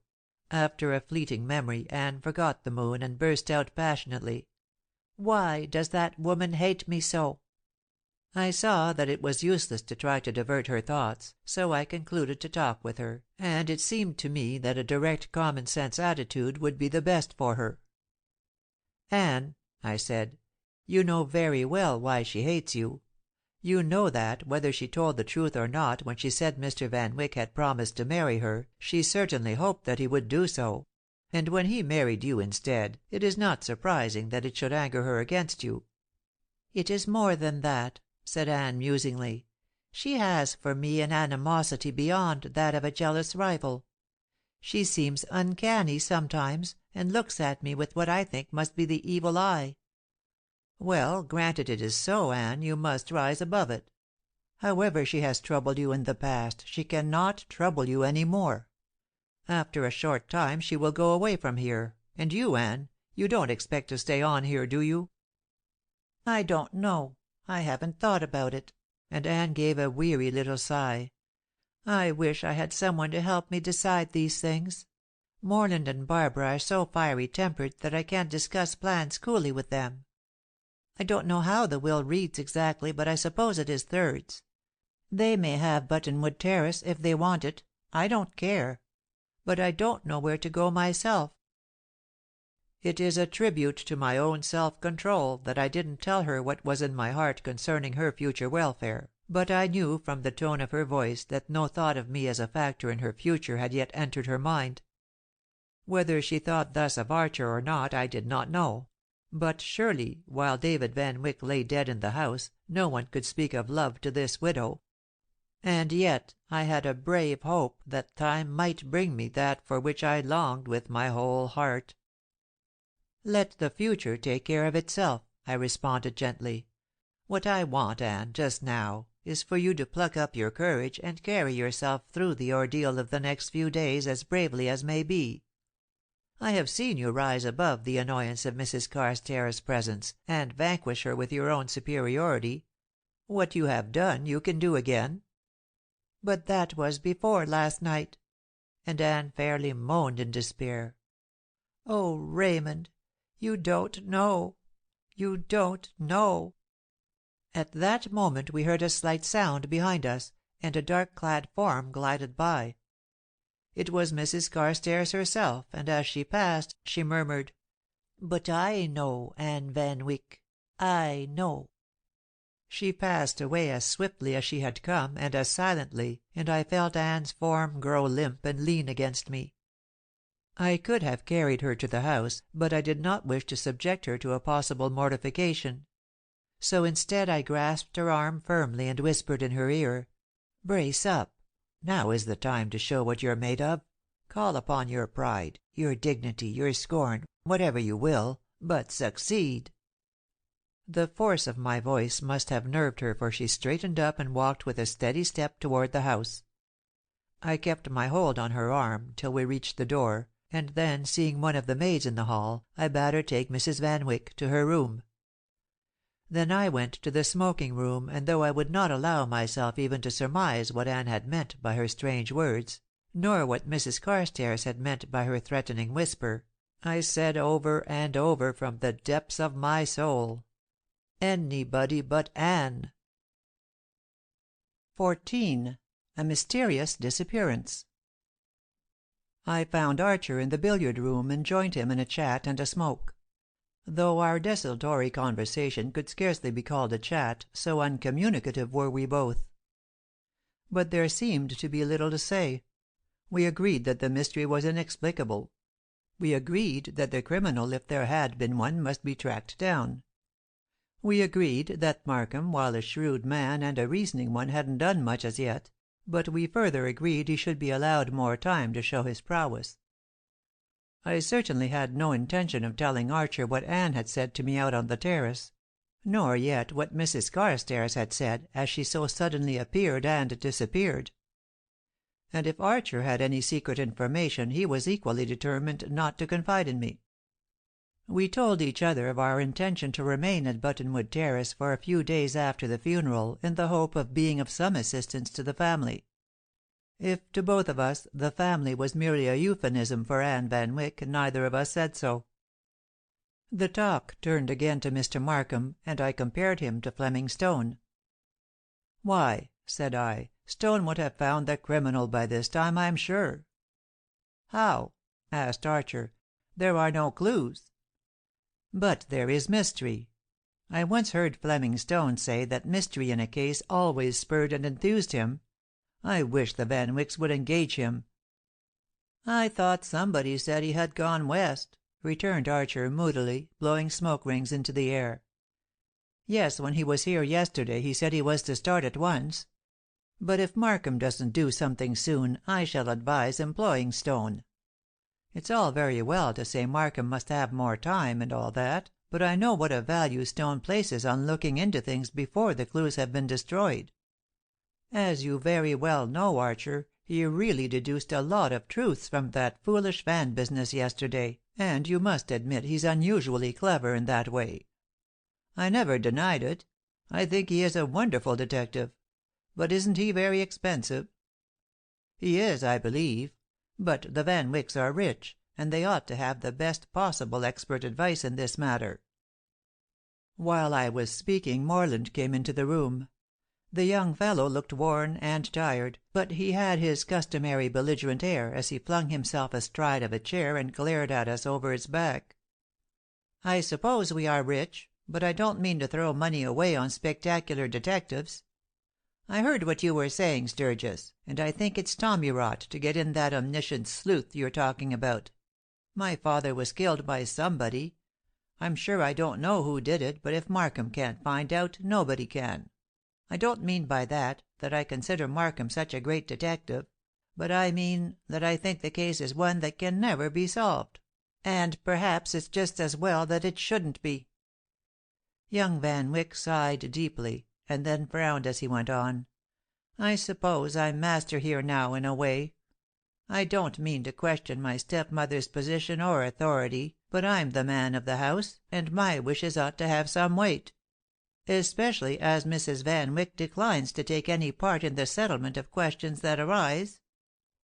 "Don't you think," I ventured, "that the services of a good detective are really necessary?" "No," Morland thundered. "Not since that stiletto business. Good heavens, man! Do you want to run down that clue?" Archer looked at the speaker as if he would jump at his throat. "You mean to say—" he blazed, and then stopped, unable to voice his own meaning. I felt equally incensed, and thought it better to speak plainly. "Morland," I said, "I wish you'd state in plain terms what you do think." "I don't think anything, and if I did I shouldn't say it. But you must see, both of you, what it all means. And I want to shield Anne in every way I can. Oh, let's not even speak of it. It drives me crazy to think about it." The boy's face, for Morland was not really much more than a boy, was pathetic. He was afraid to face the conclusions which the finding of that stiletto must lead to. Not so Archer. The older man was quiet and composed as he said straightforwardly, "Nothing can be gained by shirking the issue. If we refuse to consider the case, others will do so. Don't you think it's wiser to learn all we can ourselves, and be ready to meet any detective on his own ground? Now look here, Morland, if you are really anxious to shield Mrs. Van Wyck from suspicion, the best way to go about it is to face that stiletto business and run it to earth. I don't believe there's anything in it."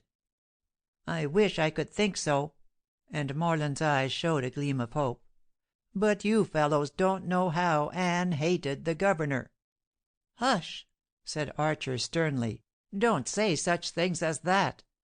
"But it's true," Morland insisted doggedly. "You fellows don't know anything about it. At first they got along pretty well, but lately—well, it wasn't all Anne's fault. Dad certainly made it hard for her, with his domineering ways and unjust rules. But Anne tantalized him, too. And lately they had a lot of quarreling over those pearls.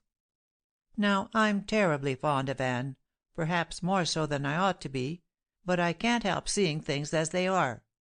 Why, it was a crisis.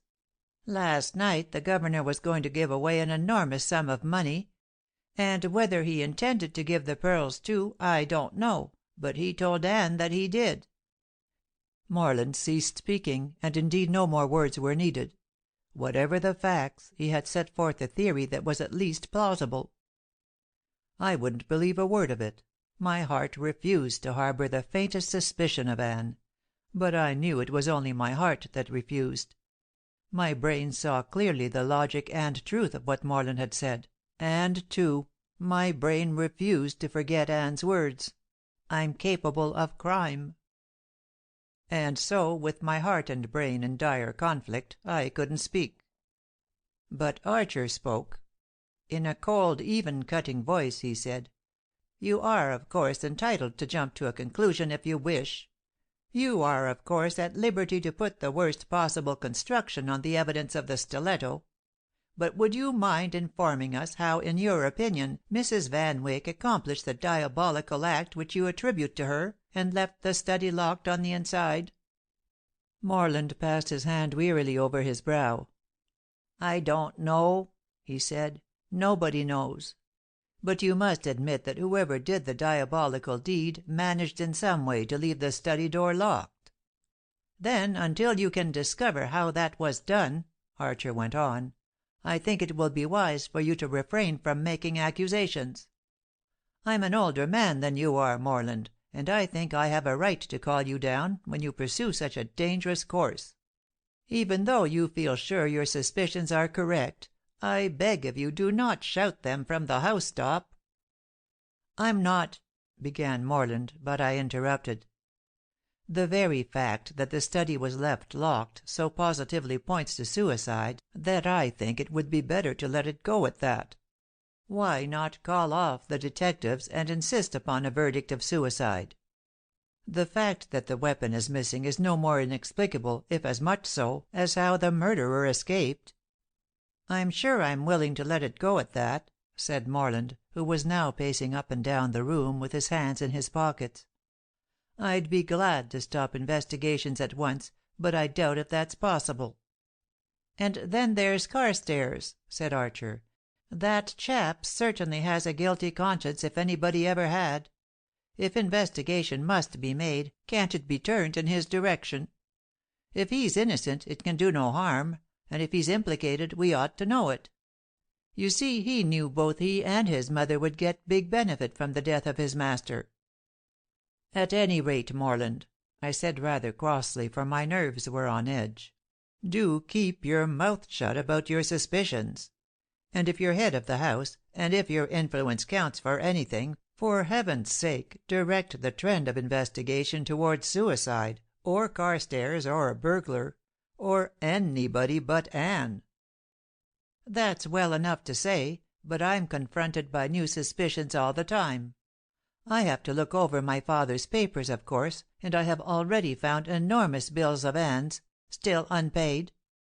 "Recent bills?" asked Archer. "Fairly so. Within a few months. I've only looked over the papers in the safe so far. Those on the desk I'm going to tackle to morrow. Of course they will be the most recent bills, but I dare say there'll be plenty of them. I suppose all beautiful women are extravagant." "At any rate, Mrs. Van Wyck has money enough now to pay her own bills," I suggested, a little shortly, for I thought Morland unduly interested in the particular matter of Anne's extravagance. "That's true," said Morland, and turning on his heel he strode out of the room. Archer and I were silent after young Van Wyck left us, and it was but a few moments before my companion threw his half-smoked cigar into the fireplace and announced abruptly, "I think I'll turn in." "I'm going up, too," I said, rather relieved that no further conversation was begun. I followed Archer up the small side staircase, which led directly to our quarters, more conveniently than the grand staircase opposite. Archer's room chanced to be directly over David Van Wyck's bedroom, while mine was over Anne's. There were one or two rooms between, I believe, but I don't know who occupied them. We paused for a brief word of good night at the head of the stairs, and then turned our opposite ways. I heard Archer's door close as I was about to open my own, when I suddenly bethought myself that I had meant to ask him what he thought about those contradictory stories of Morland and Lassiter as to which had been left alone with Mr. Van Wyck the night before. It seemed to me that a good deal might hinge on that question, and I wanted Archer's opinion. I didn't altogether like Archer, but I was just enough to know that it was largely due to my jealousy of his friendship for Anne, and in spite of this I had great regard for his opinions, as I had usually found them logical and right-minded. I turned back and walked along the corridor. It was but a moment since we had parted, and I assumed he could not yet be disrobing. I tapped lightly at his bedroom door, but he didn't answer, so I tapped again. Receiving no response, I was a little surprised, but I figured that he thought it was someone else, and not wanting any further discussion that night he was pretending to be asleep. So I tapped again, saying in a low tone, "It's Sturgis. Let me in a minute, will you?" Still he didn't answer, and in a moment of irritation at his silence I turned the doorknob. The door opened, and as the room was brilliantly lighted I stepped inside. I didn't see Archer, but across the room a door was opened into a bathroom, and I assumed he was in there. "Beg pardon, Archer," I called out, "but I do want to see you a minute, if I may." Still there was no reply, and feeling that the strangeness of the situation justified it, I went to the bathroom door and looked in. The light was turned on, but there was no one in the bathroom. I was bewildered, for I knew that Archer had come in, and I could not imagine what had become of him. There was a door at the farther end of the bathroom, and involuntarily I opened it. However, it was only a clothes closet of good size, but as it contained only a few garments, I closed the door again and returned to Archer's bedroom. As he couldn't have jumped out of the window, it naturally followed that he had left his room and gone downstairs again, while I had stood for a moment in front of my own bedroom door. It didn't seem possible, for the hall was brightly lighted, and I was sure I should have seen or heard him had he passed so near me. I spoke aloud. "Archer," I said, "are you under the bed? Or where? If you are, come out." Again I called his name a trifle louder, and then went out of his room into the hall, closing the door behind me. I walked slowly along toward my own room, pausing at the staircase to look down. At that very moment I heard the click of Archer's door, and turning, I saw him. "Did you want me, Sturgis?" he inquired. "Was that you calling?" I went slowly back and entered his room and closed the door behind us. "Where were you?" I said, staring around curiously. "Where was I when?" he returned with a slight smile. "When I was in here a moment ago.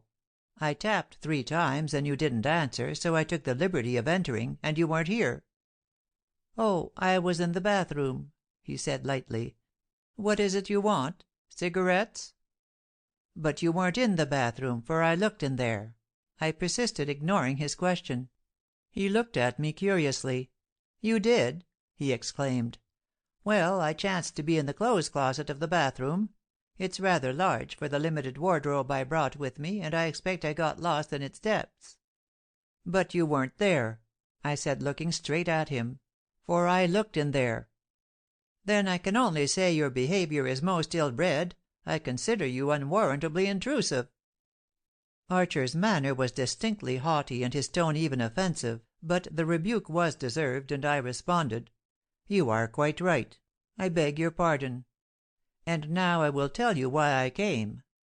If you don't mind discussing it, I'd like to know what you make of those conflicting statements of Morland and his father's secretary, as to which remained in the study last night after the other left." Archer considered seriously. "I've thought over that myself," he said, "and, do you know, the thing that most impresses me in connection with that is that it seems to prove them both innocent of any guilty knowledge of this matter." "How so?" I said wonderingly. "Why, because if either of them were guilty, not that I suspect for a moment that either of them is, but for the sake of argument let us suppose it, or if either of them should be concealing any bit of guilty knowledge, surely he would not so flatly give the other the lie, because he would know that such a course would invite investigation. A man with a guilty conscience is plausible and endeavours to be casual. He never makes such a sensational statement and sticks to it so blatantly." "You ought to be a detective yourself, Archer," I said, looking at him admiringly. "I think you've made a very subtle point." "I haven't what are called detective methods," he returned, "but I do hold that reason and logic are the mainstays of the profession. However, something more is needed; for Markham has reason and logic, and yet I doubt if he will get anywhere. I suppose ingenuity and originality are needed. Of course your Fleming Stone has those. But Sturgis," and Archer's face grew very grave, "do we want to push this matter? Neither of us is willing to voice suspicions as Morland did, but shall we not admit to each other that a cessation of all movement in the matter might be a good thing?" "I don't know, Archer," and I looked at him thoughtfully. "I see the force of your suggestion, and yet—well, I want to think it over. I'll ponder on it to night, and I know you'll do so. To morrow let us again exchange ideas." Archer agreed to this, though I must confess he didn't seem greatly impressed with the brilliancy of my plan, and I went off to my own room. This time I really entered it and locked the door after me. I threw myself into an armchair and proceeded to my pondering at once. But I may as well admit that my pondering began, not with the mystery of the tragedy, but with the mystery of Archer's absence from his own room that night. It was all very well for him to say that he was in the bathroom cupboard, but I couldn't believe it, for I had looked in there and saw no one. To be sure, I didn't go inside, but Archer could scarcely have been concealed behind the few coats or trousers that were suspended from rods. Unless he had been in one of his own suit cases or hat boxes, he couldn't have been in that closet, and the more I thought about it the stranger it seemed. And then the jealousy lurking in my heart gave me a sudden suggestion. Archer's room was directly over David Van Wyck's bedroom. Before his marriage, David Van Wyck had used for his own bedroom the very one Archer now occupied. Could there be, hinted my jealous heart, secret staircase between the two? Could Archer descend secretly to David Van Wyck's room, and so gain access to Anne's apartments? It was a tawdry thought, it was melodramatic, but my heart was like a tinder box, and the thought had struck a fiendish flame. I didn't believe it with my brain, but my foolish heart declared it to be the only possible explanation of Archer's mysterious disappearance. And then another thought followed it, which made me ashamed of my evil imagination. The dead body of David Van Wyck lay in his own bedroom. Surely no man would descend to that room on a clandestine errand. So I forced myself to believe Archer had told me the truth, and that he had been in the cupboard, and as soon as he emerged had answered my call.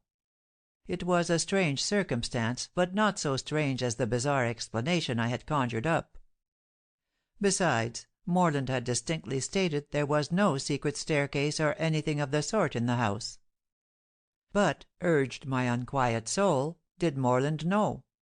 David Van Wyck was quite capable of keeping such a secret to himself. And then, in a sudden practical mood, I seized a pencil and drew a plan of the room as it must be. On the ground floor a corridor ran between David Van Wyck's room and the south wall of the house, to give access to the study.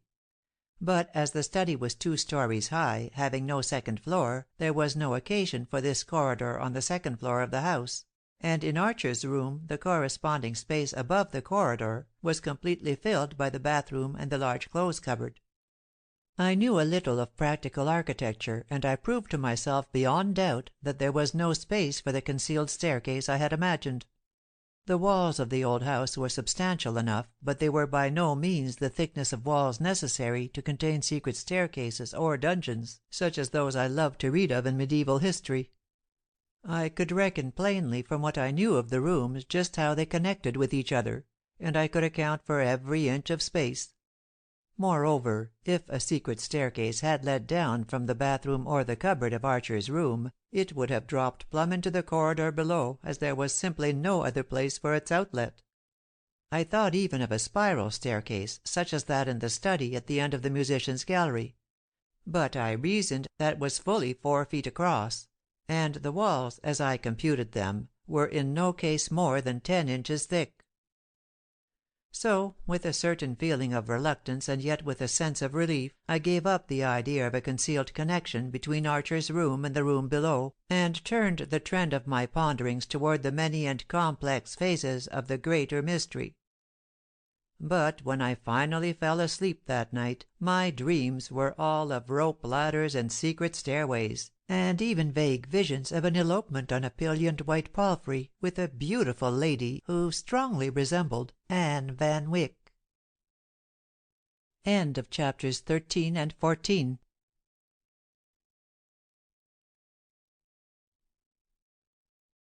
Chapters 15 and 16 of Anybody But Anne by Carolyn Wells. 15. Who wrote the letter? The next day was Sunday. As the inquest was not to be continued, I hoped for a quiet day; but aside from the necessary arrangements for funeral appointments, there seemed to be much going on in the way of investigations. Mr. Markham had developed a tendency to question everybody right and left, and I continually ran against him interviewing a servant, a guest, or a caller. I hung around somewhat listlessly, hoping to be permitted to see Anne, but Miss Fordyce informed me that Anne refused to see anyone except her 2 stepchildren. I strolled out on the terrace, hoping to have a talk with Archer, but instead I met Mr. Markham, and he proceeded briskly to interview me. I had no objection to this, as, although there were a few things I knew that I intended to keep from him, I was quite willing to give him freely any other information I possessed. But his talk, after all, was a repetition of what I already knew, or a verbose disquisition on his own theories and plans. As we talked, Mrs. Carstairs came out on the terrace, and after a curious glance about she glided up to us with a mysterious air. "May I speak to you a minute, Mr. Markham?" she said, and though I disliked and distrusted the woman, I could not help admiring her beauty and grace. She was truly unusual in her charm, and Markham beamed on her with a smile at once admiring and deferential. "Shall I remain?"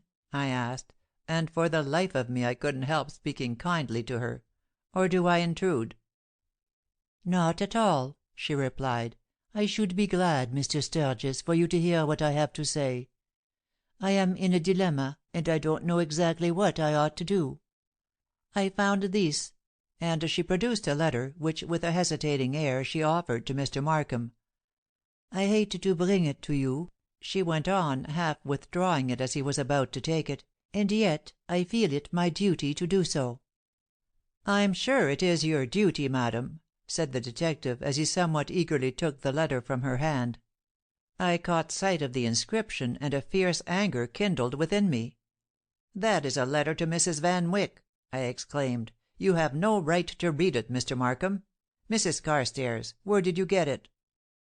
My vehemence seemed to frighten her, and she clasped her hands to her breast with a little fluttering motion. "Oh, have I done wrong? Shall I put it back?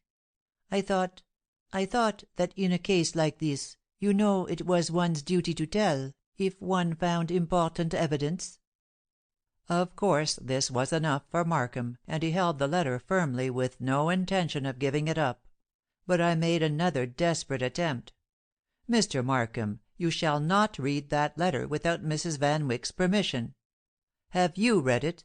and I turned and glared at the housekeeper. "I have," she said softly, with a look of pain in her deep eyes. "Oh, believe me, I did not know it was wrong. I thought I ought to." "And you are right, madam," said the detective. "Mr. Sturgis knows you are right. It is only his personal feeling that makes him want to withhold the information this letter may give." "Oh, is that it?" And Mrs. Carstairs did not glance at me, but confined her attention to Markham. "Then you will read it, won't you, and tell me I was right in bringing it to you? I was so uncertain what to do. If Mr. Sturgis does not want to hear it, perhaps he had better go away." In my indignation I was quite ready to walk away rather than be a party to this disgraceful act, but as she spoke, Mrs. Carstairs swept me a glance in which beneath its apparent frankness I thought I caught a malevolent gleam, and I promptly decided that I preferred to know all that anyone else knew, either for or against Anne. The letter had been opened, and without further hesitation Mr. Markham drew the paper from its envelope. It was a half sheet, and its message was typewritten. The detective did not read it aloud, but as I looked over his shoulder, we too scanned its contents at the same time. There was no address, no preliminary greeting of any sort, but it was dated Friday. Then the message ran: "To-night is the time. After the committee meeting. Don't be afraid. You can never be found out. I will protect you and look out for you." There was no signature. I read the lines twice, but even then was unable to sense their purport. I took the sheet from Markham and scrutinized it closely. Meanwhile he examined the envelope. There could be no doubt of its genuineness. It was addressed in typewriting to Mrs. David Van Wyck, Buttonwood Terrace, Town, and it bore the postmark of 2 days before, and of the Crescent Falls village post office. A postmark on the back showed that it had been mailed Friday morning and received the same afternoon. It had been opened neatly, and gave every evidence of being a letter received and read by Anne Van Wyck on Friday. And it was on Friday night that David Van Wyck had died. The half sheet of paper was undoubtedly from the same box of stationery as the envelope. Both were of good style, rather large size, and of good quality. Mr. Markham read it over several times, and at last he said, "This is of very grave import. You did quite right, Mrs. Carstairs, to bring it to me. Where did you find it?" "It was in a book which lay on a table in Mrs. Van Wyck's dressing room. I chanced to pick up the book to put it away in its place, and this letter fell out." "And you deliberately read it!" I exclaimed, and I dare say I glared at her. "Perhaps I ought not to have done so, Mr. Sturgis, but I can't help thinking that in such a mysterious case as we have before us now, certain conventional rules may be laid aside." "I quite agree with you, madam," said the detective, "and I can't help thinking that this is a most important piece of evidence. Is it your habit to look after Mrs. Van Wyck's belongings?" "It is my duty to see that her rooms are kept in immaculate order. And unless I show a certain amount of oversight, sometimes the maids become a little careless in their care of the appointments of her dressing table and such matters. And so, as I was in there this morning on a tour of inspection, I found this letter, as I have told you." I was absolutely crushed. I felt as if a black mantle had fallen over me like an enveloping pall.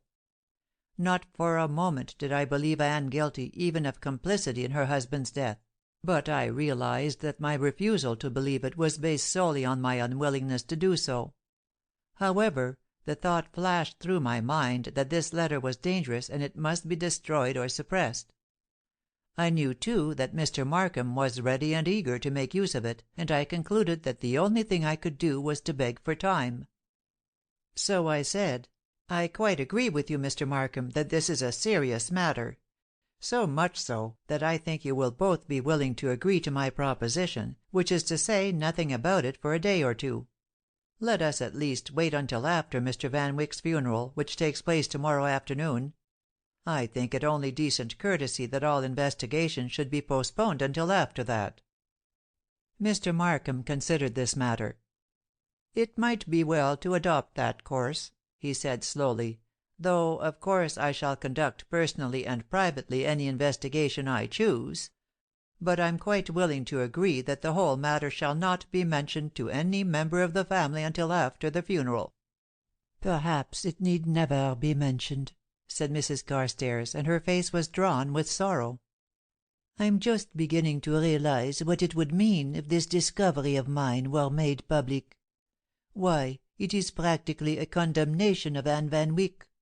"It is nothing of the sort," I cried out angrily. "It is doubtless a harmless communication on a totally different subject. There is really nothing to connect it with the crime in the study." "Don't talk rubbish," said Mr. Markham, testily. "If ever a bit of evidence pointed straight to a criminal, this certainly does. There can be no doubt of its genuineness. The date and postmarks prove that Mrs. Van Wyck received this letter on Friday afternoon.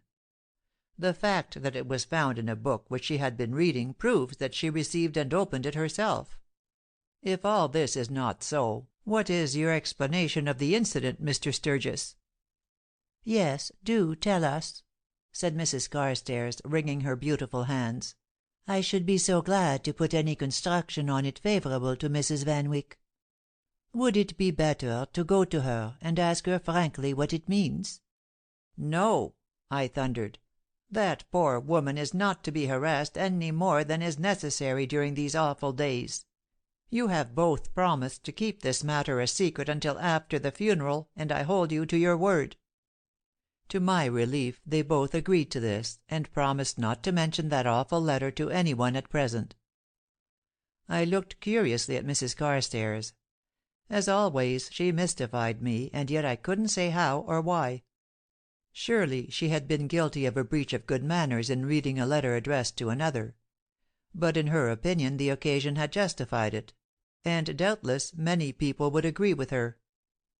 Really, I could not help distrusting her, in spite of the fact that she now expressed so much sympathy for Anne, and seemed so truly grieved at the thought of her trouble that she seemed to be sincere. And again, what could she have done with the letter better than to bring it straight to the detective? It was the most logical proceeding, and the most just. If she had taken the letter to Morland or Barbara, it might have made infinitely more trouble. I walked away, leaving the two on the terrace still conferring on the matter. As I turned aside, I heard Markham say, "What was the book in which you found the letter?" And Mrs. Carstairs replied, "A volume on rose culture." The question struck me as absurd, for what difference could it possibly make what the subject of the book might be? I walked along the terrace and down into the gardens. Finding a pleasant seat on one of the by-paths, I sat down there to think it over. I didn't need the letter to look at; its words were branded into my brain. Alone by myself, I was forced to admit that the letter, if genuine, was definitely condemning. And it was genuine, beyond a doubt. Anne had certainly received that letter on Friday. The letter stated that after the committee meeting that same night was the time for some preconcerted plan to be carried out. That the plan was a dangerous one was proved by the wording of the letter. And it was shortly after that committee meeting that David Van Wyck had died a violent death. I forced myself to face the matter squarely.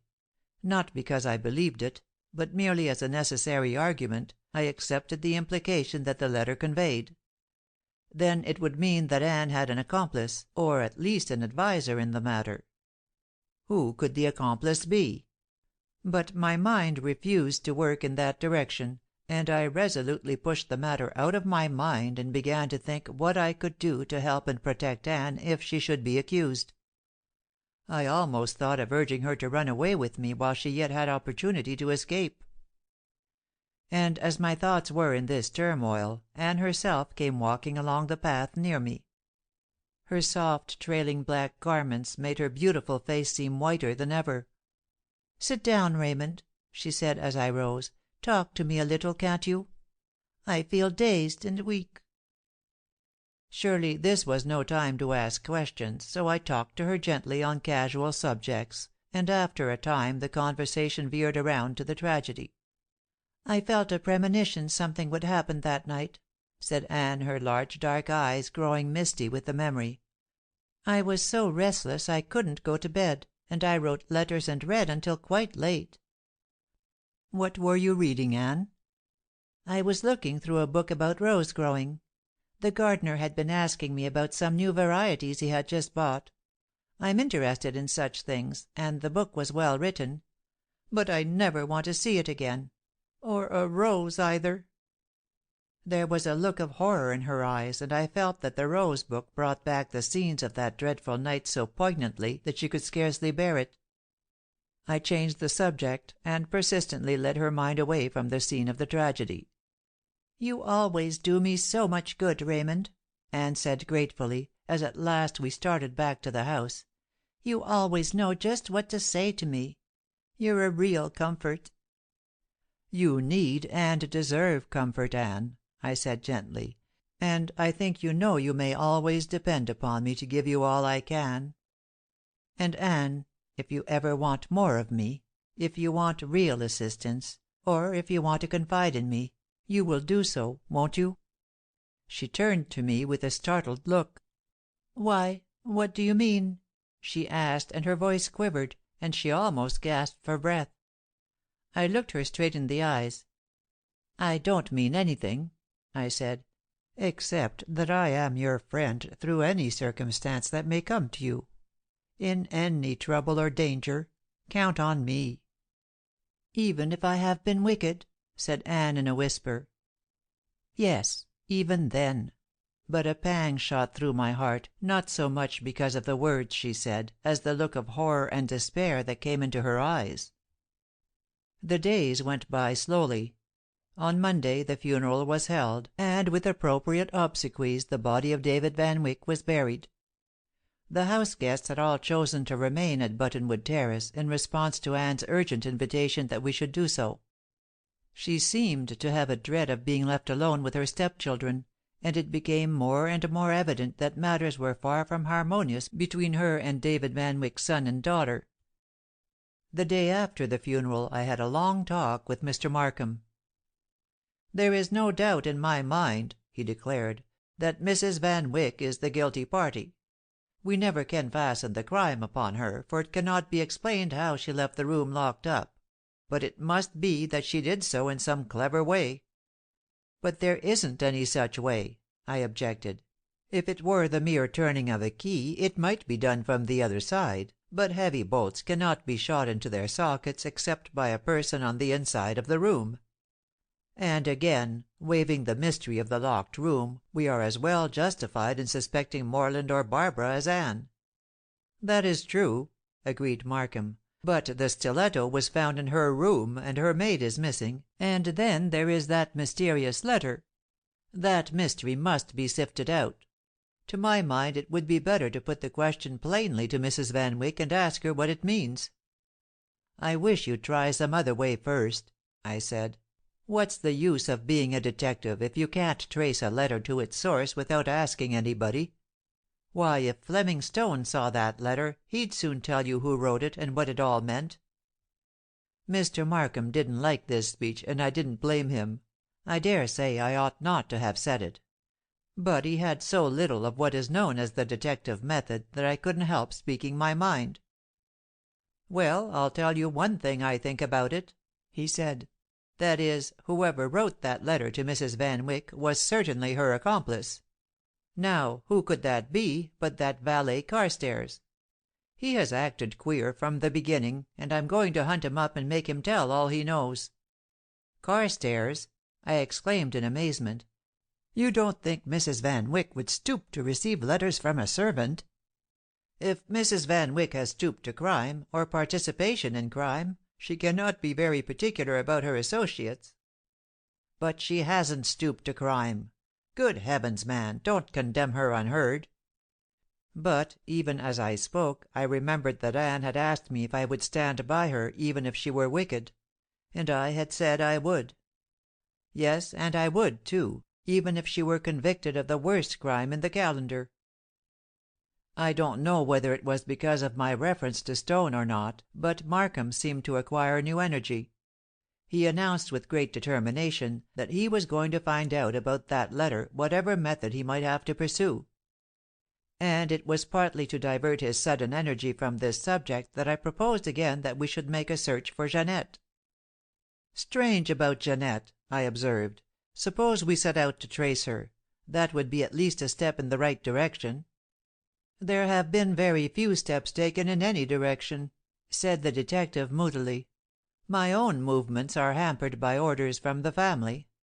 Of course there's no one to say what I shall do except Mrs. Van Wyck and her two stepchildren. And every direction in which I wish to investigate is forbidden by one or another of those three.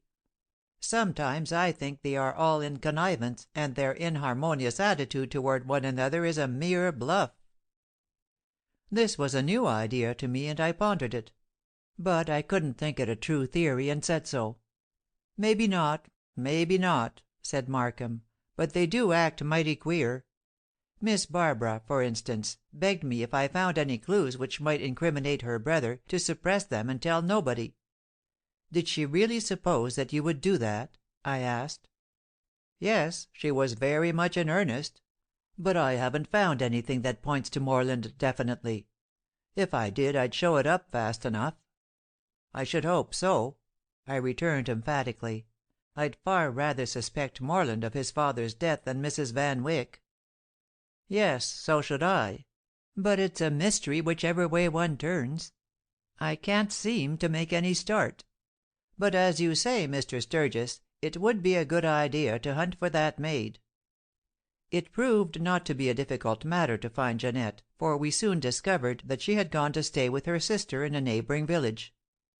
I couldn't help thinking that Anne had known all along where the girl was, for she seemed rather annoyed than otherwise that we had made the discovery.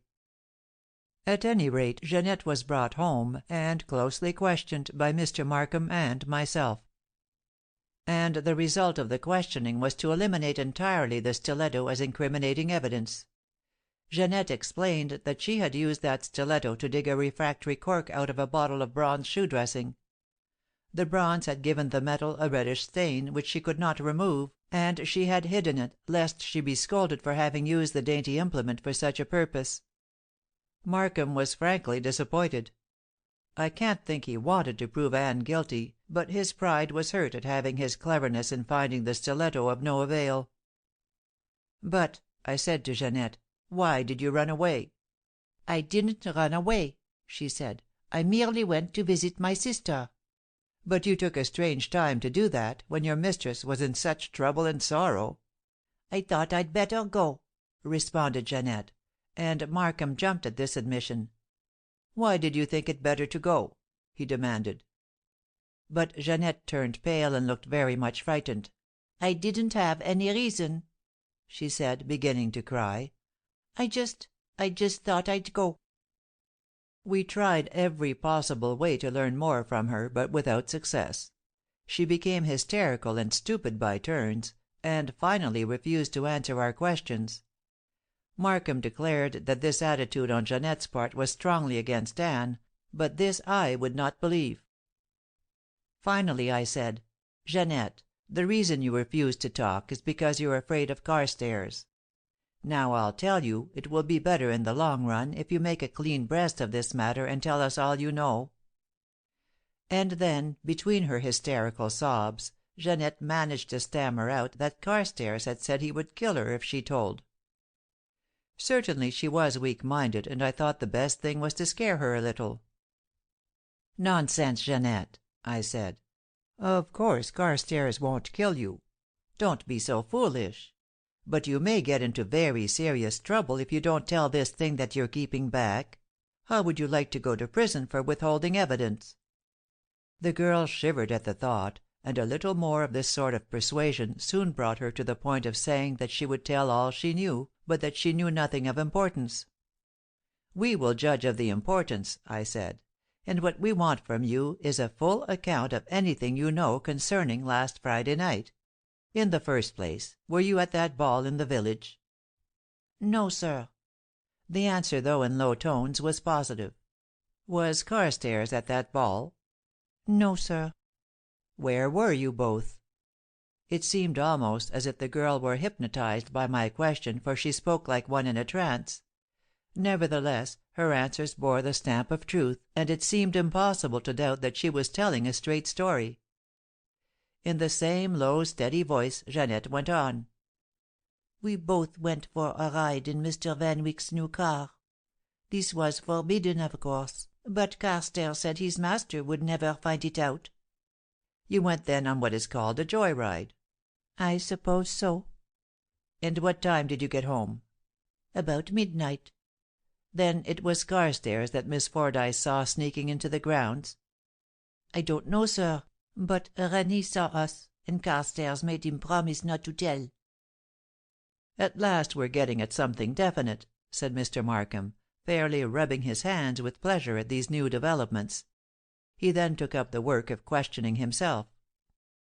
"You came into the house about 12 o'clock that night?" "Yes, sir." "And then what did you do?" "I stopped in the servants' dining room, sir, and in a few minutes Carstairs came in there after putting away the car. He said nobody had seen us except Rennie, and he wouldn't tell. Then he told me I'd better go and see if Mrs. Van Wyck wanted me. So I started for Mrs. Van Wyck's room, but before I reached it, I saw her coming out of the study." "Coming out of the study? Be careful what you're saying, girl. Are you sure of this?" "Of course I'm sure. Mrs. Van Wyck had one of her boudoir gowns, and she was just coming through the study door into the corridor as I saw her. I asked her if she wanted me to help her undress." "And what did she say?" The detective was almost breathless now in his excitement. "She said, 'No, no! For heaven's sake, go away!'" "Why did she speak like that?" "I don't know, sir. She was greatly excited, and her eyes were blazing like stars. She was clutching her hands, and she looked almost distracted." "Jeanette," I said very sternly, "you're telling the truth?" "Only the truth, sir. I was frightened at Mrs. Van Wyck's appearance, but as she said she didn't want me, I went straight back to the servants' dining room. I found Carstairs there, and he looked frightened and white, too. I was all upset, sir, at these queer actions, and I said good night to Carstairs and went right up to my room." "At what time was all this?" asked Mr. Markham. "When I reached my bedroom it was 12:30. Mr. Markham looked at the girl thoughtfully. "I believe your story," he said, "but you will have to tell it again under oath. And in the meantime I forbid you to mention a word of this to anyone. Do you understand? I forbid you." "Yes, sir." "You ought to have been here and given this evidence at the inquest. Why did you go away just then? You may as well own up." Jeanette hesitated only a moment, and then she said simply, "Mrs. Carstairs advised me to go." "Mrs. Carstairs? Why did she do that?" "I don't know, sir. She said for me to go to my sister's for a day or two, and make a little visit." "That is all for the present, Jeanette," said Mr. Markham. "You may go now. But remember, you are not to say a word about all this to anyone." "I will remember, sir," said Jeanette, and she went away. 16. Telltale Typewriting. After the girl had gone, Mr. Markham looked at me significantly. "We certainly have material to work on now," he said. "What do you make of it all, Mr. Sturgis?" "I can't make anything of it," I replied. "It has all come upon me so suddenly it makes my head whirl. Of course I see, as you do, that this girl's story is pretty strong evidence against Mrs. Van Wyck, but I, for one, am not willing to take the unsupported evidence of a hysterical and weak-minded servant." "But how can you doubt it? The girl would never have made up all that story. You don't question, do you, the fact that she saw Mrs. Van Wyck coming from the study soon after midnight. Then how do you explain Mrs. Van Wyck's presence there after the men of the committee had gone home and the secretary had also? How do you explain the fact that she was wringing her hands in a state of great excitement, and even spoke sharply as she declined the services of the maid? I don't explain these facts if they are facts. But, as I said, I'm not prepared to believe this story implicitly. I do believe those two went on a joy ride, and they came home so frightened lest their misdemeanor should be discovered that they haven't a very clear recollection of what happened. At least, the girl hasn't, and as you may remember, the valet was decidedly nervous and uncertain of his facts when he gave his own testimony, besides telling an up-and-down lie as to his whereabouts that evening." "That's all so," said the detective musingly. "They're both servants. They had both been doing wrong, and were both fearful of discovery. But all that would not cause them to invent this story of the maid's about seeing Mrs. Van Wyck coming from the study. Now, if, as I think, Carstairs was mixed up in the matter, may it not be that it was because she feared for her son's safety that Mrs. Carstairs sent the girl Jeanette away?" I pondered on this. I knew how Mrs. Carstairs idolized her son. I knew she had been out early that next morning endeavouring to obliterate the wheel tracks of the new car, which might tell the tale of his wrong doing. And knowing Jeanette's hysterical nature, the housekeeper might very easily have felt afraid that the maid's evidence would lead to suspicion of her son, and so she sent the girl away. It all looked plausible, so plausible that my fears for Anne grew deeper, and the future looked very black indeed. "If my theory is right," Markham went on, "that there is collusion between Mrs. Van Wyck and the valet, I think the best plan is to question him. I think if sufficiently frightened he will tell the truth. And now he has no fear of punishment for his stolen ride, he will probably make up some other story, and I may yet catch him tripping. But I think this, Mr. Sturgis, I think it is high time we gave all this information to the other members of the family. My way would be to go straight to Mrs. Van Wyck with the whole story.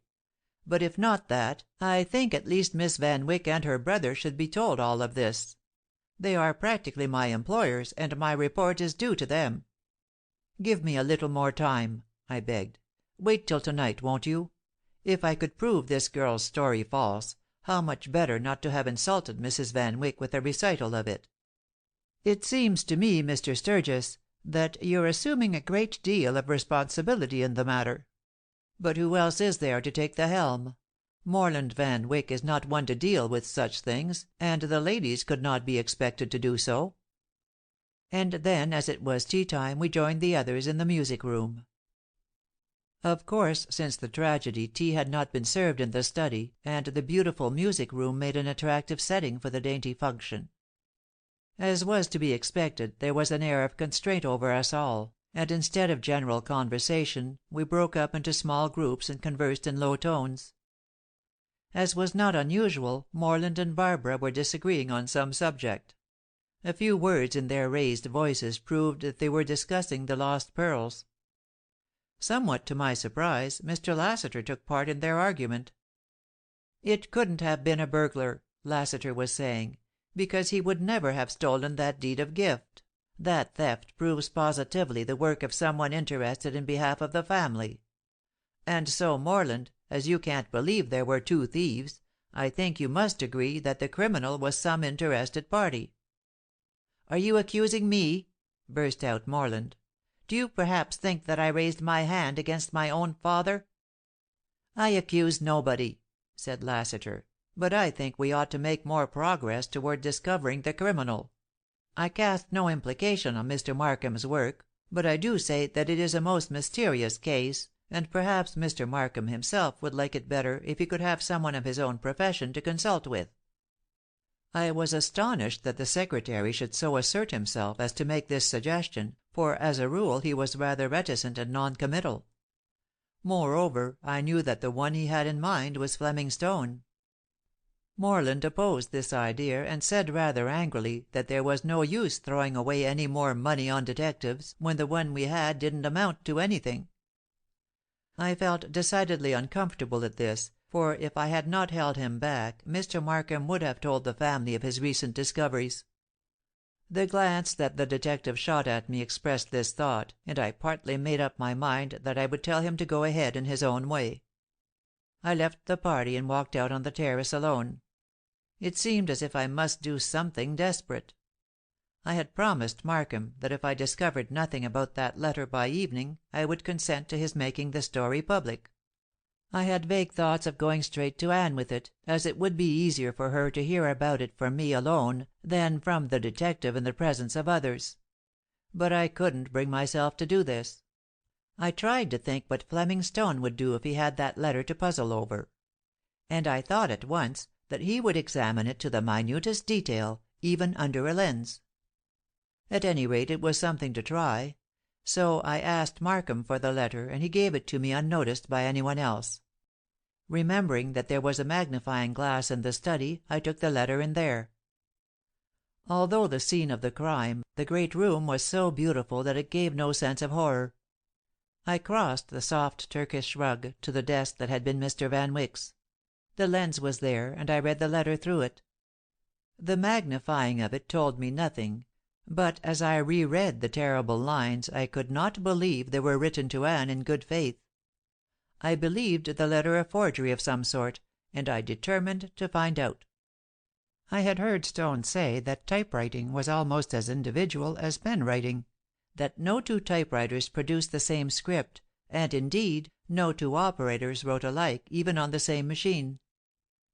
And so I set to work to note any peculiarities I might find in the words or letters. At the very outset I made a discovery. This was that the typewriting on the envelope and inside the letter were not the same. There could be no doubt that they were not done on the same machine. The ink was the same color, the letters about the same size, but the conformation, though similar, was not identical. I wondered what this could mean, for surely the paper and envelope belonged to each other, and why would anyone write a letter on one typewriter and address it on another? Spurred on by this discovery, I scrutinized still more carefully, and found that in the message the capital T was imperfect. A tiny corner of one of its arms failed to print. This was a small thing, but it was a certain thing. The T on the envelope was perfectly clear and distinct. I could find no other discrepancies of this kind, but I was positive that the fact of two typewriters having been used proved chicanery of some sort. Then again, I thought perhaps a letter might print clearly at one time and not at another. As an experiment, I went to the typewriter which stood on the side table in the study and hastily wrote a few lines. I did not copy the letter or the address, but wrote a familiar quotation of some sort, followed by a whole string of letters at random. Removing my paper, I could scarcely believe my eyes as I looked at it. The capital T, in every instance, was imperfect in precisely the same manner as the one in Anne's letter. There was no doubt of this. I wrote a whole line of T's, and it was impossible to make the key printed clearly. I made further examination of my slip of paper, and found that every letter had the same peculiarities as the corresponding letters in the mysterious note. They were infinitesimal peculiarities, but they were indubitable. Whoever wrote that letter to Anne Van Wyck wrote it on that machine that was now before me, and no other. But the envelope was just as certainly not addressed on that particular typewriter. Now what did this mean? I asked myself. And it was a long time before I could grasp the answer, but it finally came to me in a flash of inspiration.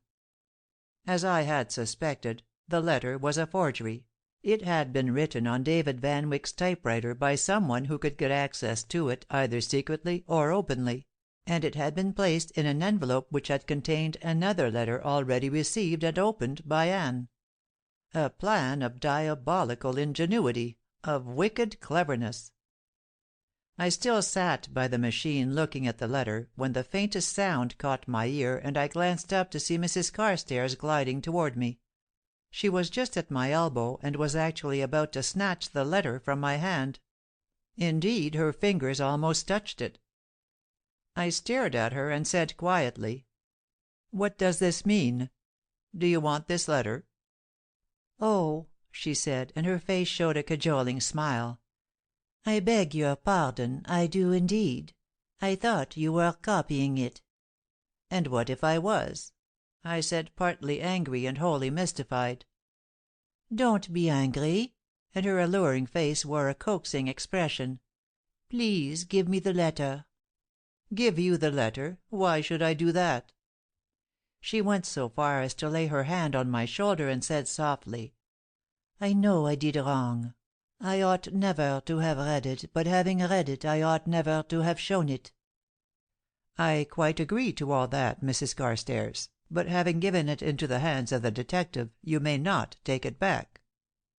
I spoke sternly, even more sharply than I meant to, for I was afraid the woman's wiles would get that letter away from me against my will. Then she said: "Mr. Sturgis, please," and no words can express the persuasive power of her look and voice. "Won't you please do this, then? Copy the letter if you want to, but give me back the original." "Why?" I asked, eyeing her closely. "Because I'm sure I did wrong to take it, and I want to restore it to Mrs. Van Wyck." Now, of course, I had no intention of granting her request, and I'm almost sure I should not have done so, but I may as well admit that I was greatly relieved that Markham entered the room at that moment. She turned to the detective with a pretty pout that was almost girlish. "Can't I have the letter, Mr. Markham?" she begged. "Have the letter? Certainly not, madam. It is without a doubt a most important clue." Surely Mr. Markham was proof against her blandishments, and she realized that there was no hope to regain possession of the letter. "Oh, well," she said, lightly, "it's of no consequence. If it gets Mrs. Van Wyck into trouble, I'm sure I can't help it. I've done all I could to retrieve what was perhaps a mistake on my part. Now she may take the consequences." Mrs. Carstairs glided from the room, seeming not at all disappointed, but actually triumphant. "I give her up," I said to Markham. "Do you think she really wanted that letter back for Mrs. Van Wyck's benefit, or for some other reason?" "I can't think of any other reason. I think she found the letter, and brought it to me from a sense of duty. Then I think she felt sorry that she had given such awful evidence against Mrs. Van Wyck, and wanted to retract it." "Markham," I said, abruptly, "that letter was written in this room on David Van Wyck's own typewriter. Did he write it himself?" Markham seemed absolutely unable to sense my statement, which must have accounted for his absurd remark. "Of course he didn't write it himself," I said, impatiently, "but somebody wrote it on this very typewriter. Here, I'll prove it to you." I showed Markham how I had discovered the fact, and proved to him beyond any doubt that whoever wrote the letter, it had certainly been done on that machine. There were a dozen little peculiarities that made it impossible to be otherwise. "What's the answer?" said Markham, looking absolutely blank. "I don't know. If the letter is in good faith, it means an accomplice in the crime. But if the letter is a fake, which I think it is written by somebody who wants to throw suspicion on Mrs. Van Wyck. As you see, the address on the envelope is not done on this machine. That envelope, whatever its contents may have been, was mailed and delivered from the village post office last Friday. Now, Mr. Detective, solve the problem." "To begin with," said Markham, thoughtfully, "if it was done in this room, it must have been done by some member of the family." "Or some servant or some guest," I supplemented him. "No guest would do it. No servant would have opportunity to do it. And beside, the diction and construction of the note is not that of an uneducated person. Well, go over all the members of the household. Of course it was neither David Van Wyck or his wife. Equally of course it was neither of his children. Why not? Good heavens, man, because that's impossible. Do you suppose either Morland or Barbara connived with Anne Van Wyck to kill her husband? Absurd. But if the letter is merely a blind, well, even so, neither of those two young people would do this thing to incriminate their stepmother. Morland is more than half in love with her, and I refuse to suspect Barbara. Go through with the house guests. Archer and myself would move heaven and earth to shield Mrs. Van Wyck rather than to bring trouble to her. Mrs. Stelton and Miss Fordyce are simply out of the question. How about the two Carstairs? That woman was certainly not in league with Mrs. Van Wyck for any purpose, but I've already told you that I'm quite ready to suspect her son. The valet? Yes. If he were in league with Mrs. Van Wyck, now keep your temper.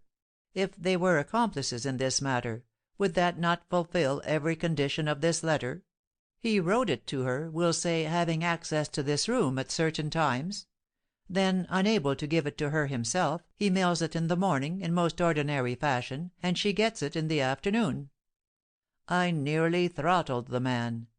Do you mean, then, that after this advice, Mrs. Van Wyck murdered her husband, being assured of the aid and protection of his valet? That's what I mean. And Mr. Markham gave me a quiet but meaningful glance that quelled my anger as no protestations could have done. I had to stop and think. I had known Anne only a few days, really. How could I tell of what she might be capable? And I could never forget her assertion that she was capable of crime. But to be leagued with a servant, against her husband, it was unthinkable. At last I burst out. I won't believe it. I won't listen to it. And you've left out one member of this household. What about that precious secretary? He has access to this room at all times. We know almost nothing about him. Why may it not be he who connived with his employer's wife? In the first place, said Markham, he is devoted to Miss Barbara. I fancy they're engaged. But it may be that he is really in love with Mrs. Van Wyck. I tell you, Mr. Sturgis, more crimes are committed for love than for money. Then what about Carstairs? I countered. If he had any motive, it must have been the money that he knew he would get at his master's death. He could have had no other reason. You don't suppose, do you, that he lifted his eyes to his master's wife? I don't suppose anything. And Markham passed his hand wearily over his brow. I have nothing to do with supposition. I must find tangible clues and positive evidence. I have nothing but this letter to work upon. I am glad of your aid, Mr. Sturgis, for I confess I find it a most baffling case. But unless you are willing to look at the matter from all sides, you can be of little assistance to me. I will help you all I can, Mr. Markham, but I make this condition. Don't tell of this letter quite yet. It is, as you say, a tangible clue, and I think we ought to learn something from it. But if you exploit it, you will only have panic as a result. After a little further persuasion, Markham agreed to say nothing of the letter just at present. He said we would both try our best to discover the truth from it, and I curbed my anger and indignation at his base suspicions because I really wanted to aid him. As a matter of fact, I was the only one who aided Markham in his investigations, or who even seemed interested in their results. Sometimes Anne would talk with us, but she was so contradictory and made such untenable suggestions that I could scarcely find out what her desires or intentions were. Barbara had taken the stand that she wished the investigation stopped. I could not learn her reasons for this, but I began to think it was because she feared what might be learned from them. Morland, I had reason to think, knew more about the matter than he was willing to tell. Whether he was guilty himself, or whether he knew the guilty person, I could not decide, but I was sure one or the other must be the case. I talked it all over with Condren Archer. He seemed to me to look at the matter very sensibly. "On the face of things," he said, "you must admit, Sturgis, that it looks as if one of the three Van Wycks must be implicated. So it appears to me that if we can throw suspicion elsewhere it would save the Van Wyck family." "And you would advise that?" I said in surprise. "You would willingly cast suspicion on an innocent person in order to shield one of the Van Wycks?" He looked straight at me. "Wouldn't you?" he asked, "if it were Anne who was in danger?" "I don't know," I said slowly. "You ought to know," he declared. "Look here, Sturgis, what is the use of denying the truth to each other? You are in love with Anne Van Wyck, and so am I. I don't for a moment believe that she killed her husband, but if she did, I'd rather not know it. Now, should we not do anything in our power to divert suspicion from her? I wouldn't accuse or convict an innocent man, but if by directing suspicion away from Anne we can save her, let us do so. And then afterward, let the better man win her." I had little doubt from Archer's assured air that he felt certain he himself would prove the better man, but I was not so sure of this. However, for the moment I must consider his proposition. I told him that I would certainly do all in my power to shield Anne, but it was because I believed her innocent, and not because I feared she was guilty. But he merely shrugged his shoulders at this, and gave me the impression, without saying so, that he thought me insincere. End of chapters 15 and 16.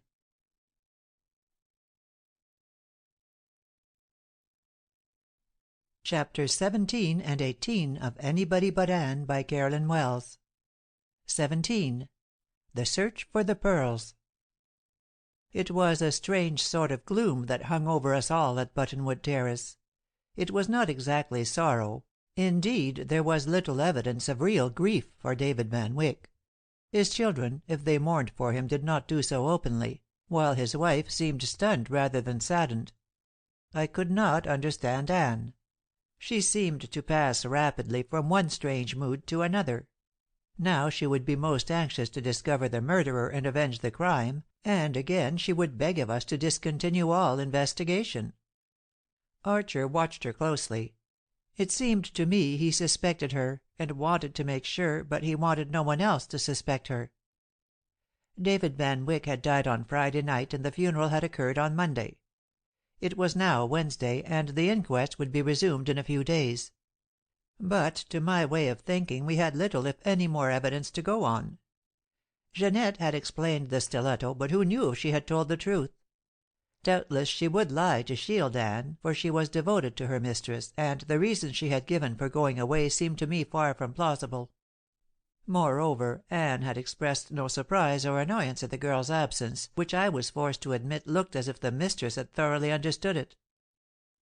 It was on Wednesday morning that I was strolling along the terraces, thinking deeply, when I became aware of voices below me. I glanced down a winding rustic stairway, and saw Anne and Condren Archer. He seemed to be pleading with her, and she looked disturbed and a trifle defiant. I turned away, having no desire to be an eavesdropper, but as I turned, Archer's voice rose in emphatic declaration, and I couldn't help hearing the words. He said, "Anne, I know you took the pearls.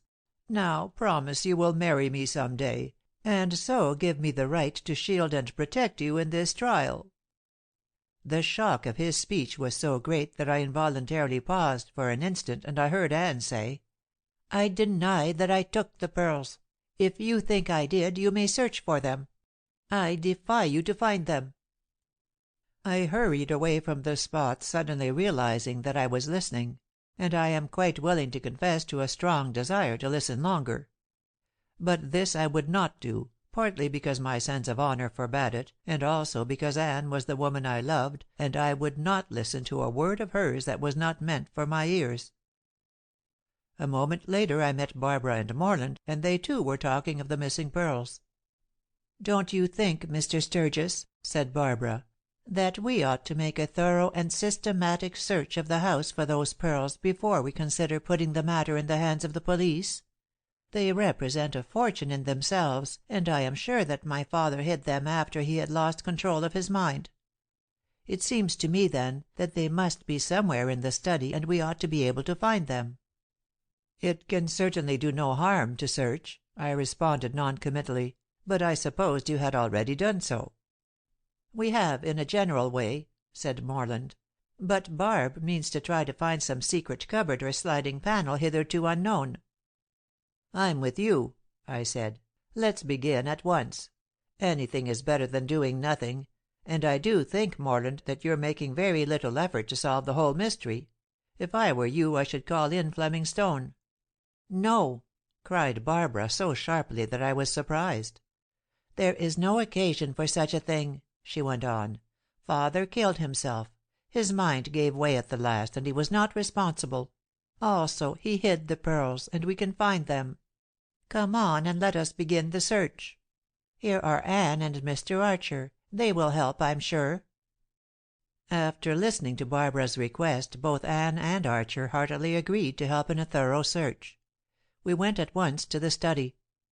Markham and Lassiter were already there, and we all went to work with a will.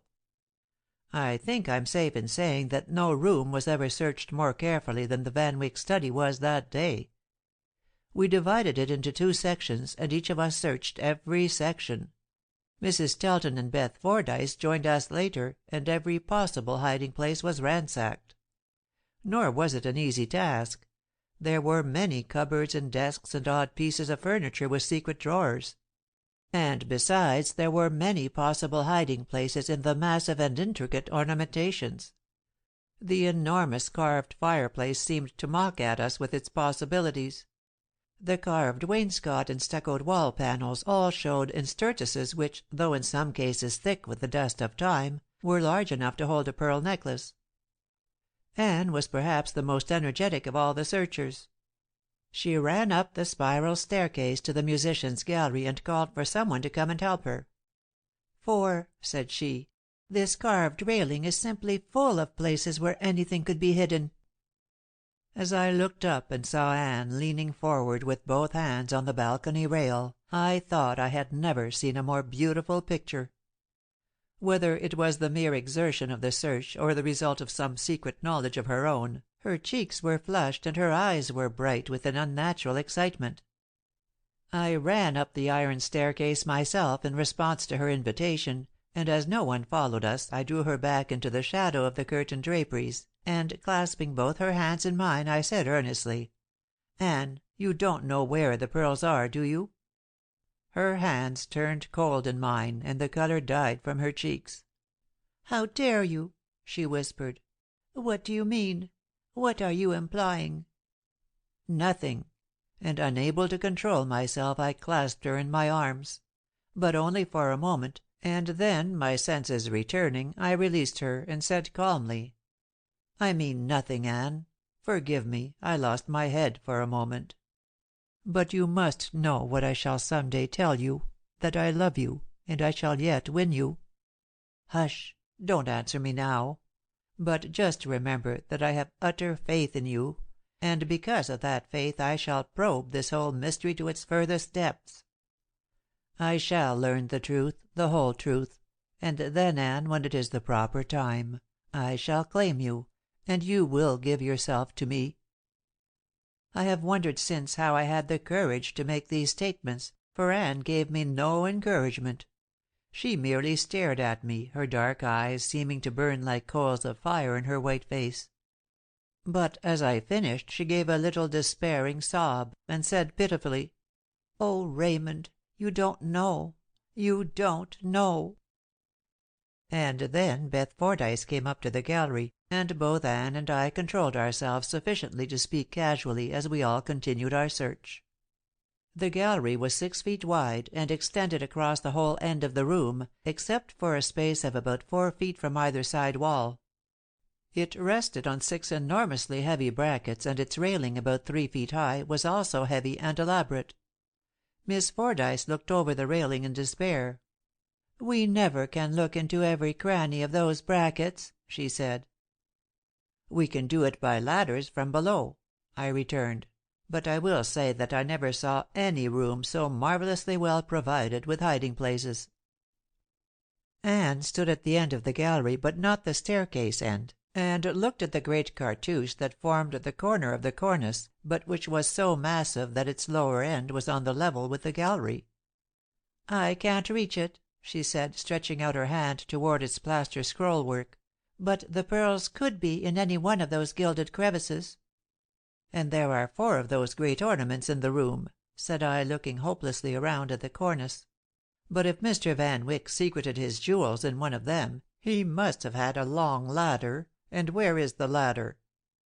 "He might have had a rope ladder," suggested Mrs. Stelton, looking self-conscious, as if she had voiced a brilliant idea. "But even so it must be somewhere, and we have found nothing of the sort," I said. Well, the search lasted all the morning without the least result. And to my surprise, after luncheon Mr. Markham proposed that we should search the other rooms of the house.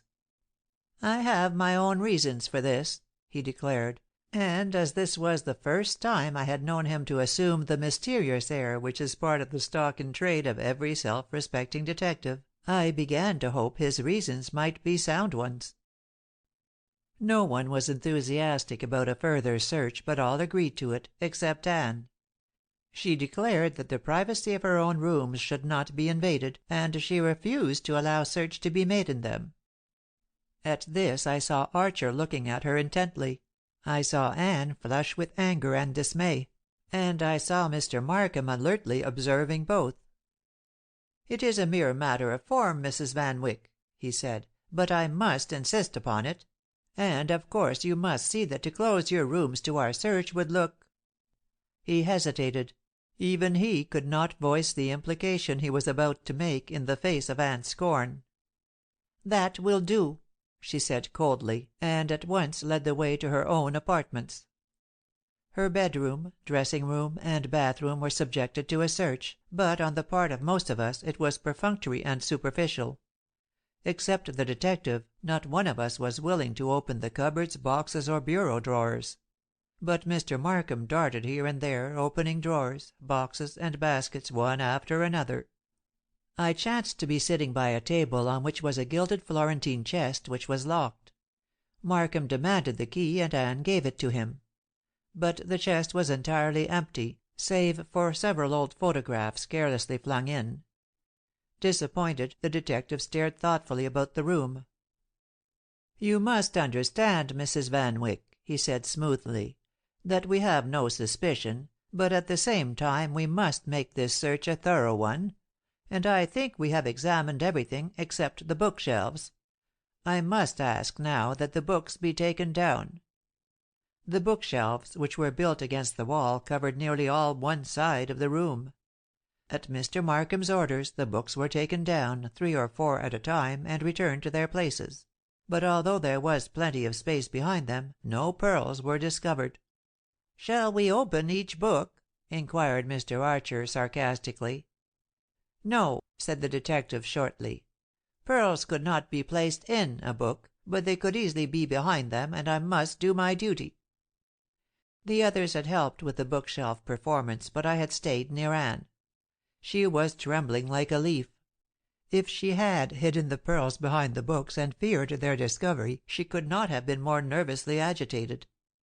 I noticed, too, that Archer was watching her closely, even while he was busily engaged in taking down and putting back the volumes.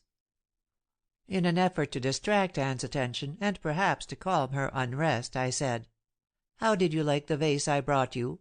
and I glanced at it where it stood on a small side table. "It is beautiful," she said, and thanked me with her eyes. "I have never seen a more exquisite piece of Venetian glass. But so very fragile. I would not let any one but myself touch it to unpack it, and even then I was afraid it would break while I was disengaging it from its wrappings. I was frightened, Raymond, lest Mr. Van Wyck should see it. He was so absurdly jealous that it would have made him very angry. But now it doesn't matter." Her lip quivered, and a strange look came into her eyes, but I was positive it was not regret that she no longer had to endure her husband's jealousy. At last Markham declared himself satisfied that the pearls were not in Anne's apartments, and, followed by his assistants, he went to search David Van Wyck's rooms.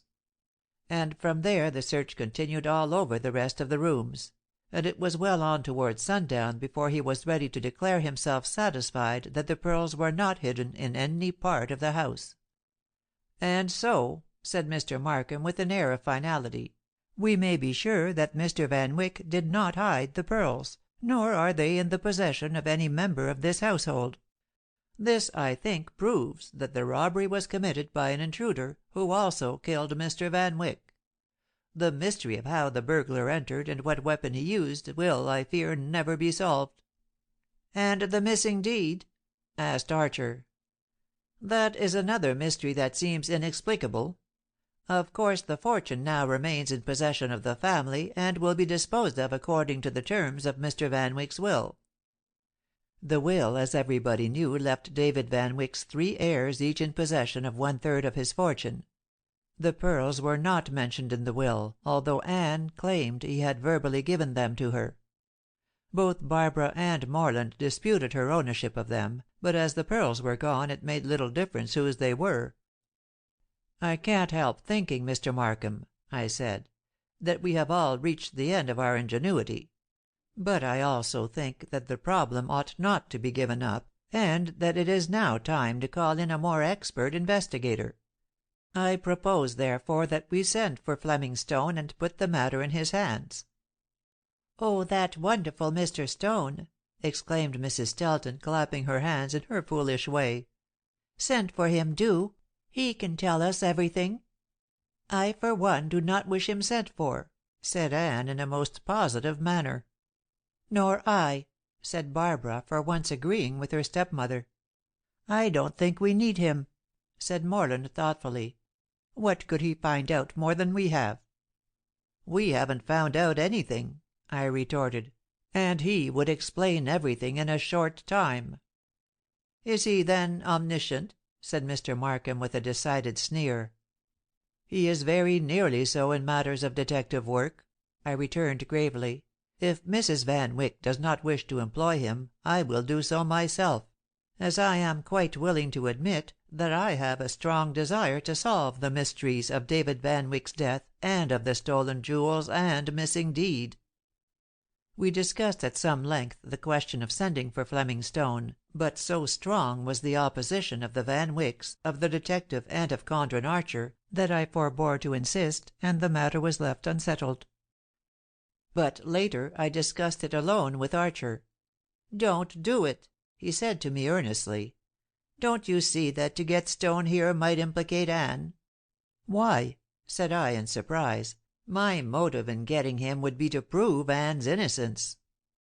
"Then, if you want to prove Anne Van Wyck innocent, or even to continue to think her so, don't send for Stone." And with these words Archer turned on his heel and left me. I went to the study, hoping to find Morland there, and to persuade him to agree to my views; but there was no one in the study except the secretary. "Mr. Lassiter," I said to him, "as man to man, won't you explain to me why you and Morland persist in these conflicting stories?" "My story is the true one," said Lassiter, looking me squarely in the eye. "When I left the room that night, Morland sat here," indicating a large carved seat near the fireplace, "and Mr. Van Wyck was at his desk. It all occurred as I related at the inquest. And, Mr. Sturgis, I will tell you what I have not told anyone else. After going out of the door, I went around the study and halfway down the front path to the road. Then, on an impulse which I cannot explain, I turned back and went and looked in at the study window, not the door, but the window at the farther end. And I distinctly saw Morland bending over his father's desk. Of course, at that time I had no thought of tragedy, and I hoped that father and son would make up their quarrel then and there.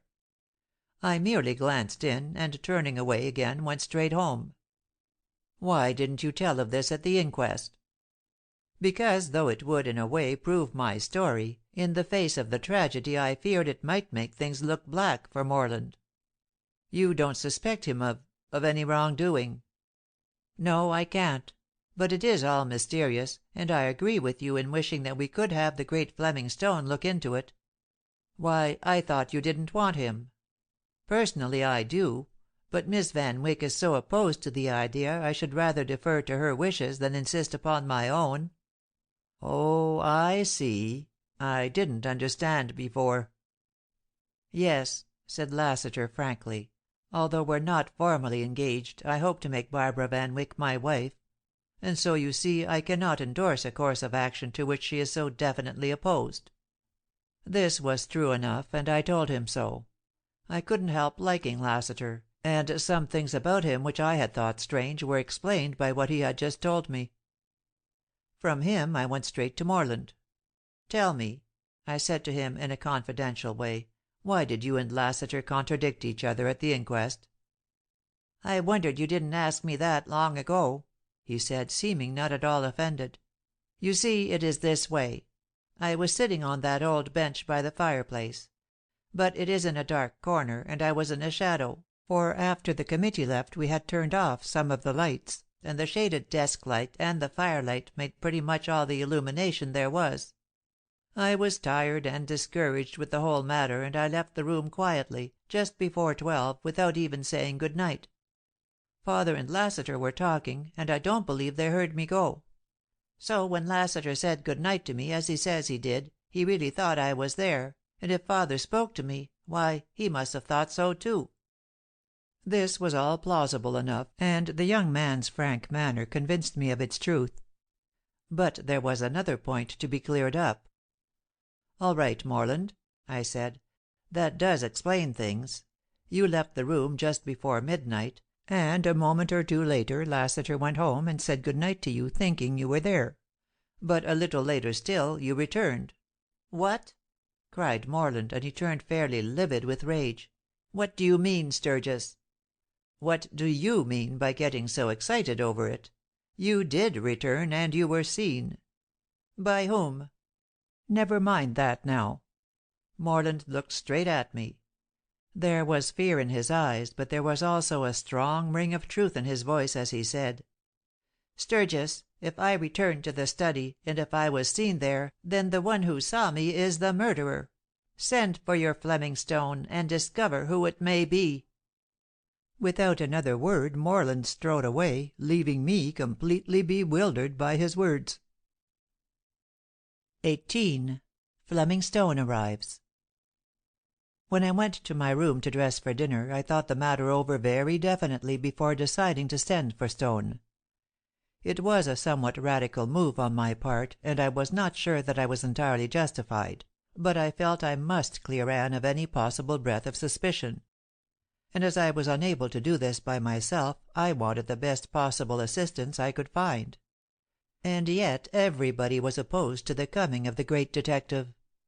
I felt sure that Barbara didn't want him to come because she suspected the guilt of either her brother or the secretary. I could see this from the way in which she looked at both men, and from some slight hints she had inadvertently dropped in conversation. And since it seemed to be fairly well proven that Morland Van Wyck and Barclay Lassiter were the last two people known to be with David Van Wyck, then one was in a way justified in suspecting one or both of these men. And Barbara, fearful that Fleming Stone's coming would mean disaster to her brother or her lover, naturally protested against it. Condren Archer had said frankly that he didn't want Stone to come lest he might implicate Anne. And when I remembered Anne's various inexplicable actions, and especially her agitation during the search in her room, I too trembled to think what Fleming Stone's investigations might disclose. Markham, the detective I knew, didn't want Stone, but that I ascribed to a petty professional jealousy. Of course the two detectives were not to be mentioned on the same day of the week, but Markham in his ignorance considered himself quite the peer of Stone. But, on the other hand, Lassiter, I knew, really wanted Stone, and only refrained from saying so out of consideration for Barbara. This to me was a fair proof of Lassiter's own innocence. And indeed, no breath of real suspicion had fallen on the secretary, except the general fact that he had had opportunity to steal the pearls, had he been inclined to do so. But what had brought my inclinations to a positive decision was the fact that Morland had said to send for Fleming Stone. He said it in the heat of passion and under the influence of anger, but he had said it, and I decided to consider that as authority. So I concluded to write at once before Morland could retract his permission. I made a rapid toilette and found I had time enough left before dinner to write my letter. It was not an easy matter, for I was not one of the principals in the case, and I didn't wish to tell Stone of my hopes regarding Anne. But I wrote a straightforward account of everything, and I begged him to come at once. I told him frankly that most of the household were opposed to his coming, but that Morland had sanctioned it, and if there were ever any question of authority, I would assume all the responsibility of having asked him, and would also be held responsible for the financial settlement. As I wrote, my mind became more firmly made up that I was doing right. I could never marry Anne while she was under this cloud, and even should she refuse to marry me, I must free her from any taint of suspicion regarding her husband's death. Of Archer's hint that Stone's coming might convict Anne of the crime I resolutely took no notice. If I could believe such a thing of the woman I loved, I would be utterly unworthy of her. But I wrote nothing of all this to Stone. I told him the simple facts of the case as I knew them. I told him the indications and evidences as I knew them, and I must admit that it did seem a tangle.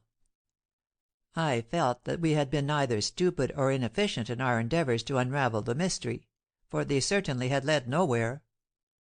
All suspicion of any person fell to the ground before the undeniable fact of that sealed room. And all suspicion of suicide fell to the ground in the absence of any weapon.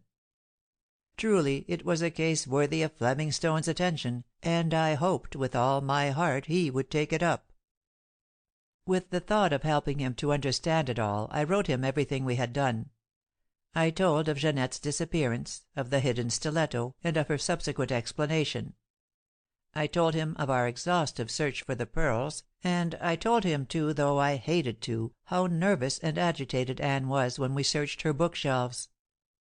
And then I told him, though I fully realized that all these things pointed in one direction, of the last words David Van Wyck said to his wife as he left the drawing room. How he had told her he was going to give away the pearls she looked upon as her own, and how he had said, "Now don't you wish I were dead?"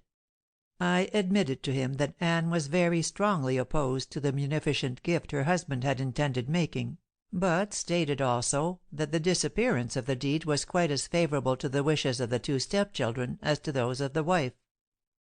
I told Fleming Stone all this, and I told him, too, that I believed Anne Van Wyck innocent, but for this belief I could give no reason. That letter went off Wednesday night. I sent it to the permanent address in New York which Stone had given me, though of course I had no means of knowing whether he was there or not. But by good fortune he was in New York, and he replied to my letter at once, so that late Thursday afternoon I received his reply. To my satisfaction, he declared himself willing to undertake the case, and incidentally complimented me on the clearness of my account and the definiteness of my written details. He said he would arrive Friday morning, and he begged me to keep the room from being disturbed any further. "Though I dare say," he wrote, "that by this time all possible clues are removed or destroyed through ignorance or carelessness. However, lock up the room at once, and let no one enter it until I get there." This instruction was scarcely necessary, for the study had had few occupants since the tragedy. Everybody avoided the place, and the servants could scarcely be induced to enter it. I knew it had not been swept or dusted since the fatal night, and I hoped that Stone's marvelous powers could find clues where we had seen none. To be sure, we had searched it thoroughly for the pearls, and no one of us had then found anything in the way of evidence. But we were not trained observers, and I had great hopes of Stone's wizardry. After dinner I walked on the terrace with Anne. I had announced at the dinner table that I had written for Fleming Stone, and that I had done this with Morland's consent. I glanced at Morland as I said this, but he made no response beyond a slight affirmative nod. There was a silence after my announcement, and then Mrs. Stelton began to babble, and Beth Fordyce began a rapturous eulogy of Fleming Stone and his work. But the others said nothing, either for or against the coming of the detective. As we walked on the terrace I tried to draw Anne out on the subject. But she only said wearily, "It doesn't matter. It would have to come out some time, I suppose. Shall you mind, Raymond, when your friend Stone proves me a criminal?"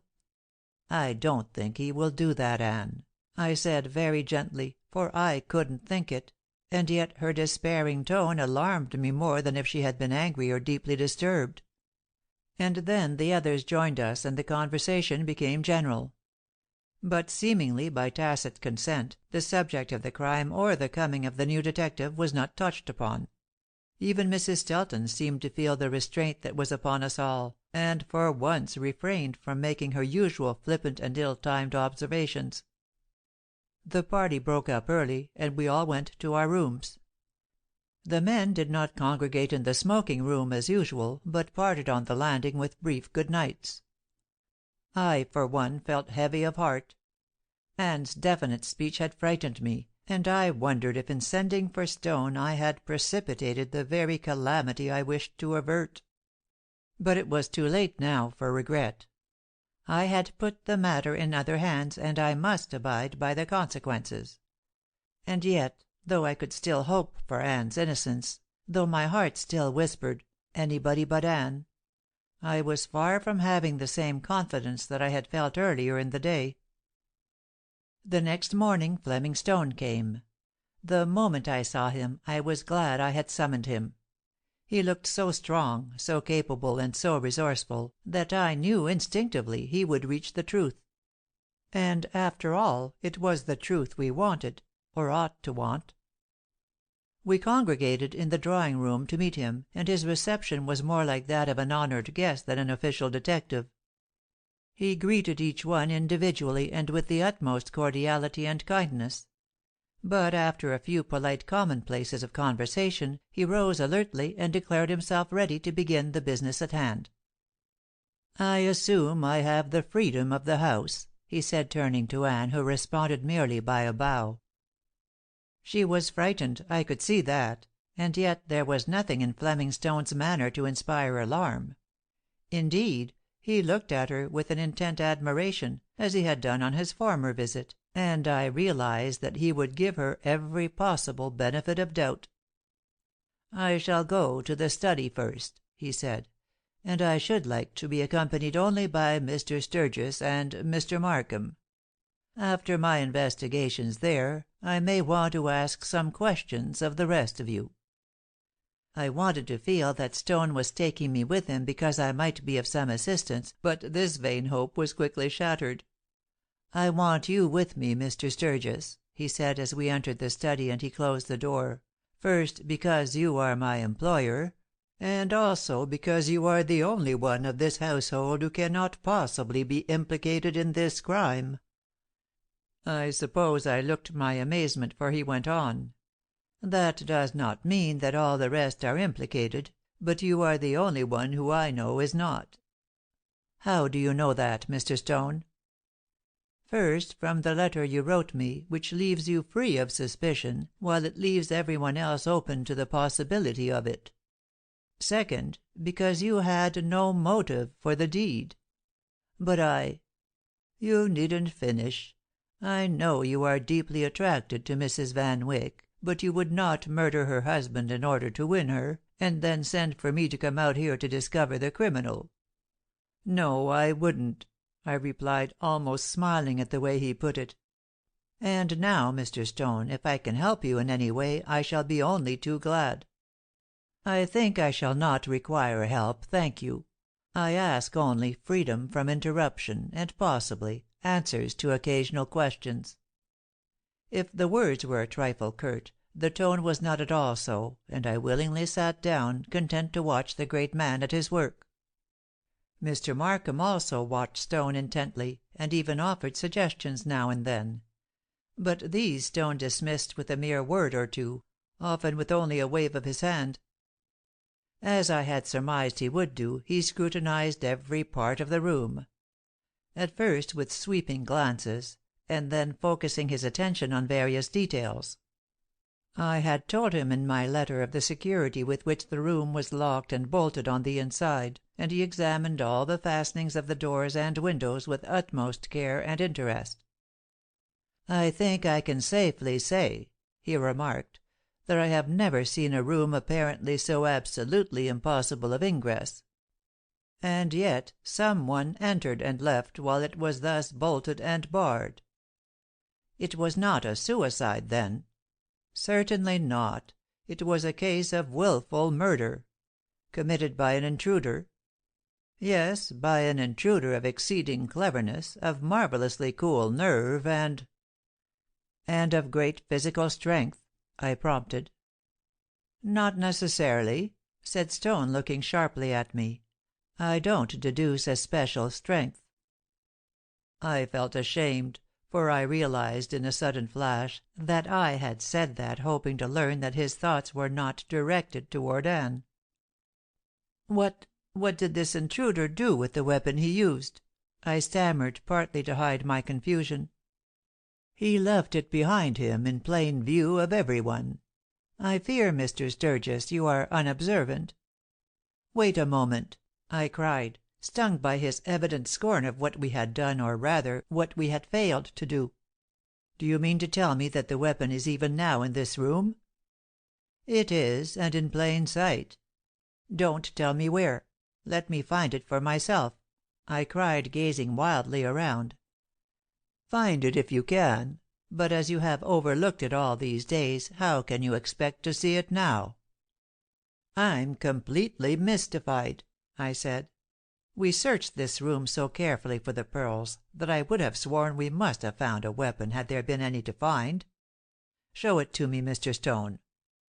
There it is," and Fleming Stone pointed quietly to a bill file which stood on the desk. It was of the ordinary type, with a heavy bronze standard and a long, sharp, upright spike.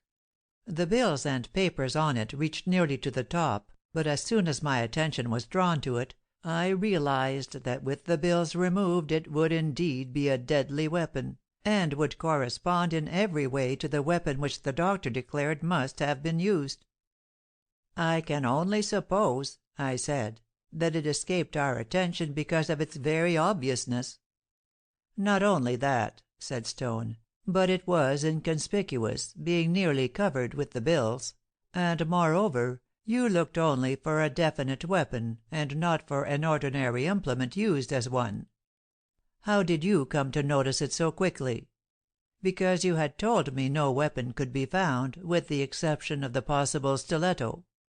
And that did not greatly impress me, for no one would leave evidence of a crime in so simple a hiding place.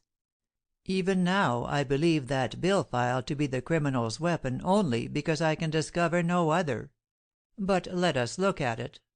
If we find a particle of blood stain on the papers, I think we may have no further doubt." Fleming Stone carefully lifted the bills from the metal rod that pierced them. Drawing a lens from his pocket, he examined the bill file and several of the papers. "It was used to kill Mr. Van Wyck," he declared. "It was carefully wiped off and the bills returned to it. The particles of blood remaining on it are scarcely perceptible to the naked eye, but may clearly be seen through the magnifying glass. You may perceive also some faint stains around the holes in the papers where they slid down the spike. As this is vital evidence, I will put it safely away." Fleming Stone put the file with its papers in a small cupboard of the desk, which he locked and then took out the key. After that, for a long time, Markham and I sat silently watching him as he proceeded with his scrutiny of the room. Occasionally he examined something through his glass, occasionally he picked up a scrap of something from the floor and put it in his notebook or pocket. At last I could contain myself no longer, and I burst out with, "Mr. Stone, do you know how the murderer got in and out?" "I do not," he replied. "I haven't the faintest idea. But since a human being did do so, another human being may discover how." I felt that he was avoiding the masculine pronoun on purpose, and again my heart sank, as I feared for Anne. After an hour or so, though it seemed ages, Fleming Stone declared his investigation of the room completed, and announced his desire to see next some of the servants. I took him across the house to the kitchen quarters, and in the butler's pantry we found a footman and 2 maids. After a quick glance at the faces of the trio, Mr. Stone interrogated the more intelligent looking of the maids. "When express packages arrive," he said to her in his pleasant way, "who attends to them?" "A footman, sir," said the girl, with an air of proud importance at being questioned. "What footman? This one?" "Yes, sir. That's Jackson, sir. He most always takes the express parcels." "Ah, then you can speak for yourself, Jackson. On the day of your master's death, did any express parcels arrive?" "Yes, sir," replied Jackson. I remember there were 3 came that morning." "What was in them?" "Supplies for the pantry, sir. Mostly bottles and jars, sir." "And what were they packed in? Excelsior?" "Yes, sir. Excelsior and straw." "And was there no other parcel, containing china or glass?" "There was another, sir, but not by express. Mr. Sturgis brought it. That was glass, and it was taken to Mrs. Van Wyck's room." Fleming Stone turned to me. "What was the packing, Mr. Sturgis?" he said. "I don't know," I replied, greatly mystified at this turn of affairs. "I brought a glass vase as a gift to Mrs. Van Wyck, but she opened the box when I was not present." "I emptied the box, sir," volunteered Jackson, "and it was full of tissue paper cut into little scraps."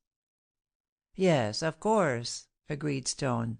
"That is what a fine piece of glass would naturally be packed in. That is all. Thank you, Jackson." Slowly and thoughtfully Stone walked back through the house. He detained me a moment as we passed through the dining room. "You want me to go on with the case, Mr. Sturgis?" he said, "wherever the results may lead?" I shuddered at this question, coming right on top of his discovery of Anne's glass vase.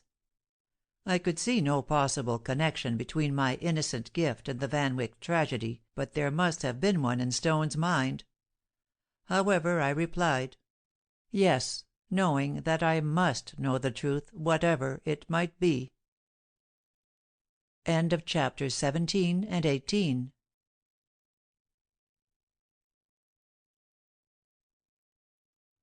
Chapters 19 and 20 of Anybody But Anne by Carolyn Wells. 19. The 2 Carstairs. We all 3 went back to the study. Stone looked thoughtful, even puzzled. "It is the most mysterious case I have ever known," he said. "I heard you say once," I observed, "that the deeper the apparent mystery, the easier the solution. And that is true in a way, Mr. Sturgis. A simple, commonplace case with little mystery and much seemingly direct evidence is often more difficult than a case which presents startling and strange features." "Well," put in Mr. Markham, "if another mystery will help you in the matter, here it is." And he handed Fleming Stone the typewritten letter.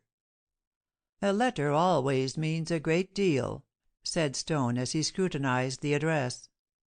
Markham and I watched him almost breathlessly as he drew out the letter and read it. He studied both the sheet and the envelope for a few moments, and then looked up and said quietly, "The letter is a decoy." "We thought of that," said Mr. Markham, eager to seem astute. "And it was mailed the day of Mr. Van Wyck's death, and the letter was written on the typewriter in this very room." "Mailed in the morning and received in the afternoon," agreed Stone, glancing at the postmarks. "It was written on 2 different typewriters, and to my mind this clearly tells the whole story. I am willing to aver that whoever sent this missive abstracted from Mrs. Van Wyck's room, perhaps from her waste basket, a complete letter, probably an unimportant one, which she had received duly in her Friday afternoon mail. That letter bore writing only on its first page. It might have been a printed advertisement. Whoever was managing the affair tore off that first page and utilized this second half of the sheet for this letter, bringing it in here to write. Then it was an easy matter to put it back in the envelope, thus making it seem like a letter which had come duly through the mail. It was brought to you a bit of faked evidence, and I doubt if Mrs. Van Wyck ever saw the letter at all." "But it was found in a book she was reading the very night the crime occurred," said Mr. Markham. "You mean you have been told that it was. Have you asked Mrs. Van Wyck herself?" "Would she admit it if she were guilty?" said Mr. Markham, with a triumphant air of having said something clever. "Not in so many words, perhaps, but surely one could judge from her manner. Now then, to discover who did write this letter, which ought not to be at all difficult. It does not bear on its face evidence of being the work of either of David Van Wyck's children." "No," agreed Mr. Markham, eagerly. They would scarcely connive with their stepmother in such a deed." "I don't mean that. There was no conniving. Nobody really wrote to Mrs. Van Wyck that she should do this thing and he would protect her. The thing is a fraud, I tell you, and was written merely to throw suspicion on Mrs. Van Wyck. I could have hugged Stone for this. Wherever his deductions might lead it would certainly be toward anybody but Anne.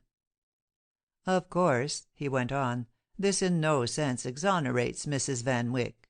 Nor does it prove anything except that someone chose this means of throwing suspicion on her. It was cleverly done, and yet it is, after all, a clumsy piece of work, for it bears on its face the stamp of fraud. Anyone ought to know to-day that the fact of using different typewriters would give away the game. Therefore it was written by someone who—by the way, are there any French people in the house?" Stone asked this question after a further perusal of the letter. "Yes," said Mr. Markham, quickly, "there are 2 of them. I have a strong conviction that one of them wrote this letter." "Carstairs. I told you so," and Mr. Markham looked elated. "He's Mr. Van Wyck's valet, and I knew all along he was in connivance with Mrs. Van Wyck." Fleming Stone looked at him. "I have told you," he said, "this letter does not mean connivance. Would this valet for any reason want to throw suspicion on Mrs. Van Wyck?" "I don't know," and Mr. Markham looked positively sullen because Fleming Stone's deductions did not seem to agree with his own. "Who is the other French person?" asked Stone. "It's Carstairs' mother," I said. "She is housekeeper here." "Carstairs is not a French name." "No, Mr. Stone, but she is a French woman. I believe her husband was an Englishman, and her son seems to have the traits of both. Mr. Van Wyck considered him an exceptionally good valet." "Please send for them both," was Fleming Stone's order, and Markham rang the bell. The 2 Carstairs came in together, and to my mind the mother looked like a lioness defending her young. Surely whatever traits this strange woman possessed, her maternal instinct was among the strongest. She looked defiant as she entered, and putting Carstairs in the background she herself took a chair near Stone and seemed ready to answer questions. Of course we had told Fleming Stone everything we knew concerning the whole matter.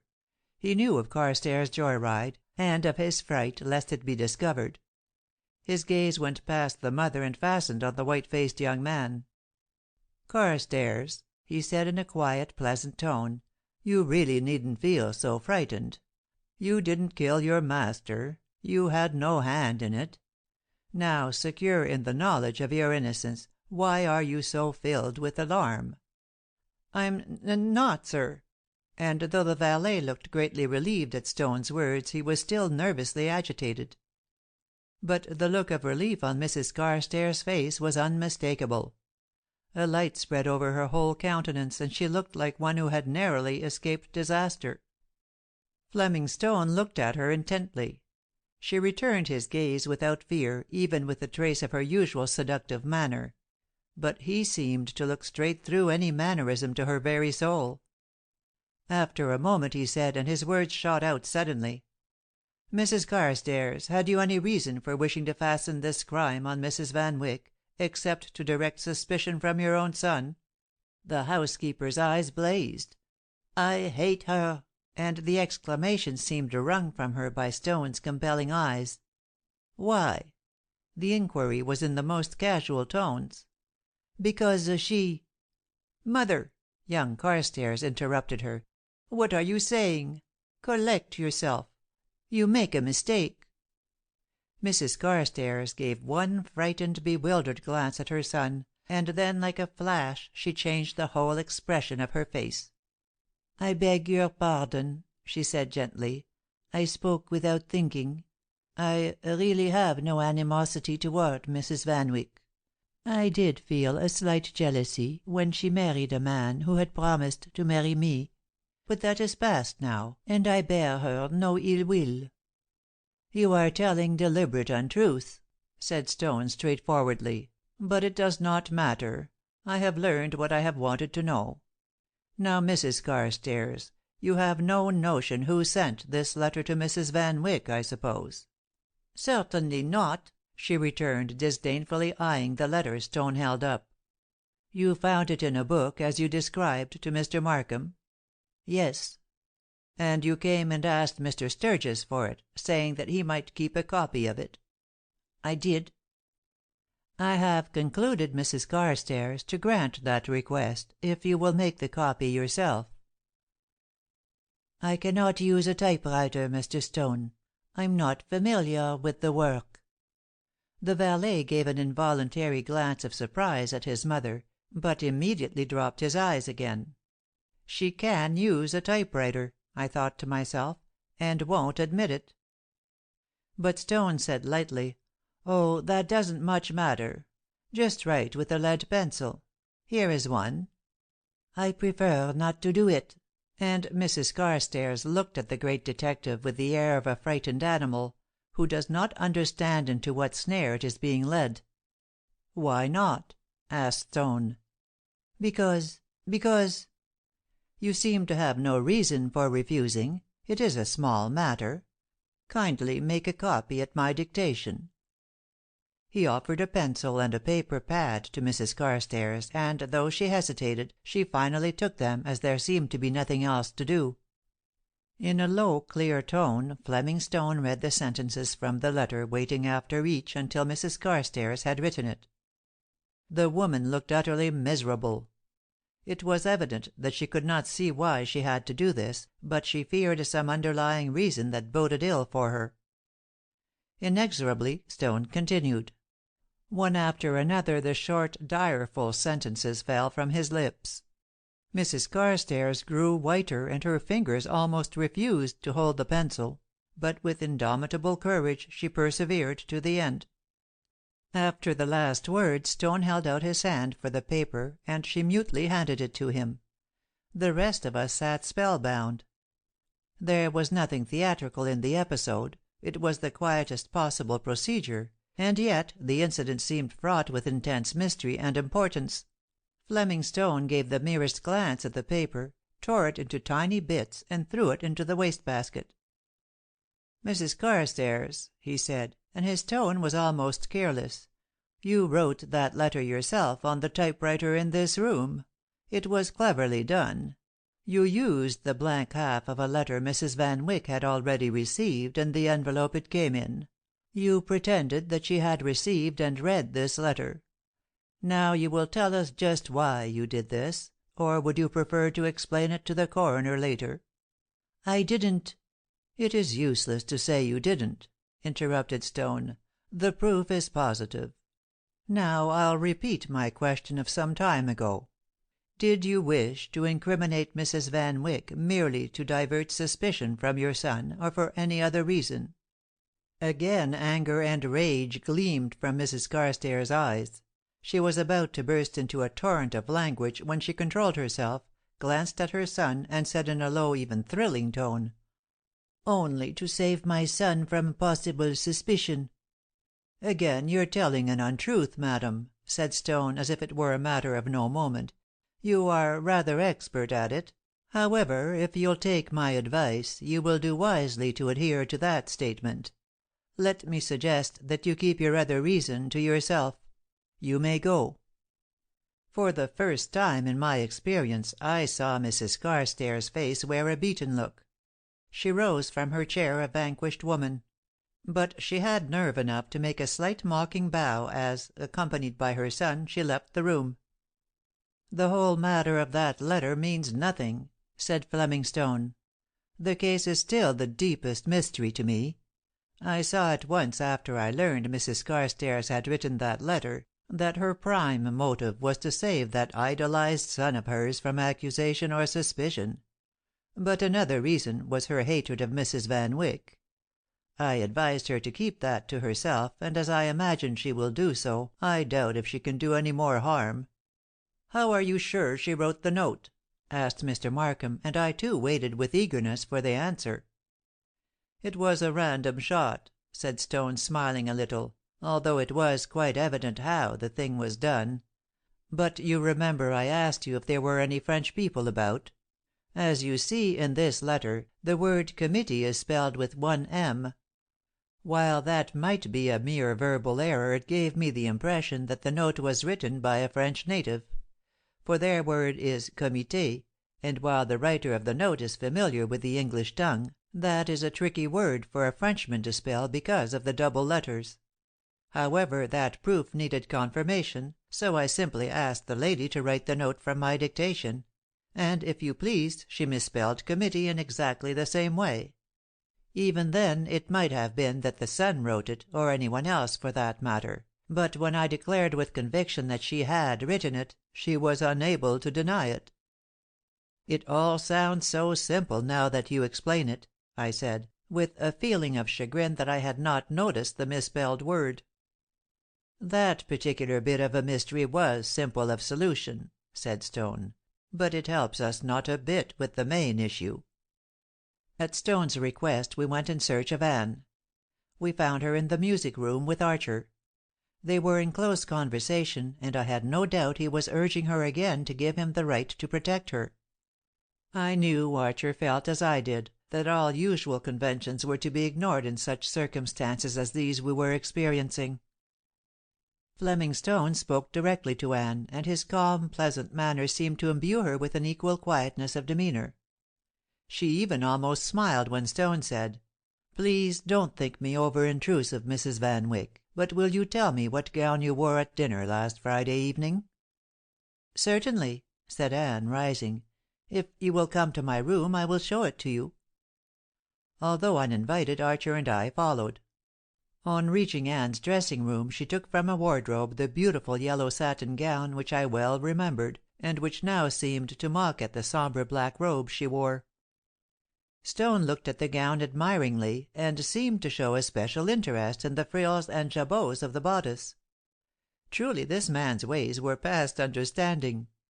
What clue could he expect to find in this way? "And when you came to your room that night, did you keep on this gown until you prepared to retire?" "No," said Anne, looking at him wonderingly. But even as she looked her eyes fell before his, and she continued in a hesitating way, "No. I changed into a negligee gown." "May I see that?" asked Stone, pleasantly. This time, it seemed to me with reluctance, Anne took from the wardrobe a charming boudoir robe of chiffon and lace. It was decorated with innumerable frills and rosettes, and again Stone seemed eagerly interested in the trimmings. He even picked daintily at some of the bows and ruches, saying lightly, "I am not a connoisseur in ladies' apparel, but this seems to me an exquisite confection." "It is," replied Anne. "It is Parisian." But she spoke with a preoccupied air, and I knew she was deeply anxious as to the meaning of all this. She hung the gown back in its place, and then Stone seated himself, after having courteously placed a chair for her. "I warned you I should ask a few questions, Mrs. Van Wyck," he began. "So please tell me, first, how you occupied the time before you retired that evening." Anne's embarrassment had vanished, and she looked straight at her questioner as she replied in even tones. "I'm afraid I did nothing worth while. I wrote one or two notes to friends, glanced through a book about gardening, tried on a new hat, and then unpacked a glass vase which Mr. Sturgis brought me, because I preferred not to trust that task to a servant." "And your maid was here when you finally retired?" "No. I had dismissed Jeanette earlier, and told her she need not return." "And did you leave your rooms late that night?" "No." "Not at all?" "No." But Anne was fast losing control of herself. Her voice trembled, and her large eyes were fixed on Stone's face. His expression was one of infinite pity, and he said gently, "Please think carefully, and be sure of what you are saying." "I am sure," murmured Anne, and then Archer leaned over and whispered to her. What he said I do not know, but it must have been an accusation of some sort, for Anne turned scarlet and stared at Archer with angry eyes. She glanced at her bookshelves, and then back at Archer, and then at Stone, and finally, with a look of pathetic appeal, directly at me. I knew she was asking my help, but what could I do? In a sudden, desperate attempt to relieve her, for at least a moment, I turned the subject, and, touching the beautiful Florentine chest on the table beside me, I drew Stone's attention to it as a work of art. "Yes," he agreed, "it is a fine piece, worthy of holding the family heirlooms. Instead of which," I said, lightly, "Mrs. Van Wyck uses it merely as a receptacle for old photographs." Anne's agitation seemed to be increasing, and, determined to keep Stone from addressing her for a few moments longer, I opened the chest to prove my words. Stone glanced carelessly at the old pictures, faded except round the edges, and then, suddenly rising, he picked up 2 or 3 and looked at them intently. A sudden light flashed into his eyes, and, turning to Anne, he said in tones of genuine admiration: "Wonderful, Mrs. Van Wyck! Positively splendid! I congratulate you." I looked at him in amazement. There was no portrait of Anne among the old photographs he held, and what he meant I could not imagine. But Anne knew. Sinking back in her chair, she covered her face with her hands and gave a low moan. 20. The Mystery Solved. Just then Barbara and Morland came into the room. "What's the matter, Anne?" Morland asked. "Who's bothering you? I won't have it." He went to her and put his arm round her, and, seemingly encouraged by his strength and sympathy, Anne looked up and with an effort regained her poise. "They're mine!" she exclaimed, addressing herself to Stone, while her dark eyes flashed defiance at him. "I don't doubt it," he replied, and then he looked at her in a perplexed way. For a moment these two exchanged glances, and it seemed as if they had superhuman powers of reading each other's thoughts. Then Stone gave a little nod, straightened himself up, and said: "We must go on, whatever the outcome." Then, speaking to us all generally, he said: "I have found the missing pearls.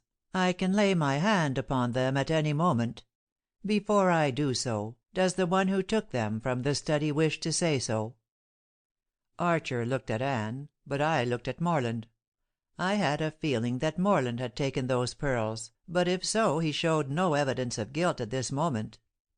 Fleming Stone looked at no one in particular, and after a moment's pause he said: "Then I will simply hand them to their owner."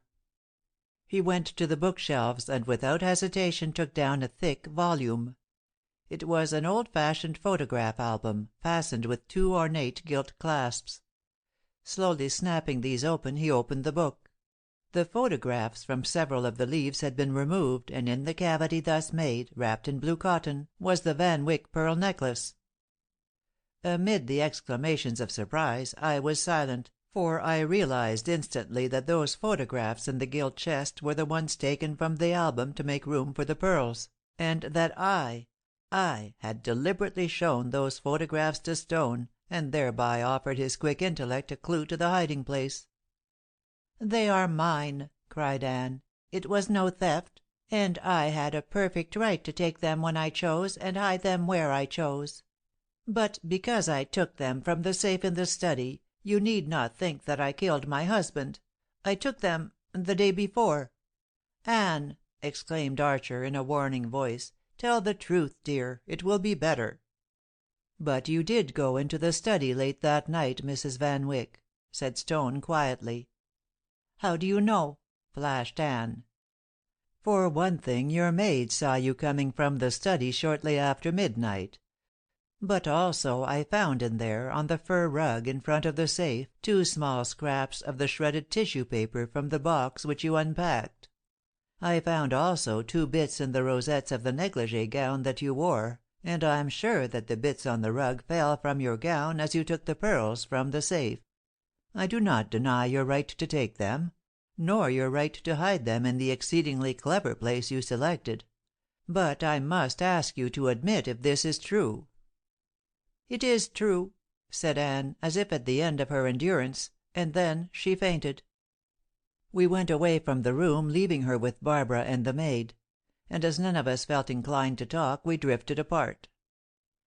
Fleming Stone seemed more than ever thoughtful and preoccupied. I would have talked with him, but he asked to be left to himself, and went directly to the study.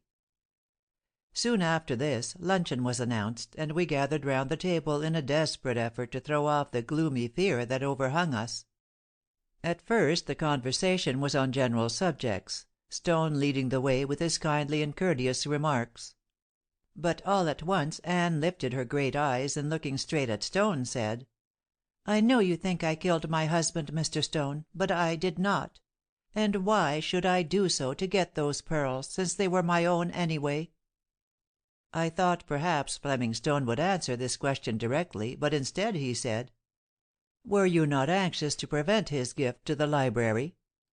Then Morland spoke in a terse, hard voice. "You mean by that, Mr. Stone, that Anne took the deed of gift from my father's desk? That is not true, for I took it myself." "You did?" said Stone, looking at him sharply. "Yes, I did. I told the truth when I said I left the study before Lassiter did. But I don't think Lassiter knew this, and he thought I was there when he went away. But a little later I returned. My father was not there. The outside door was open, and I think he had stepped out on the terrace. However, I took the deed, and I have it in my possession still, but as it is unsigned it is of no value to anybody.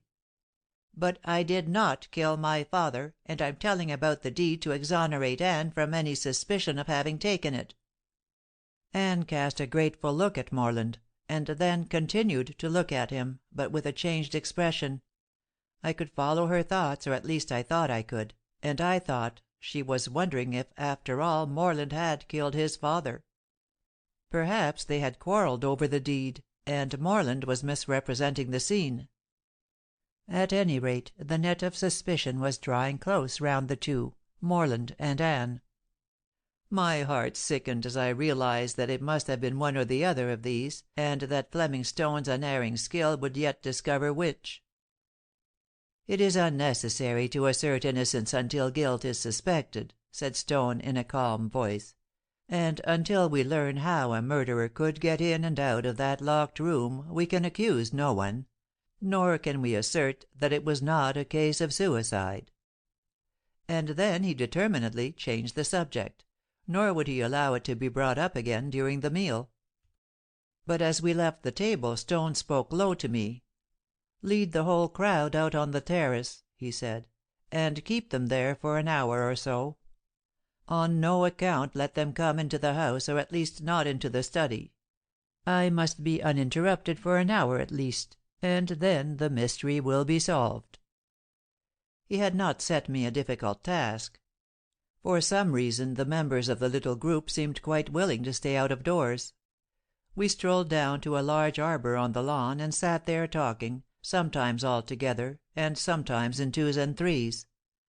After a while Markham joined us, and inquired how far Mr. Stone had progressed in his investigations. Anne told him frankly enough that she herself had taken the pearls from the safe, and Morland repeated his admission of having taken the deed. Mr. Markham was excited over these revelations, but the strange apathy that had settled down on our people was not greatly stirred by his comments. Presently Archer and Beth Fordyce went off for a walk around the garden. Mrs. Telton asked me to go too, but I declined, as I had my work of keeping the people out of the house. It was just about an hour before Stone rejoined us. He greeted Mr. Markham pleasantly enough, and then turned to me. "As my employer," he said, "shall I make my final report to you?" "To all of us," I replied. "I asked you to come here, but Mrs. Van Wyck and David Van Wyck's children are quite as much entitled to hear your report as I am."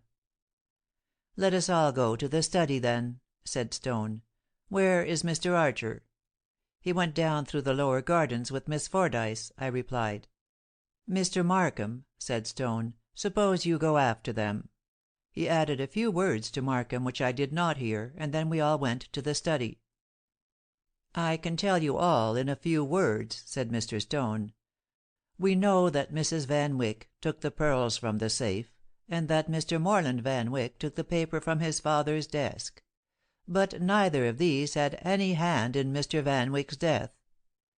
Mr. Van Wyck was murdered later that same night. He was stabbed with this bill file," and Stone produced the file in evidence. "After killing Mr. Van Wyck, the murderer himself carefully fastened all the doors and windows, and left the room by a secret exit.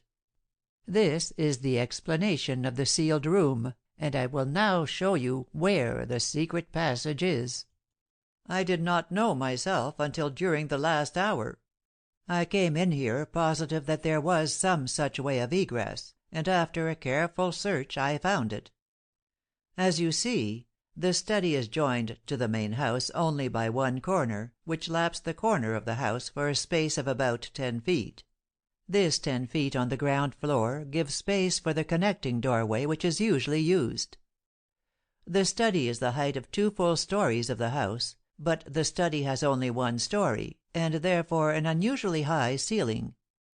The deep cornice has an immense cartouche ornamenting each corner. It seemed to me that behind this cartouche, in the corner that touches the house, was the only possibility of a secret exit from this room. All eyes turned at once to the great shield-shaped affair of which he spoke. It was quite large enough to conceal a secret door, but at a height of 25 feet or more from the floor it was entirely inaccessible.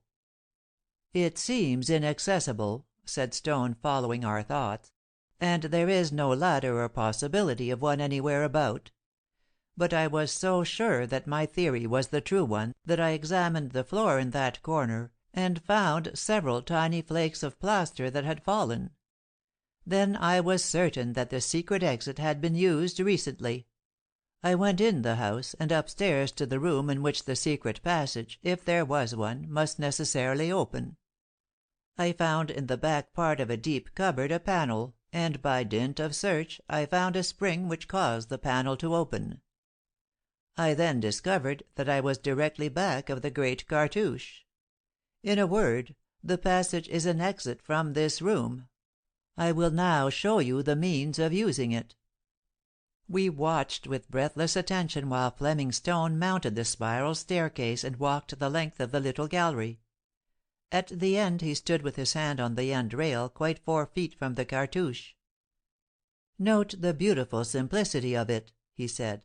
"Merely loosening a bolt on the under side of the end railing caused the whole end of the balcony to fall outward. As it did so, the grate and bracket beneath swung the other way, acting as a counterweight, and what had been the end railing of the gallery was now a horizontal bridge straight across to the cartouche. Moreover, mechanism in the wall had at the same time raised the outer shell of the cartouche, which was hinged at the top, and disclosed a small doorway. "That is all," said Mr. Stone, speaking to us from the gallery. "As I said, it is beautifully simple. Once unbolted, a person's weight serves to throw down the railing as a bridge and open the cartouche. Now you will see that, as I step off and through this doorway, the removal of my weight causes the railing to swing back to place and the cartouche to close." Stepping off the railing upon a ledge and through the door, Stone disappeared, and the mechanism worked exactly as he had said. A moment later he reappeared. "You see," he resumed, "that is the way David Van Wyck's murderer left this room, after securely locking it with the intent to involve the affair in deepest mystery. You all know, I suppose, who occupies the room into which the secret passage opens on the second floor of the house?" "I know," said Anne. "It is Condren Archer." "And Mr. Archer has gone away," said Fleming Stone significantly. "I have sent Mr. Markham after him, but as I understand it, I was employed here to solve a mystery, and not to arrest a criminal. In fact, I have not proved that Mr. Archer is the criminal, but I think no one doubts it." It was at this point that Beth Fordyce returned to us. "Oh, Anne," she said, "Mr. Archer said that he had to go away very suddenly. He had had a telegram or something, and he asked me to tell you good bye for him, and to give you this letter." "It is his confession," said Anne in a low voice, as she took the letter from Beth. "I felt sure of it all the time. Raymond, will you read it aloud?" I was touched at the confidence she showed in me, and, taking the letter, I opened it. It bore no address, and began abruptly thus: "This is not a confession, but an explanation of why I killed David Van Wyck. I know now that Fleming Stone's penetration will discover the secret passage which Mr. Van Wyck himself explained to me a few days before his death. And so I am going away, not fleeing from justice, but because I do not look upon myself as a criminal. I killed Mr. Van Wyck, not in self-defense, but in defense of one far dearer to me than myself. Last Friday night, after having gone to my room at 11 o'clock, I came downstairs again about midnight, with no intent other than a stroll on the terrace. I had been there but a few moments when Mr. Van Wyck joined me. I do not wish to repeat his conversation, but I realized what a vicious, cruel, and even diabolical husband he was to the woman I adored. I speak frankly of this adoration, for it is no secret. David Van Wyck talked of his wife in a way that made my blood boil, and I was about to tell him so when, his attention attracted by a sound in the study, he beckoned to me, and we looked in at the window. Mrs. Van Wyck was taking the pearls from the safe. As we watched, she carried them from the room, closing the door behind her. David Van Wyck drew me into the study with him, and exclaimed in fiendish glee, "Now I have her where I want her. I shall denounce her as a thief, and see if she will then be so high and mighty toward me." I begged him not to do this, whereupon he accused me of being in love with his wife, and made other wicked assertions that I could not stand. He repeated his intention to give away all his money, to get back the pearls, and to denounce Anne as a thief; and he became, I really think, momentarily insane in his rage.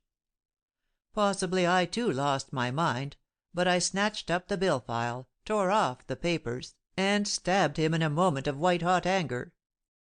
I carefully locked up the study, hoping the deed might thus be an insoluble mystery. I left the room by the secret exit, which leads directly to the cupboard in the bathroom adjoining my bedroom. It was through this panel I had disappeared the night Sturgis looked for me. I went back to the study to see if I had left behind me any incriminating evidence. I found none, but after Mr. Stone deduced Mrs. Van Wyck's presence in the study by scraps of tissue paper, I have no doubt he will in some way trace mine. As to my act, I will not call it a crime. I do not regret it. I have saved Mrs. Van Wyck from the cruelties of a monster, and I am glad of it. But I refuse to pay the penalty for this, and so I shall disappear forever from the country. I could not do this if I thought I could ever win my heart's desire. But I know, Anne, that in the after years you will find joy and peace with a man who is worthy of your regard, though it pierces my heart to admit it. But even if through crime, Anne, I have saved you from the further despotism and insults of a brute, and the knowledge of that is my reward. Condren Archer. I finished reading, and there was a death-like silence. I think not one in the room wished to prosecute Archer. I think each heart was praying that Markham might not find him. "I told Mr. Markham to detain Mr. Archer if he found him," said Fleming Stone slowly. "I fear that I regret doing so."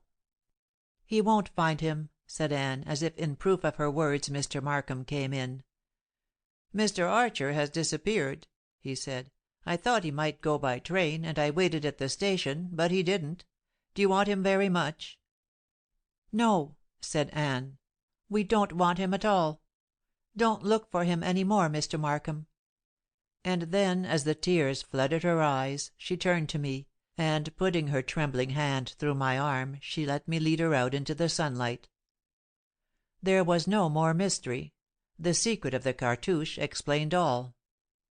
The 2 Carstairs were dismissed from the Van Wyck service without punishment; for Anne never knew of the villainous note that had been written to bring trouble to her.